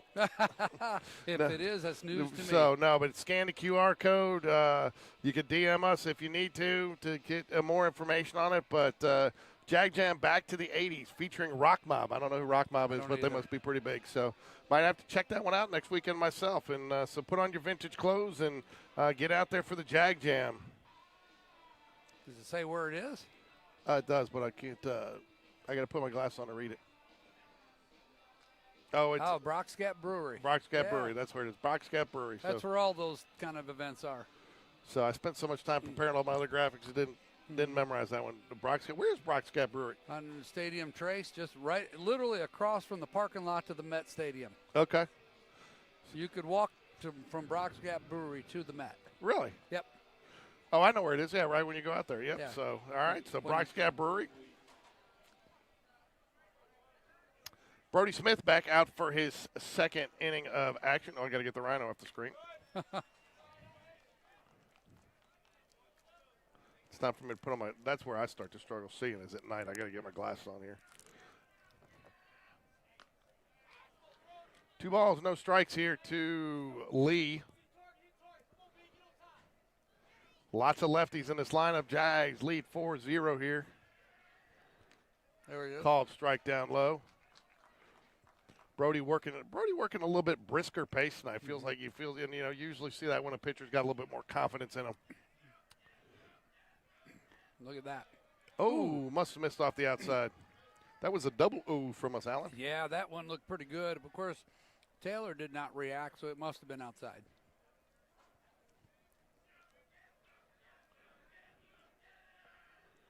Swing and a miss. Nice job on that one. Fooled him. He didn't even finish the swing. 3-2 is where you want to see a pitcher win it. Lots of chatter coming out of the Pelham Panthers dugout. Oh, fouls it off, hangs up. That was a great pitch right there, Alan. Yeah. Shout out to our superintendent, Dr. Kevin Maddox, is watching the game on Game Day Sports Radio with Doug Gann. Doug's retired athletic director, former baseball coach from Homewood, who now works for Hoover City Schools and helps us with the development of our athletics at the middle school level. So there you go. Glad to have you guys with us. Thanks for watching. I did get approval from Dr. E to do graduation again this year. That's right. We're fired up about that. Yeah, we got to get that. We got to get that QR out to every parent. I'll get that. Over to you, and we'll get it the link and everything. And we'll get it set up early. And for some reason, it feels like a Friday. It does. I'll tell you what. But one thing I am excited. It was like sleepwalking out there in that JV game. This game's at least got a little bit more energy. Yeah. Swing and a miss. He goes. We got him. Throws too. there, and it's not even close. And I'll give it to him this time. That is the Wall Outstanding Defensive Play of the Game nominee. Wow. I mean, it wasn't even close. My goodness. Pelham has had 2 base runners on, 1 per inning, both thrown out at second base trying to steal. I mean, I don't know that I would be running on the tool man anymore. No. Oh. He whiffed on that one. Yeah, he did. And did you see, though, the first thing that he was worried about is checking on the ump? Yeah, smart move. Smart move. He's the ump's your best friend back there, Evan. Bring him out of Gatorade next time you come out. That's usually when Coach Dunn will yell, "Hey, nice stop, huh?" Nice stuff, yeah. Yeah, nice stop there, buddy. Oh, man, I was giving him grief yesterday about how we could get the overthrowing it. Over that one that I overthrew. I told him, I said, in youth baseball, we used to have the pitcher walk a little closer to catcher, so it's a long throw. You could try that. All right, end of the first inning in Helena. They have taken a 1-0 lead over Chelsea. Wow.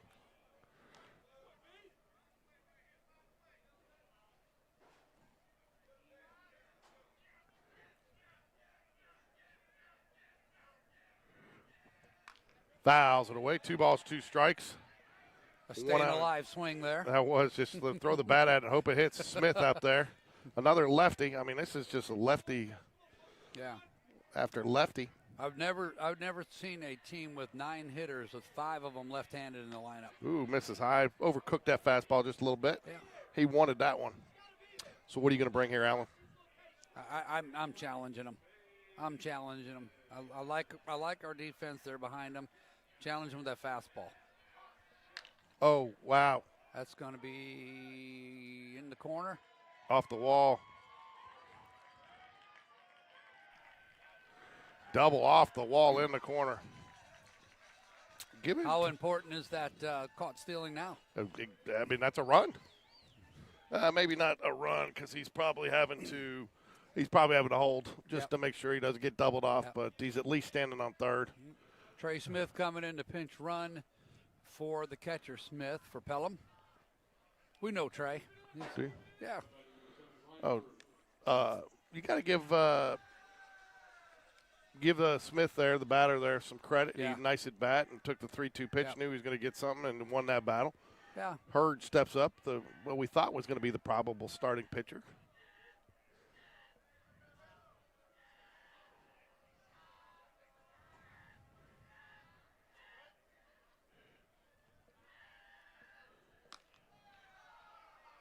Ball misses high. 1 ball, no strikes. 4-0 Jaguars right now. Yeah, that first inning continues to be mighty kind to the Jags.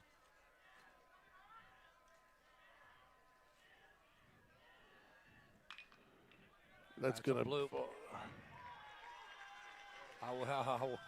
I was really hoping they'd send him. Ooh. Oh.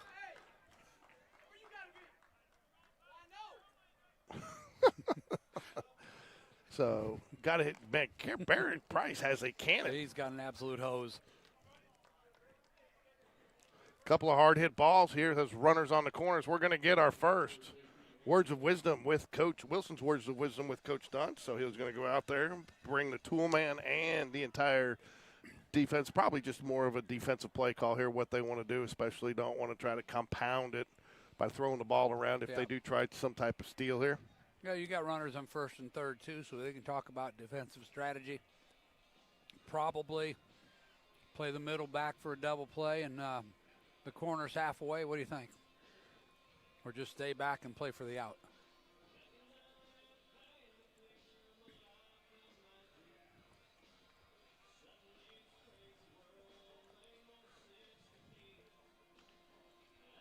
Oh, no problem for the video footage.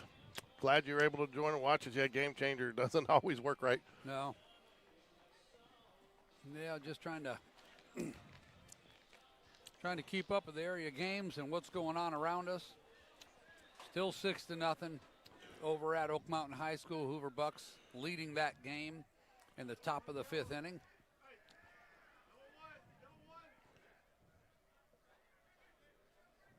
You would have thought that Coach Dunn would have told call to play there, but Coach Smith comes out and calls it. Yep.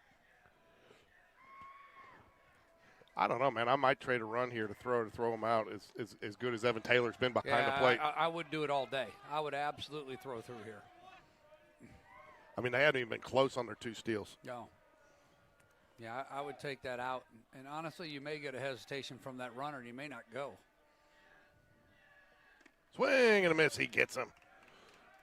Can't catch up to that fastball. 1-1 count evens it up. Strikeout, Allen, here would be huge. It'd be gigantic. Again, I'll take a hard ground ball at either of your middle infielders too at this point, or even to Greb. Ground ball, Connor Greb. He's going to come home, and that was a mistake. Yeah. Great play, Connor Greb. He went on contact, but Greb was in. How he was in, even with the bag, one hopper right to his chest, no chance. No, and I mean, good throw. And I like how Evan Taylor got up the line a little bit, not even making a chance where he could slide up underneath him. Yeah, but did you see the runner still tag the base afterwards? Yeah. He doesn't know if he drops the ball or whatever when he touched him. So That's smart. Good alert awareness by the base runner. He did his job there, and but Connor Greb just did a little bit better. Yep. Nice pitch. Keep an eye on that Hoover Oak Mountain game. It goes to the 6th inning with a no-hitter still intact for Will Adams. I've never seen that guy pitch well. I mean, I've never seriously. Every time I've been live, you said. I've never seen him pitch well. Everybody told me I mean, I believe it. I just never seen it. Just misses off the outside. Well, I've always said this, at least at the high school level, the hard throwers, the really, really hard throwers, they're going to have those games where they just absolutely have no command. And even in a game where they're doing well, they're subject to lose that command at any minute. Oh, you're right. Fouls it back. 1 ball, 2 strikes. That was a nice pitch. Very nice. All right. Count is in our favor, 1 and 2, 2 outs. Runners on first and second now instead of first and third.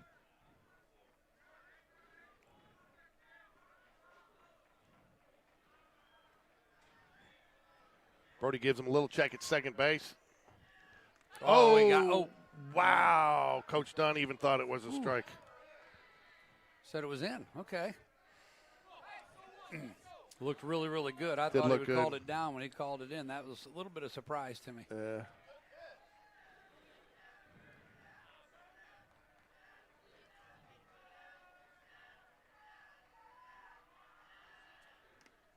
That one was definitely in. 3 balls, 2 strikes. Right. Fills it up here. Runner should be on the move with 2 outs.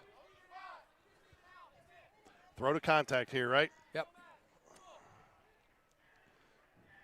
I like the depth of the outfielders here right now.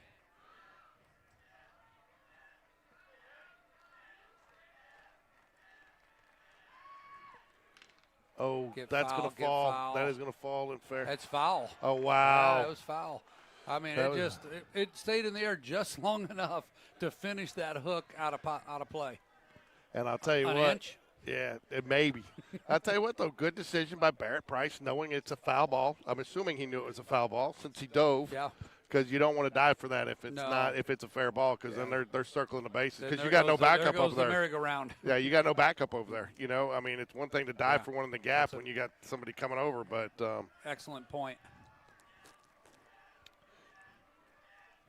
Brody steps on the mound. 3-2 pitch coming.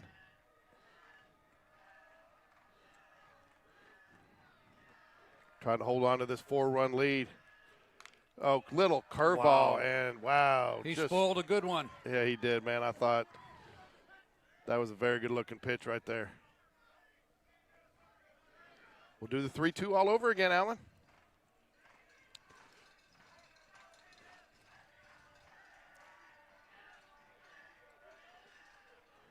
Gets a sign he likes.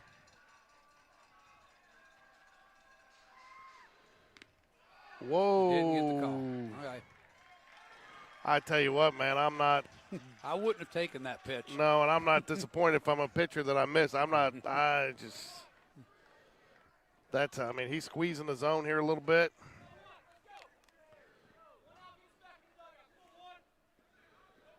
So this is a 9-hole hitter, right? Davis steps up. Bases loaded here. Brody Smith still electing to work out of the stretch.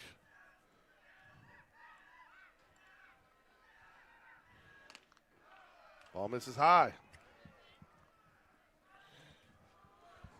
1 ball, no strikes here.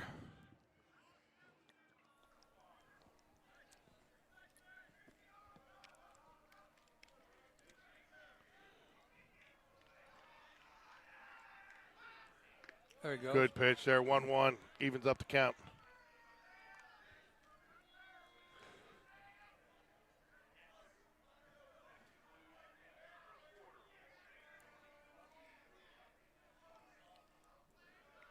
Brody Smith. Foul. All right, now we're working ahead. 1 ball, 2 strikes, and he fouled it off his foot. So Coach Smith will go out and get the ball. One thing I remember from the game Tuesday night that Davis chased a couple high fastballs for strike 3. Good, excellent point, Alan. Excellent point. You were paying it. You could even see that through the bar. Through the bar and the net, and I tell you, that bar was just. Oh wow, base hit, he slips it through. and they're going to go ahead and let him score 2 here just to keep the force. Well, he threw the off-speed pitch, and Davis got out in front of it, was down to just one hand on the bat when he made contact with that ball. And put it where they weren't. Yep, just a little CNI single. Yep. Got to give him credit. It was good Yeah. at bat, and he fought off a couple pitches and drove it where they weren't to get 2 runs. The first 2 runs on the board for the Panthers. I mean, suspect that Coach Dunn wanted that pitch down. Yeah, and and again, you go back and look, just a couple of millimeters. But you get a ball that could have been a strike, but the umpire didn't see it that way. And, Right. I mean, it was borderline. It was close, but it looked like a pretty good pitch. Well, we just have to get off the field here, get back in that dugout, and go get these runs back. Hits even at 3 now.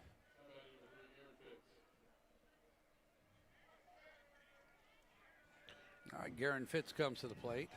He hit the ball to Paquette last inning. Phenomenal defensive play. All right, pitching ahead. Oops.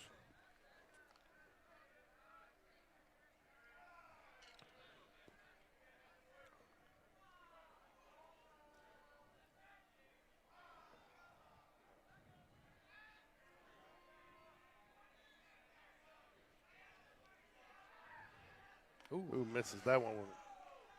1 ball, 1 strike. He didn't.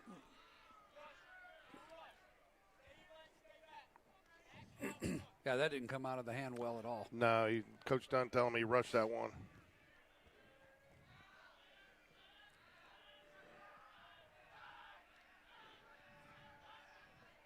Ground ball, right side to Paquette again. He'll make the play and make the throw, and that'll do it.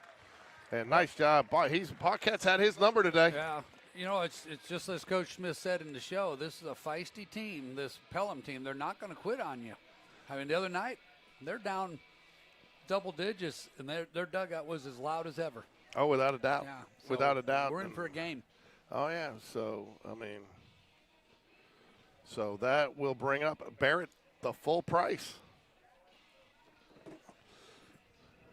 I think Coach Smith's going to try to chew on his hump a little bit as he walks by. Yeah, that one call made a big difference. It did. Well, I got to get my glasses.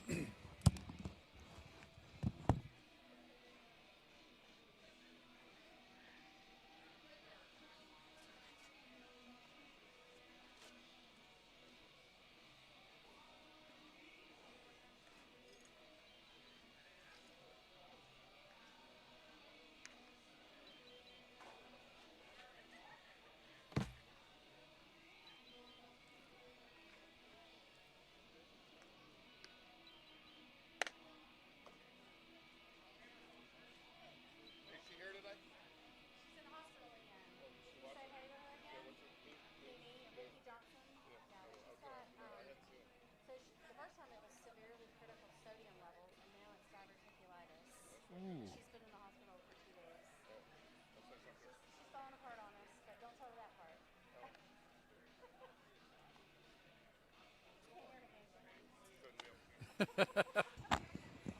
All right, we will do it here. Thank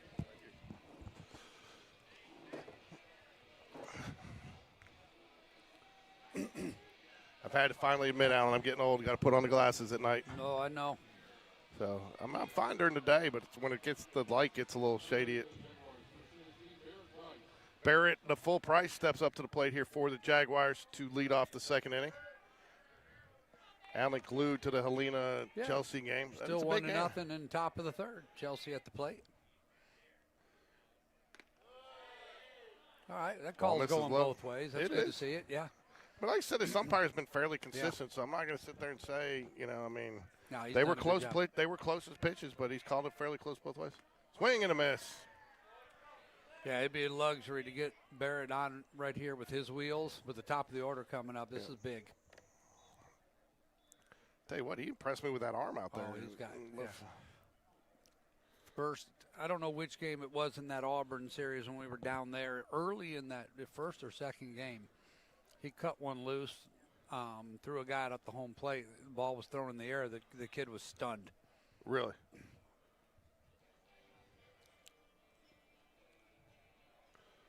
Smith having a comms issue behind home plate. Oh. Looks like he's completely redressing. Yeah, he does.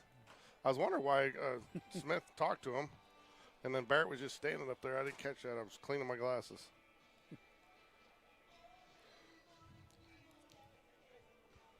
All this technology just to play catcher. Barrett Price back up. We're back in action. What's going on with this thing?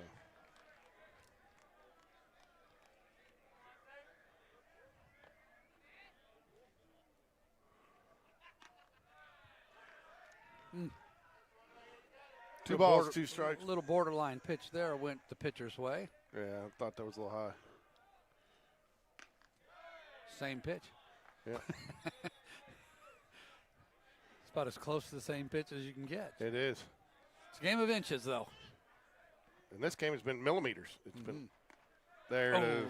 Now that one was a little bit lower. That you had to swing at that one. Yeah. All right. 1 out rally? 1 out rally. Let's go. We got to get those runs back. Yep. No, I felt all day today like we were going to be in for a battle tonight. Yeah. And mentally we had to be ready for that.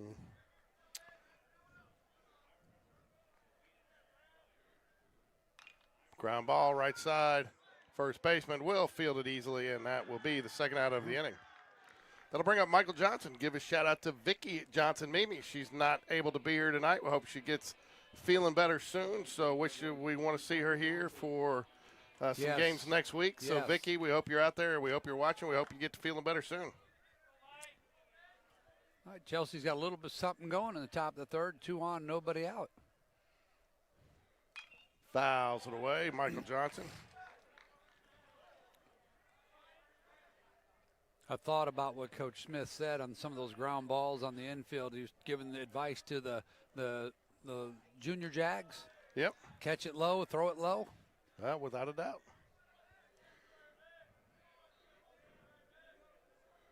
1-1 count here to Michael Johnson. Fly ball, right side. And it drops, thankfully. Look at that. We can see Yeah. that now. I don't have to stand up and lean into the net to try to see what's going on. Of course, when we're in the dugout like that, you're not going to see much because everybody's up at the rail. Rick, you couldn't be here, and I got first baseline camera done just for you.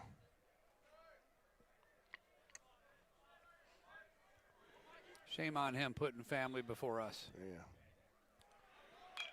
Fly ball again, right side. That should get out. It does.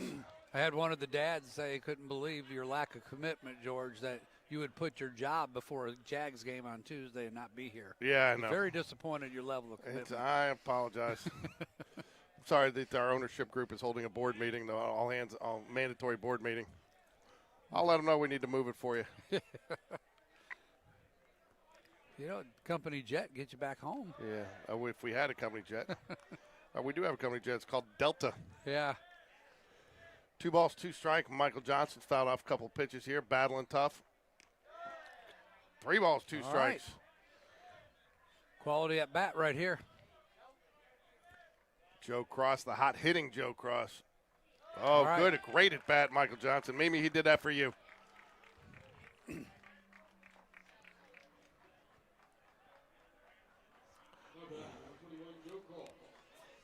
Joe Cross steps up to the plate for the Jaguars. You know what this is? It's a 2-out rally. 2-out rally.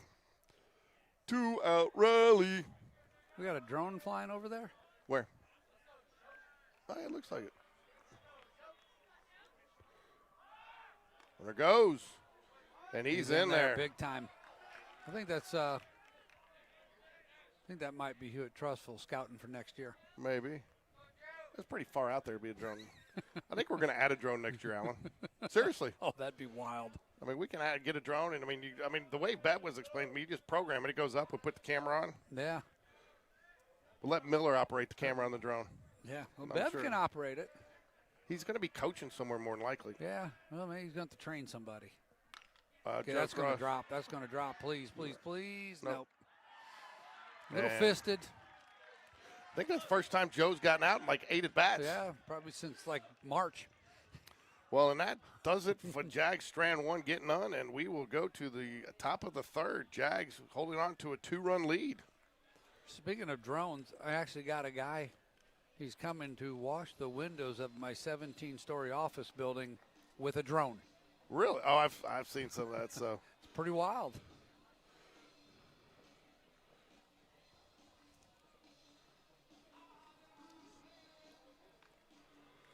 Spain Park Baseball would like to thank their sponsors, Birmingham Landscape Design, Wells Fargo Advisors, Strongbox Self-Storage, and Marathon Electrical Contractors, as well as – oh, I got to get on the other screen.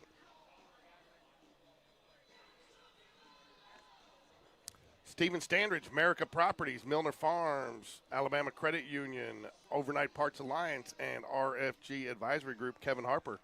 Spain Park Baseball would like to thank you all for your sponsorship. Thank you, thank you.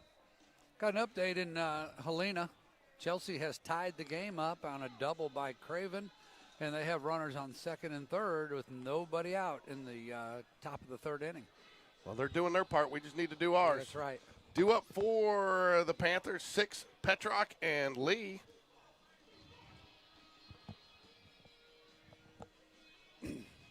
Brody Smith out for his third inning of work. We have had an official Lars sighting, so Lars is in the building. Miller's here, so my guess is she doesn't have to leave today.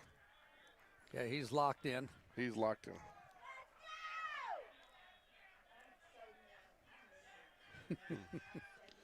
Ball low. Bro, he looked like he fell off the mound a little bit there.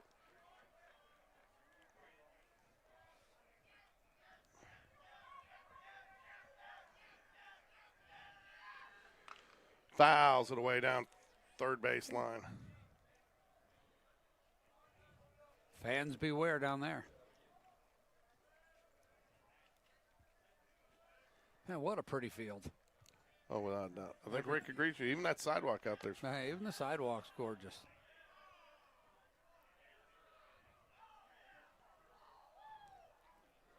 Brody giving his catcher some direction. Oh, fouls it away again. Foul.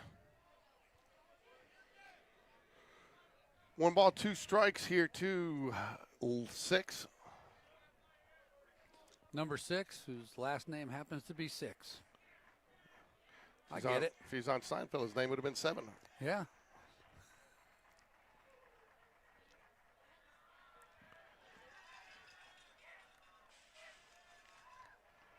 We don't need to hang that off speed here. Oh, Ooh. wow. I think he was sitting off speed, got a fastball. You did hear and what did just enough. You did hear what happened, though, right, Alan? What's that? 7, 8, 9. Oh, that's what I heard. That's a goodie but an oldie. Oh, an yeah. oldie but a goodie. That's a dad joke, buddy. Oh, yeah. Classic dad jokes.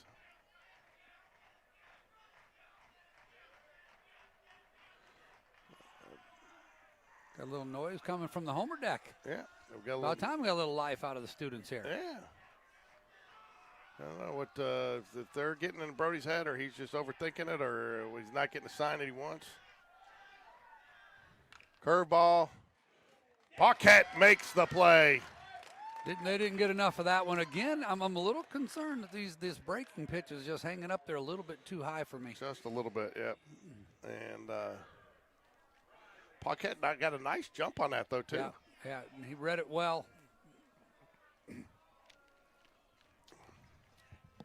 He already set the bar, though, for the wall defensive play of the game, so that doesn't qualify. Yeah, not just the play, it was the win as much as the what. Yep. Nice pitch. And here we are throwing around the infield again. We're just going to make sure Joe's paying attention out there. I told Dunn I was going to make him you had one job to do. I was at video this week of the ball getting thrown back, and then the comms issue and, having him go out there and try 7, but thought that might look poorly on Evans, so I didn't do it. Yeah, good decision. Fly ball center field. Joe Cross is calling it. Oh, how does that fall? My goodness, Coach Smith's not happy. That's inexcusable. They got to cut. The communication is such a big part of what happens in those alleys. How does that happen, Alan? I don't know. I thought he had it all the way. I mean, that's a routine fly ball. Or did I see it differently? No, you're right. And, that's very frustrating. The pitcher's got to put that behind him. That's frustrating for a pitcher. When you make your pitch, you get a weak fly ball, and somehow we just don't get to it. I mean, it looked like Slade Bounds could have gotten there too, but it looked like Joe. I don't know who called it, but apparently nobody, and they each thought the other one was taking care of it.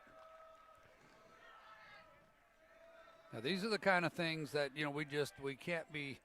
We got to clean these kind of things up. Simple communications and frankly hustle.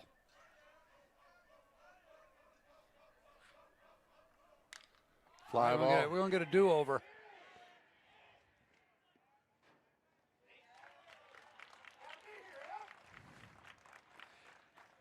Even that looked a little unsteady for some reason. Maybe it's just the twilight. I tell you what, Coach is not happy. Coach is not happy with the defensive performance right now. I mean, getting on one of the players right now for not backing up on that throw where they could have been. So we could have – a good decision by Slade Bounds. Didn't have the backup there. So if you got the backup, you might have been able to try to squeeze a double play out of that. Georgia still comes down to little things. On every play, somebody has somewhere to be.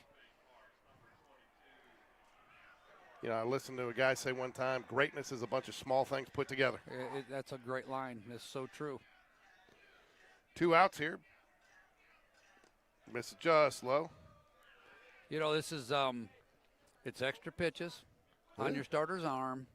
It's a little extra stress. Spain Park just needs to shake that off, put it behind them. So what? Now what? And make the next play. Yeah, it's a little extra momentum you give them, like you said. Yeah. And, I mean, David Sharp says it all the time. Extra outs means extra runs. Usually. I mean, you should be in the dugout right now batting. Yeah.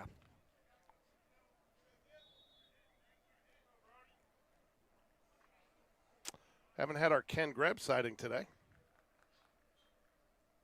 From Michigan? Yep.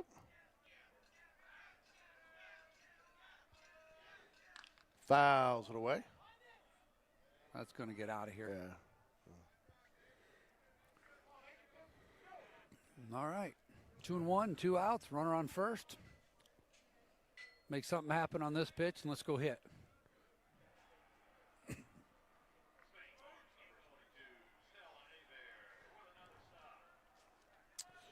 2 balls, 1 strike here to Smith. Smith had the big hit and off the wall last inning.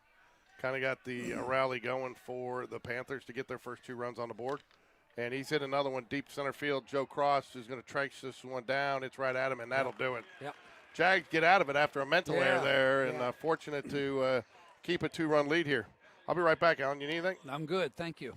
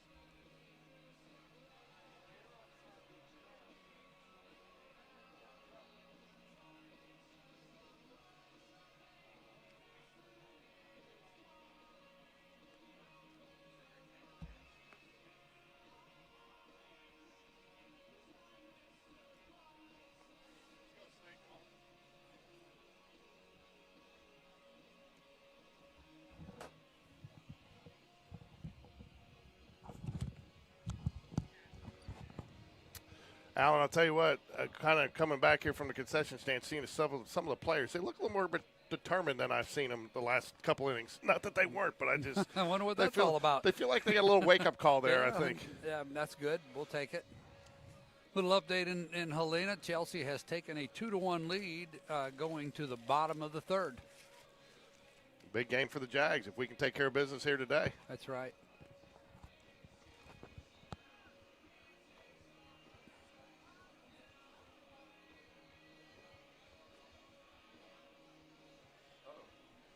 All right, Hoover still up 6-0. That game has gone to the 7th at Oak Mountain, and still a no-hitter intact for Adams. Wow. Evan the Toolman Taylor steps up to the plate. Hard hit ground ball in the first inning. Takes ball one. He's been a cannon, though, behind the plate today. Oh, he's had two guys attempt to steal on him. Both got to go sit down in the dugout afterwards. That ball's crushed. That has a chance. That was caught. Holy cow. Wow. Another long run for Fitz out there. Track that one down on the warning track. Probably about 365 feet from home plate. That is crazy. Well, let's just say this. Evan Taylor's locked in right now, too. He is. Slade Bound steps up to the plate.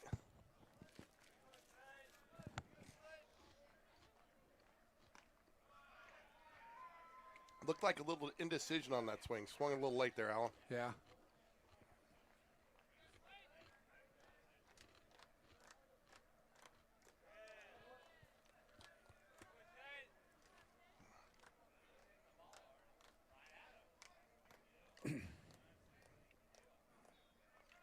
That's like the third or the fourth ball that Evan Taylor has hit to the deepest part of the park that has Yeah. been caught at the warning track.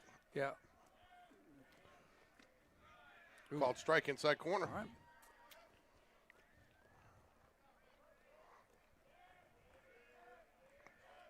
We need base runners. We got to get something going.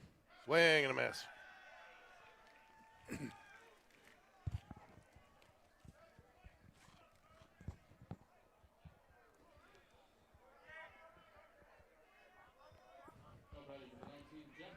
All right, let's see if the jackhammer can get something going here.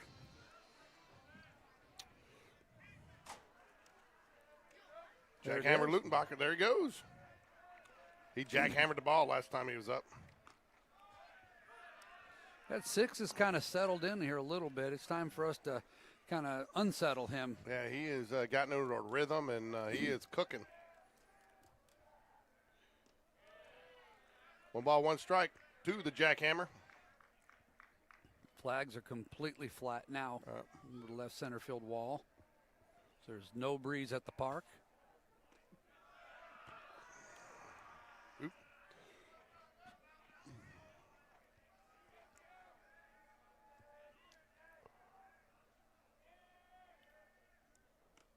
Oh, wow. Okay. That looked like a duplicate. Yeah.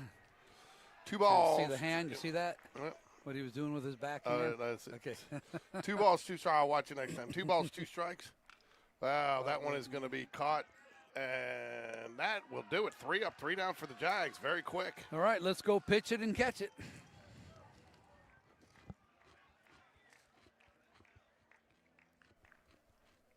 I take you saw Trussville got swept by Vestavia.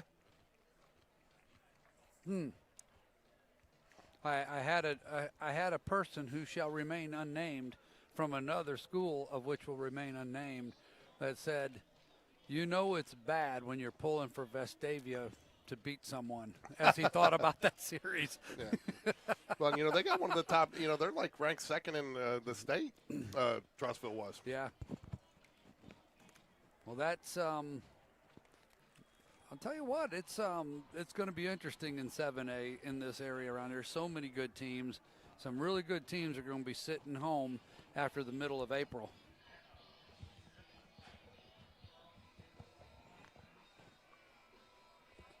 I just don't want it to be the Spain Park Jags.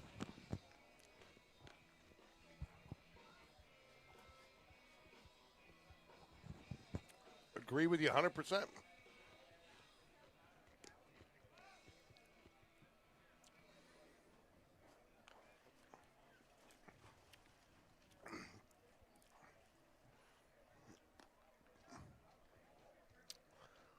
So top of 4 here. Due up Hurd, Anderson, Ferguson. Jags are actually getting out hitting this game. Yeah. Brody's at 55 pitches, 34 for strikes. That's pretty good as we enter this 4th inning of work.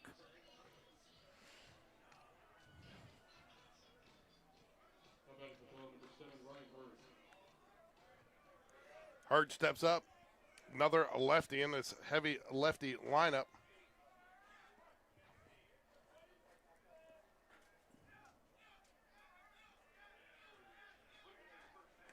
Ball in the dirt.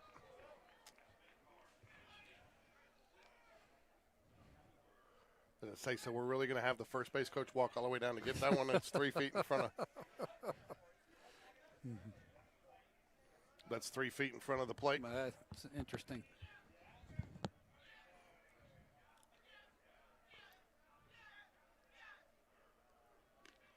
Called strike.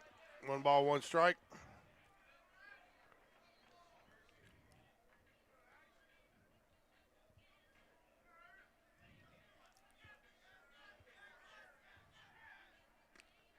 All right. 2 strikes. 1 ball, 2 strikes. Battling back. Looks like Hurd gave up on that pitch, but the umpire didn't.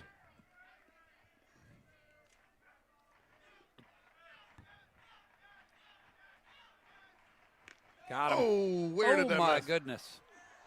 Coach Smith is not happy. You could just see. You talk body language. I mean, he turned. I mean, kind of. It's the jaw that I noticed. Man, oh man, that looked good. Of course, we're on the sideline here. We get that, but from here, that looked like identical to the previous pitch. Swing and a miss. He got him. That'll fire up the infield. That'll fire up Brody Smith. Battling back. And we're getting some noise out there out of the Harper home run deck out there. Yeah, they've got a few more heads in over the wall. Anderson steps up to bat for the Panthers. Not sure what that sign was Coach Smith was given to the middle infield. Do you? No, it was to Joe Cross. I think that was him coming in a little bit. Okay. Watch for it hitting in front of you. I believe that's what that was. That was a strike. I mean, how is that not a strike? That one was a pretty pitch. Ground ball, shortstop. Go get that hop, Michael Michael. There you Johnson. go. And gets the out.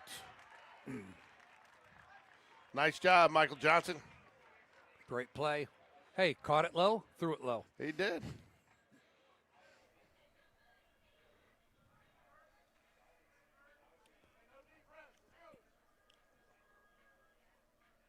Here, Coach Smith, no deep breaks, can't relax. Yep. So Ferguson steps up. You like to see Brody getting some help there.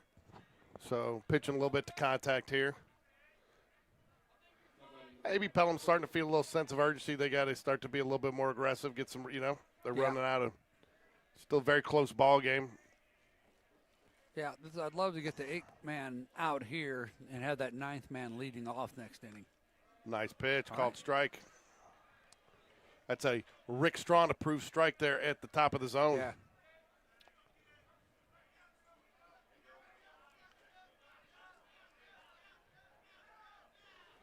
Ooh, a little too high for that one. Yeah, he reared back and reached for a little bit extra on that one.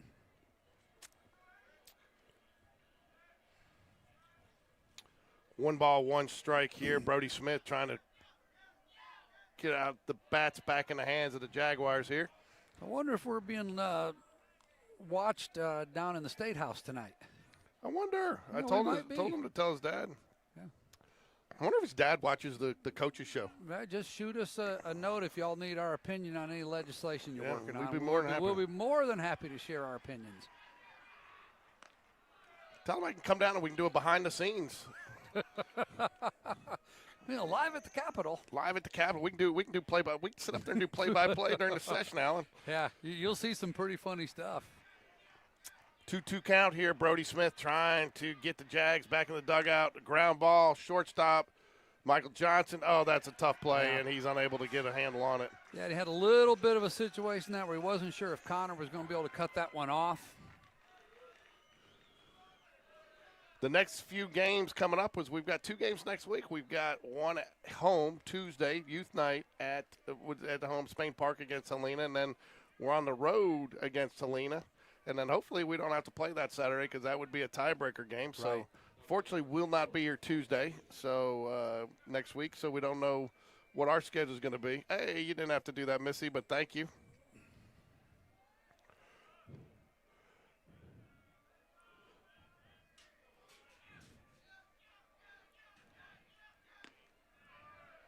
Davis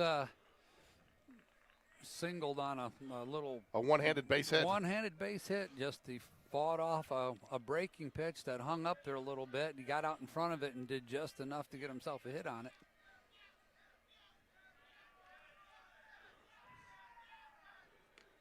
Ball 2. You definitely don't want to get back to the top of the lineup No. here. That was a tough play right there. Yeah.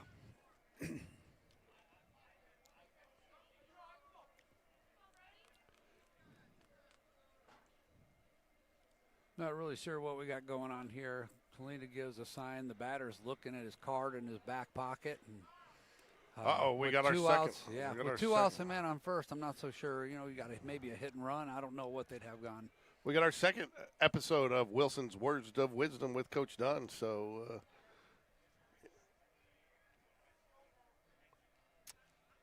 and this one is more, I think, to tell Brody, let's just go get this guy, get him out. Let's get out of this. We need strikes here. Let your defense do some work. What do you think? That's it.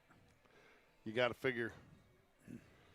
Let's give it a look down there. We do have a little bit of action. I cannot see who it is in the bullpen, but there is somebody warming up in the Spain Park bullpen. I would actually bring Greb up a little bit here. I mean, the coach is probably desperate to get to the top of the order with some runners on here. Davis, pretty good speed.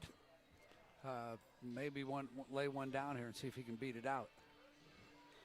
Yeah, Coach Dunn just realized that he, last couple of games he hasn't had many opportunities to go out there. His NIL package. Yeah. The bank account was suffering. Got to earn it.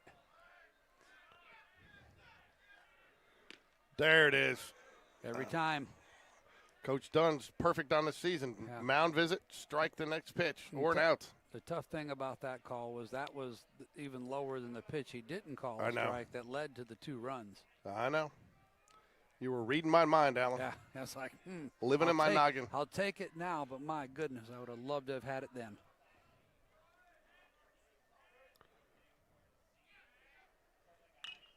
There we Ground go. ball, right side, Paquette. And nice play. He makes the out.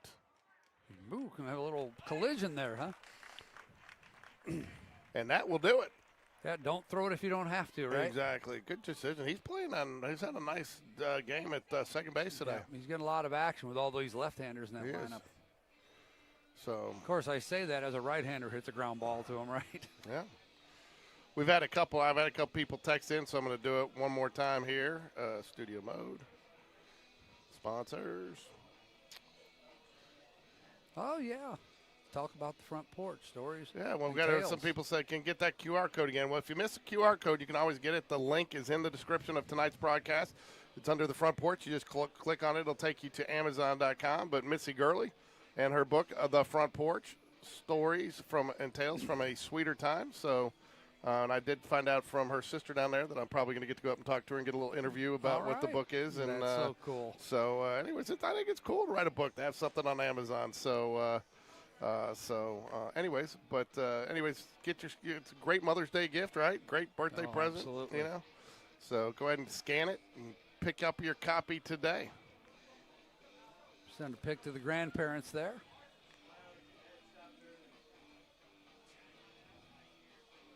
You know what else we'll do right now?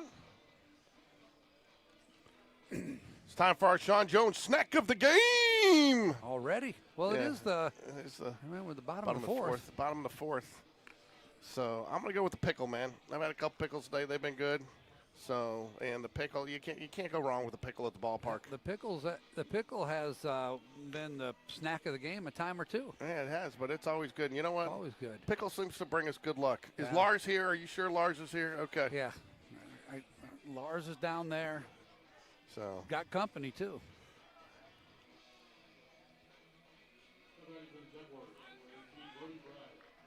Brody Bragg steps up to the plate for the Jaguars. You know, Alan, we talked time and time again last week that the success of a team in the playoffs comes from this part of the lineup. Yeah. So we got to see if they can do it here. Yep, 7, 8, 9. Let's go.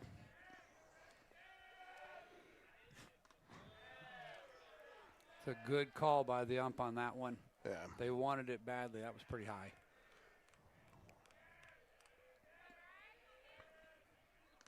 Two balls, no strikes. Be huge to get a leadoff runner Yeah. off here. You know, it just sets that tone for the inning. Well, I'll tell you what, if he gets on here, Would you look for a bunt? I'm having Paquette bunt for a hit. 3-0, bunt for a hit, or Wow. just I think he's bunt. I think he'll bunt. He's got that in there in that toolbox. he does. Did he borrow that from the tool man? He might have.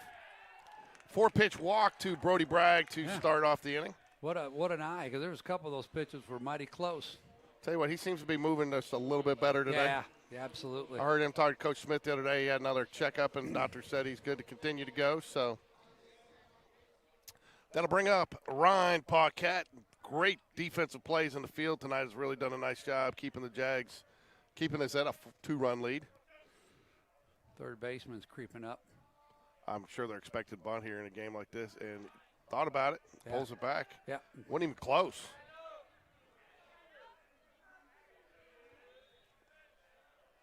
Yeah, you're definitely not bunting that pitch.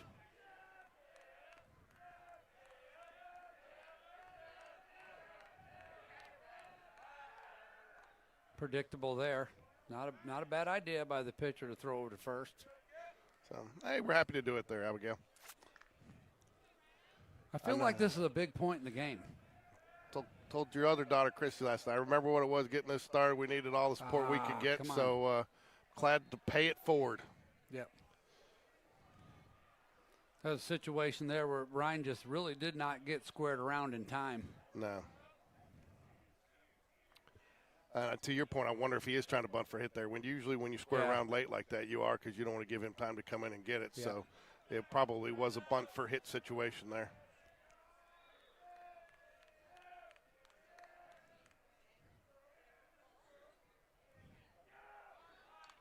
Good bunt there. Good bunt. He's got a chance.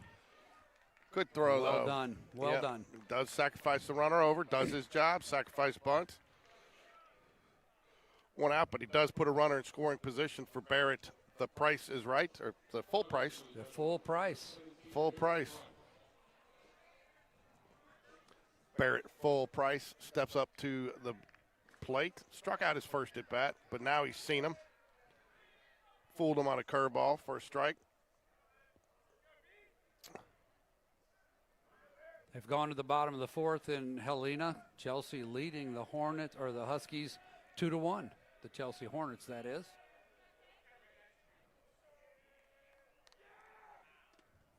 Ooh. So they're not expecting the bunt here. Third baseman is dropped back. Yeah, I mean. It's a very conservative approach, but I'm not so sure I wouldn't bunt for a hit here. Wow, Or do that. That's going to get down. There's no way he gets that. That's going to be at least two. It's going to be a ground rule. Oh, double. wow, it is an automatic double. And unfortunately, because Brody Bragg had they're to gonna hold give it up, to him. he is going to get home plate. Yeah, he'll still get it. He gets two I was bases. concerned. No, he gets two bases. He gets two bases on it. That's a huge hit. You get the base, Again, you're going 2+1. I mentioned this. This felt like it was a big part of the game. So we get a walk, we get a sack bunt, we get a double, and the Jags have got back one of those 2 runs. Now let's get the other one. Huge, huge hit there from your number 9-hole hitter to get it back up to kind of grab. Ginormous.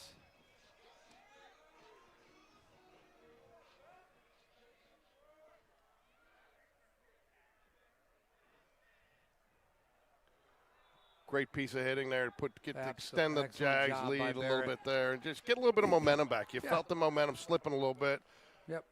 Pelham holding us, and for how. Brian Carter always talks about winning an inning. I think for Pelham to hold us to no runs is almost a win for them. Yeah, that's right. Any team. At that point, we were tied 1-1 on winning innings, so this helps. So.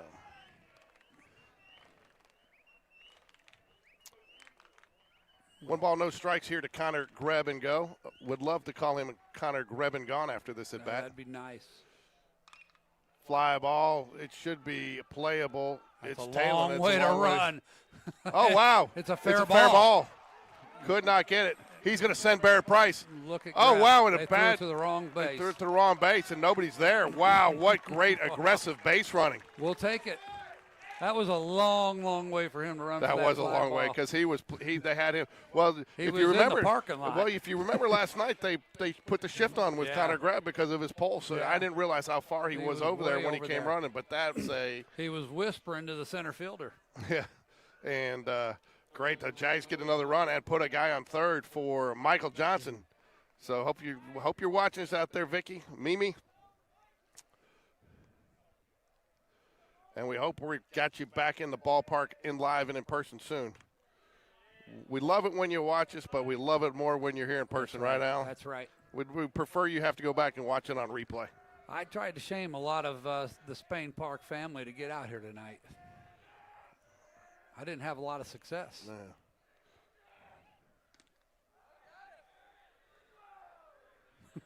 They called that an error. Nash Davis scored that an error.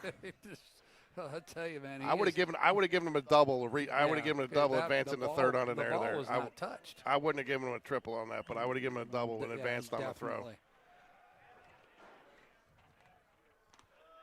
Oh, wow, high strike. Got to call it both ways there, Blue. Yeah. That's the first one I'm going to call you out for. 6 getting up there in the pitch count, 77 pitches. Ball outside, 3 balls and strike. It looks like, he was cooking there for a little bit, had that rhythm. It looks like Jags have kind of gotten we him rattled disrupted just it a little bit. We got the infield drawn in here with 1 out in the bottom of the 4th. That huge run standing out there at third base. Alan, we got runners on the corners, head, shoulders, knees, and toes. Knees and toes. There you go. So, man, I haven't been able to do that in a while. I know. It felt good. I tell you what, Alan, we said at the beginning of the inning, wanted to see, and they delivered. Yep, Your that's 6, right. 7, 8, 9 hitters really came through there. They all did their job. Yeah, Brody Bragg started off with a walk. Paquette, great job with the bunt, sacrificing himself for the good of the team, getting them over there. And then And Barrett Price, the double. bangs one hopper off the wall. Opposite field, nonetheless. Oppo. He was trying to go for that Oppo taco. He was. I have not seen anybody down in the Pelham bullpen, so I'm not sure that this is a visit for a pitching change. I think it's probably just talking a little bit about what they want to do in the situation. He's about to hit the 80-pitch mark in the 4th inning. Relatively more pitches than you would want your pitcher I'm not to sure why throw. Connor Greb is coming all the way into the dugout.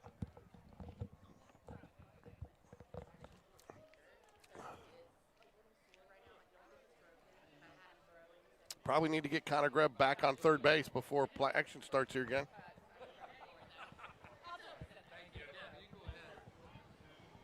What are we doing here? Where's Connor Greb?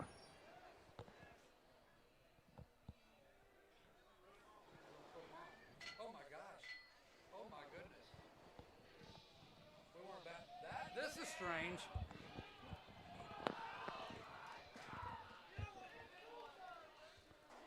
Oh, it's getting noisy now. I don't know if he clipped it cool. He couldn't tell. He thought it might have, but so they elect to put Joe Cross on and load the bases. Going to bring the runners in on the corners. Let's go ahead and give the tool man salute. I think that's going to make a difference. Let's give him the tool man salute right out of the gate. I'll tell you what, even if he hits it as far as he does and it gets caught last time. Swing. He wanted that one. It might score 2. Yeah, if he hit, as far as he hit it on the tag up. Yeah. So cool. I couldn't tell if it clipped it, but interesting decision here especially with these 2 guys coming up. Yeah, I kind of feel like they might have done us a little favor. Oh. Tell you what. Of course, they had enough of Joe Cross Tuesday night. Yeah. But I'm telling you what, you're putting another run, 90 feet closer. Yeah. I get it if first base was open, but.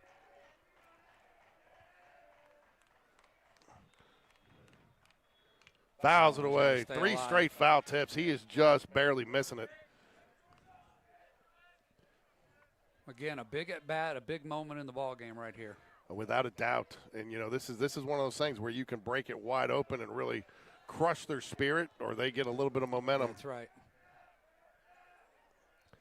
Ground ball, third That's base. It's going there. to get through. Base hit. The tool man. It's going to score 2. Here comes Michael Johnson. He's in there. There you go. That was the hit we were looking for. That's huge. Great at bat, but now he does get the tool time salute on that one. Yeah, absolutely. Great job, Evan Taylor. And he gets to go in the dugout and get congratulated as Camden Major comes in to courtesy run for him. And that'll bring up Alan. Now, you know what? Now you took all the credit the other night with your camera for your son's hit. So Yeah. I think we should, as a broadcast booth, take credit for this inning since we were the ones that said we needed the 6, That's 7, 8, right. 9 hitters This to is step on up. us. It's So, all us, baby. It's all us. It's all about us.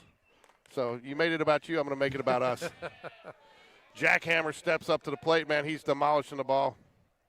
No, Helena had the tying run on third with 1 out after a 3-base error by the left fielder, but they failed to score. And they're going to the top of the 5th with Chelsea still holding on to a 2-1 lead. Oh, wow. That was behind. Oh, I'm sorry. I got the wrong person. Jackhammer's not up. I'm sorry there, Bounds family. Yeah, That was behind Slade Bounds. Jeez, George.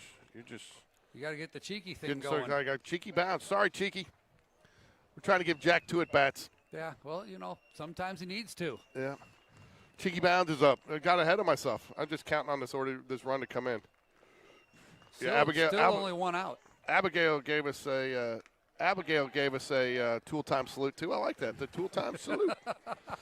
I love it. I love it. What time is it? It's tool time.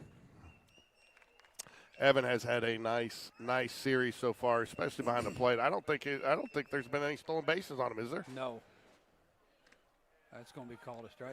Yep. I was thinking maybe, the third part of that home improvement, that young girl, maybe we can get her to be the bat girl. Yeah, maybe. I don't know. I think Miller put something Miller's up there. got that job. Does he have a contract? I don't know. I'm not sure that my contract's been renewed for next year. Do I need to see Look, about dude, that? Let me tell you something. I'm listed day to day. Yeah. Ball 4. Yeah. Bases are loaded. Now we got the jackhammer. Yeah, you got the jackhammer. You got activity in the bullpen, and that's really tough for Pelham. They don't actually have a very deep roster numbers wise, and a lot of their pitchers are position players as well. And I'll tell you what, that right there is why I wouldn't have put Joe Cross on. Yeah. All right, because even you get Evan Taylor to get that hit, and now granted they might have stole, okay, but I mean with Michael Johnson there, but I would have, you're only giving up 1 run there, and then if with that hit to left field, then they're probably and then so and then you're probably at first and second there. And then even with that pass ball, so you probably would have kept 1 run off the board. So at this point, after the jackhammer bats, we have batted around in this inning. we would have. Yeah. So we got Sea-Dog Major on second base with the oven mitt. Doug Cole approved. The jackhammer up at the plate here. I want to see Sea-Dog come crossing the plate and running right past us. Called strike right down the middle. All right, now watch Lumenbacker's left hand here. You ready? Yeah. Oh, yeah, a little less of it this time. Yeah. Usually it's got a little wiggle. See it shimmer. Oh, wow. They're going to track that one down, but it's going to be good enough to score another run. Yep, and that's did his job. Did his job. He did. Good. Jags plate another one. And Brody Bragg did a good job on that. That was well struck into the – tell you what, I'm a little surprised at how much of a shift they've got on for our left-handed batters. Yeah, I mean, Fitz has had to run wind sprints into the left center field gap multiple times. Made a heck of a catch on Evan Taylor earlier in the game.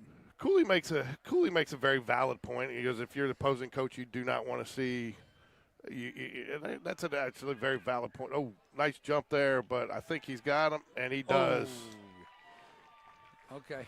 But Cooley makes a very valid point. He says an opposing player, as much as Joe has hurt them, you want to see somebody else do it. So put him on and let somebody see if somebody else can do it for you. See if somebody else. So I'll give you kudos on that one, Cooley. Well, that makes sense.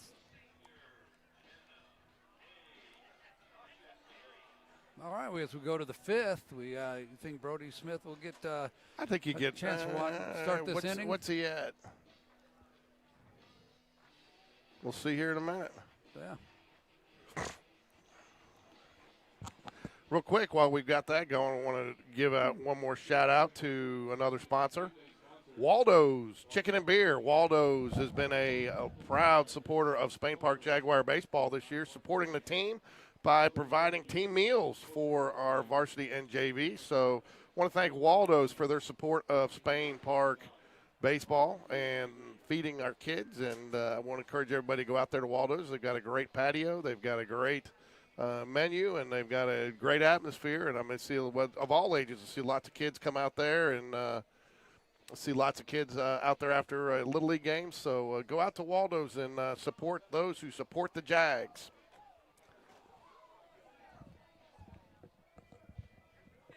Who is this? Connor Dabbs?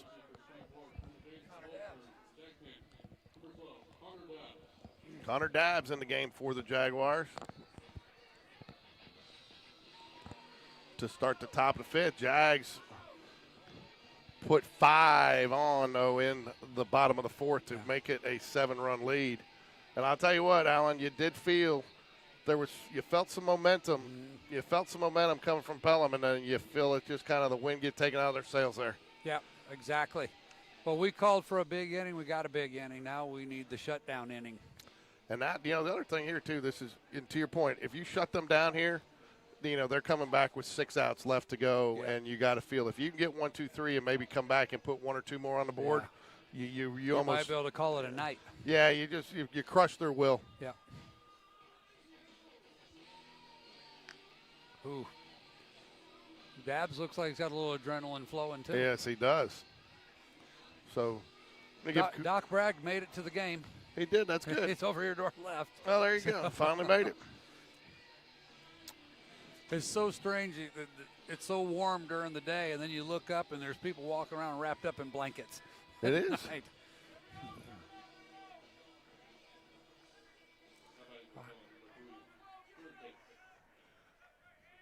All right, they're back at the top of the order as we start the 5th inning.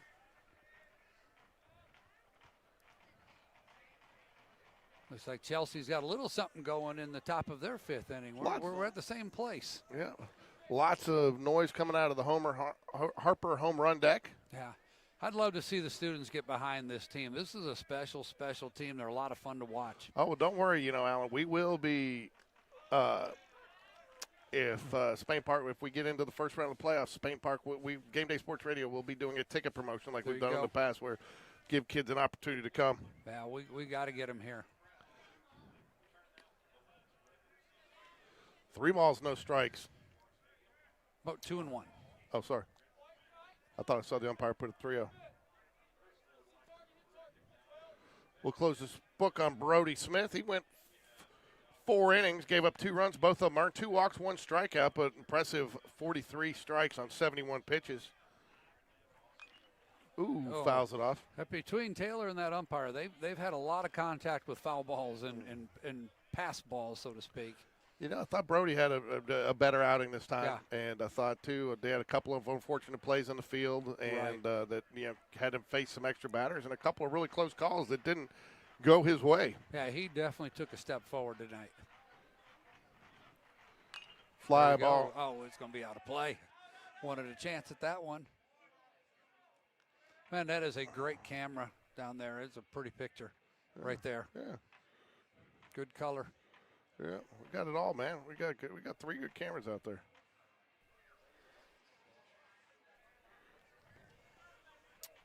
Two count here to Fitz. He's giving him Fitz, trying to get him out.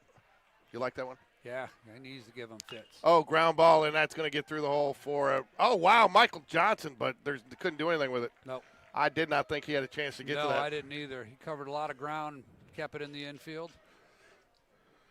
Great play, but just no chance of a throw there. All right, Chelsea fails to score in the 5th. They're going to go to the bottom of the 5th with the Hornets still leading the Huskies 2-1. Wow. We might have to stay on live and do play-by-play of that game after this one gets done, just in case. Just in case. It's very important. Little pickoff move. Homewood losing 6-3 To who? to the Gardendale Rockets. Wow. I tell you, that team was scrappy. We saw them play this year. There was a little talent on that team. Yep. They were young. Ground ball, right side, Paquette, fields it clean. He's going to try to turn two, That's a and he double does play. get two. Wow, good job, middle infield. Great job by Dabbs getting the ground ball. And that is the wall. Outstanding defense, Yep. the basic drywall. In case Dr. Maddox is still tuning in, I'll let him know the Hoover Bucks were able to defeat the Oak Mountain Eagles 6-1 tonight. There you go. So they take that series. Great double play. I mean, that is an inning killer. And that's what we called for. We want a shutdown inning. Oh, that looked good. That did look very good. I tell you what, man, Pelham does not travel. There's like 8 people here for them. Yeah. Well, hopefully they're watching on Game Day Sports Radio. It may be. It is a little chilly out there tonight. Oh, wow. That's caught. Nice shot, though. Good swing. Line drive out the Slade bounds. Yeah, and that will do it. 3 up, 3 down. How many pitches for Dabbs that inning? About 7? 8 pitches. 8 pitches. 9, because I hadn't recorded yet. Oh, that's right. There goes 9. 9 pitches, 6 strikes. Good job for Dabbs.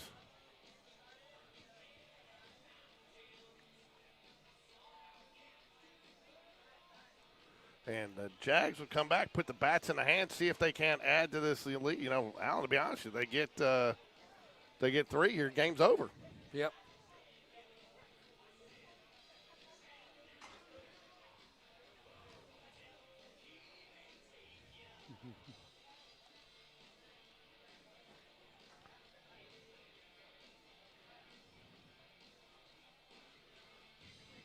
We didn't get to do it last inning because I didn't catch it because we didn't go to the bullpen, but so I'm going to go ahead and do our Vance Law Firm call to the bullpen. Injury lawyers, Kyle Weidman, the managing partner, motorcycle, big truck, and car accidents, thevancelawfirm.com.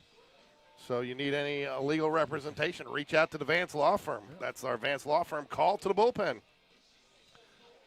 You can even see, no, you can't really see their banner. It's kind of blocked by the pole down there.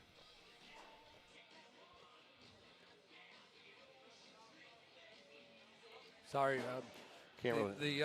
some of our audience is chiming in on my phone here, trying to keep up with the traffic. The road traffic, is it that busy out there?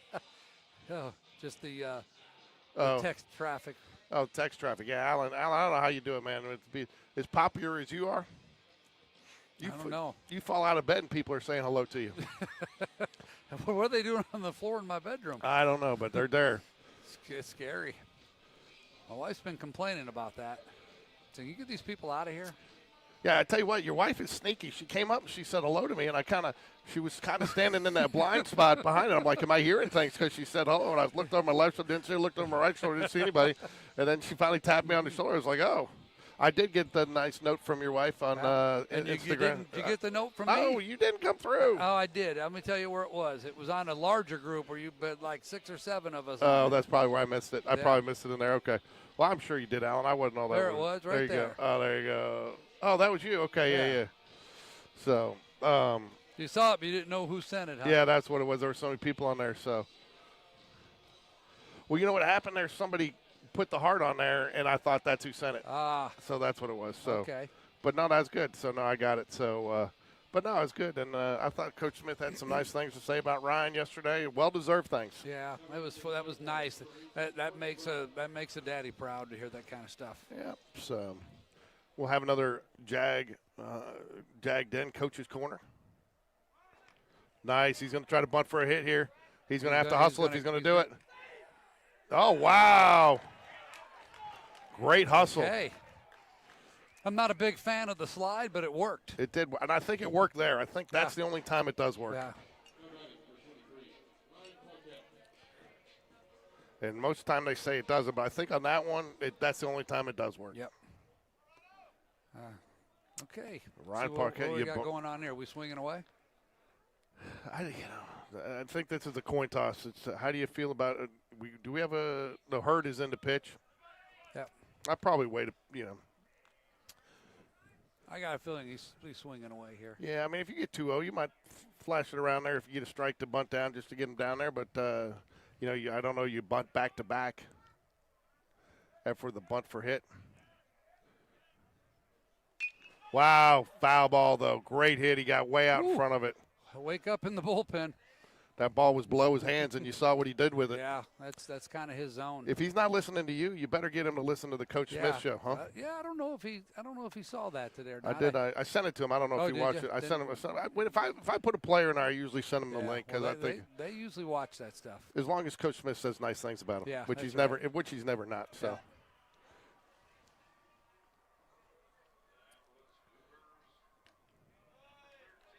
All right, good take. 2 balls and a strike to Ryan Paquette. It's nice to hear someone say something to him that I've been trying to say, and then he'll listen to someone else, right? That's right. Typical kid.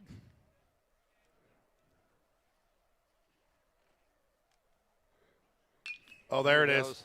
That's going to get down into the gap. No, a big hop. Brody drops anchor. Nice hit by Paquette. Another nice bit of hitting. He was hitting, I think Coach Smith said about 292 with the way he's gone last couple games. He may be getting that up over 300. Yeah, the game changer guy wasn't so tough on him. We might have. Yeah, exactly. Like they're tough on Greb tonight. I know. I would have given Greb a double on that. I mean, that was clearly a double because the guy ran a marathon to get there, and then he had to lunge for it. And even if it got glove, it was not a play. It was not a routine play. No. I'll tell you what, and I'll tell you who doesn't care is Connor Greb. He'll take standing up on third and putting a couple runs across the board. Right. What'd they call their ball? Yeah, he pulled back.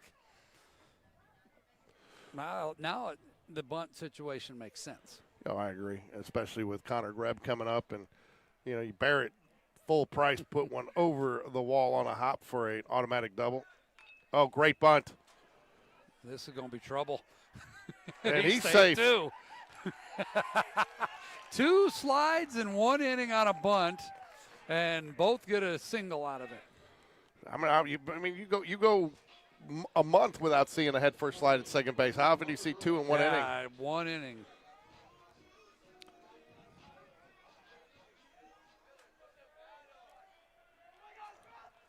All right, Connor Greb and go steps up to the plate. Bases loaded here for the Jags. Jags got a chance to close this one out here. Bases loaded, Alan. You need 3 runs here to close it out, and you don't even have to worry about coming back out to the field. I can see that happening, too, with nobody out in the top of the order. And I'll tell you what, as you pointed out earlier, I know Hurd's been their number 1. He struggled a little bit. And look at this, guys. Look at the shift that they've got on for him out there. This is unreal. Well, I think you got the winning run is extremely fast on first base with nobody out, and you got these guys coming. You got Murderer's Row coming up. The Spain Park version. And you think that he is tightening up a little bit, this pitcher, 2-0 count? Yeah, he's struggling. Neither of those pitches were really even competitive. And, you got no place to put Joe Cross if it gets to him, which it should. Yep. Oh, wow, bounces it in there. Hurd just doesn't have it tonight.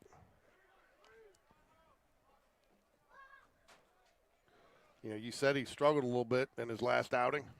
Yeah, I looked at the numbers, and after I heard Coach Smith say that they assumed he was pitching tonight, but he had a tough outing against Helena last week. Called strike, painted that one right down the middle.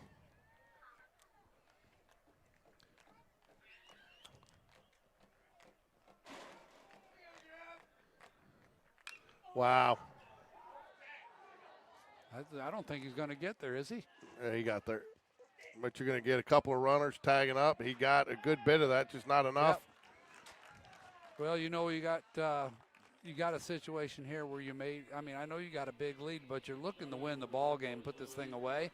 So, will Price be on the move here with runners on the corners? I think so. I think you do, and why? You don't give a scrappy team an opportunity to hang around. No, it's playoff baseball. This is not station to station at this point. Yeah, it's a different situation not a friendly, because of the run rule. Exactly, and you get out of it. You save some pitching for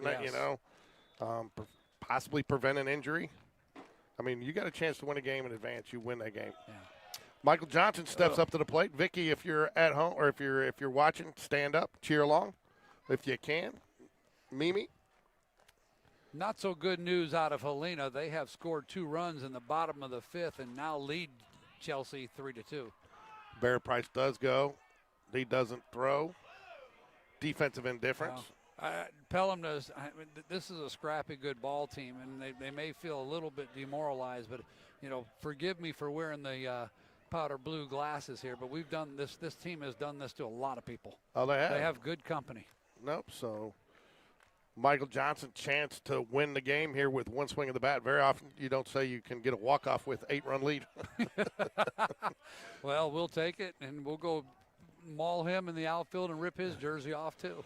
So, like we did Cross and Paquette. All right, Chelsea Hornets, let's get some hits here. All right. So So if Helena holds on here, then you just have to win one at Helena to clinch the area. Yep. Yep. Because the best Helena could hope to be is 3-3 at that point, right? Well, yes, because Helena they'll be 2-2.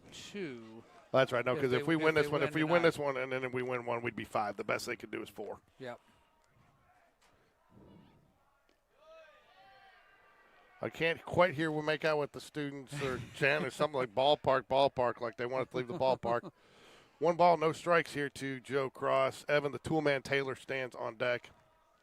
I need to get a little Italian flag on here for Joe Cross. I think they're saying. Now they're on ball 2. Oh, ball 6. Ball 6 is what it was. That's it. Man, it's nice to hear some people out there finally using that and having a good time. Yep. Dr. E, if you're listening, I want you to know the Homer deck is full of students. We're proud to have them all here. We just need some fireworks out there, Alan. Joe Cross, fly ball, center That's field. Score 1. It will. And the runner at second will tag out. It's going to be a close play, and he's in there. Oh, my goodness. Yeah, we got to get home for that very reason. I think they're going to – is he going to try to appeal it? No. No, he was running out there because they had nobody covering second base. No. Good job by there, Paquette. Go sit down, boy. He took that first bunt attempt earlier before he laid it down. The one he fouled off, he took it off the fingertip. Oh, did he? Yeah, we had a little damage done there, but Sarah cut it off and said he could live without it. He did the old Ronnie Lott thing. Oh yeah. All right, 1 run. Isn't that the guy who cut his pinky He did. off? He cut it. Play? Yeah, because he had an infection in the tip, and he just went and. Oh wow! wow! My goodness, that ball's gonna go for a ride. And that'll do it, folks. It's over the wall. Evan, the tool man, Taylor. Wow. With a walk-off. He hit 3 to the wall tonight, and he finally got one that they couldn't catch. With a walk-off double, and that will do it. The Jaguars sweep. I mean, how many runs did we get there? So I guess they're just going to stop it at 12 when you get to 12. At 12. The others don't count. And nice. I mean, great job by the umpires tonight. So we gotta do Josh. our look at Elizabeth out there throwing candy at him. Oh, now we're gonna have to clean the field. Yeah. So I got to go with my basic drywall defensive player. I'm not gonna go player of the game's got to be Ryan Paquette. Stepped up big for the Oh Jags man, that tonight. was huge the way he did it. I mean, it really was a defensive stalwart in the field today. You like that word, stalwart? I've been using my thesaurus. Yes. Yeah. So, but no, he did a nice job out there. And then I'll tell you. And then I guess if I was going to go Game Day Sports Radio Player of the Game, it'd be You got to go Ryan Paquette as well. I think just because he set the tone. And then the other one, I think you got to give the toolman Taylor. Did a nice job at the plate tonight, and he did and then hit the walk off, and then to get that put out was big. So I think we got co-players of the game, but definitely our defensive players of the game. You agree? I agree with that assessment? Those are good calls. I'm happy to see right now Evan Taylor is absolutely crushing the ball, just like Joe Cross has been crushing the ball, the way Connor Greb had been seeing it most of the season. So look at the happy Jags out there. Well, we talked about it earlier in the season, Alan. I mean, we talked about it earlier tonight. Who's going to step up tonight? Yep. Tonight it was Paquette and Taylor. Yep, that's right. So. Hey, look what we got here. We Hey, have man, a Ward what's up, Smallwood sighting. So, I'm not leaving until Amy gives me a hug. So. Okay. You got business to take care of? So. Great job to the tool man. Congrats. And Ryan Paquette, great job defensively tonight, and he's hitting the ball a ton. So, anyways, want to thank everybody for joining us. Will not be here Tuesday night, unfortunately. Have a work commitment, possibly Thursday. We'll have to let people know. Don't count on it, but maybe. Yeah. Maybe. But maybe those games next week don't matter, and we'll be all right back here in 2 weeks for 2 Fridays for a Jags game against who knows. Yeah. So need a little help from Helene or from Chelsea tonight if we're going to wrap it up. Yeah. But Jags are 4-0 right now in the postseason. So go Jags. Go Jags. Look at the happy Jags out there on the field. It was like trick or treat out there. They got showered in candy.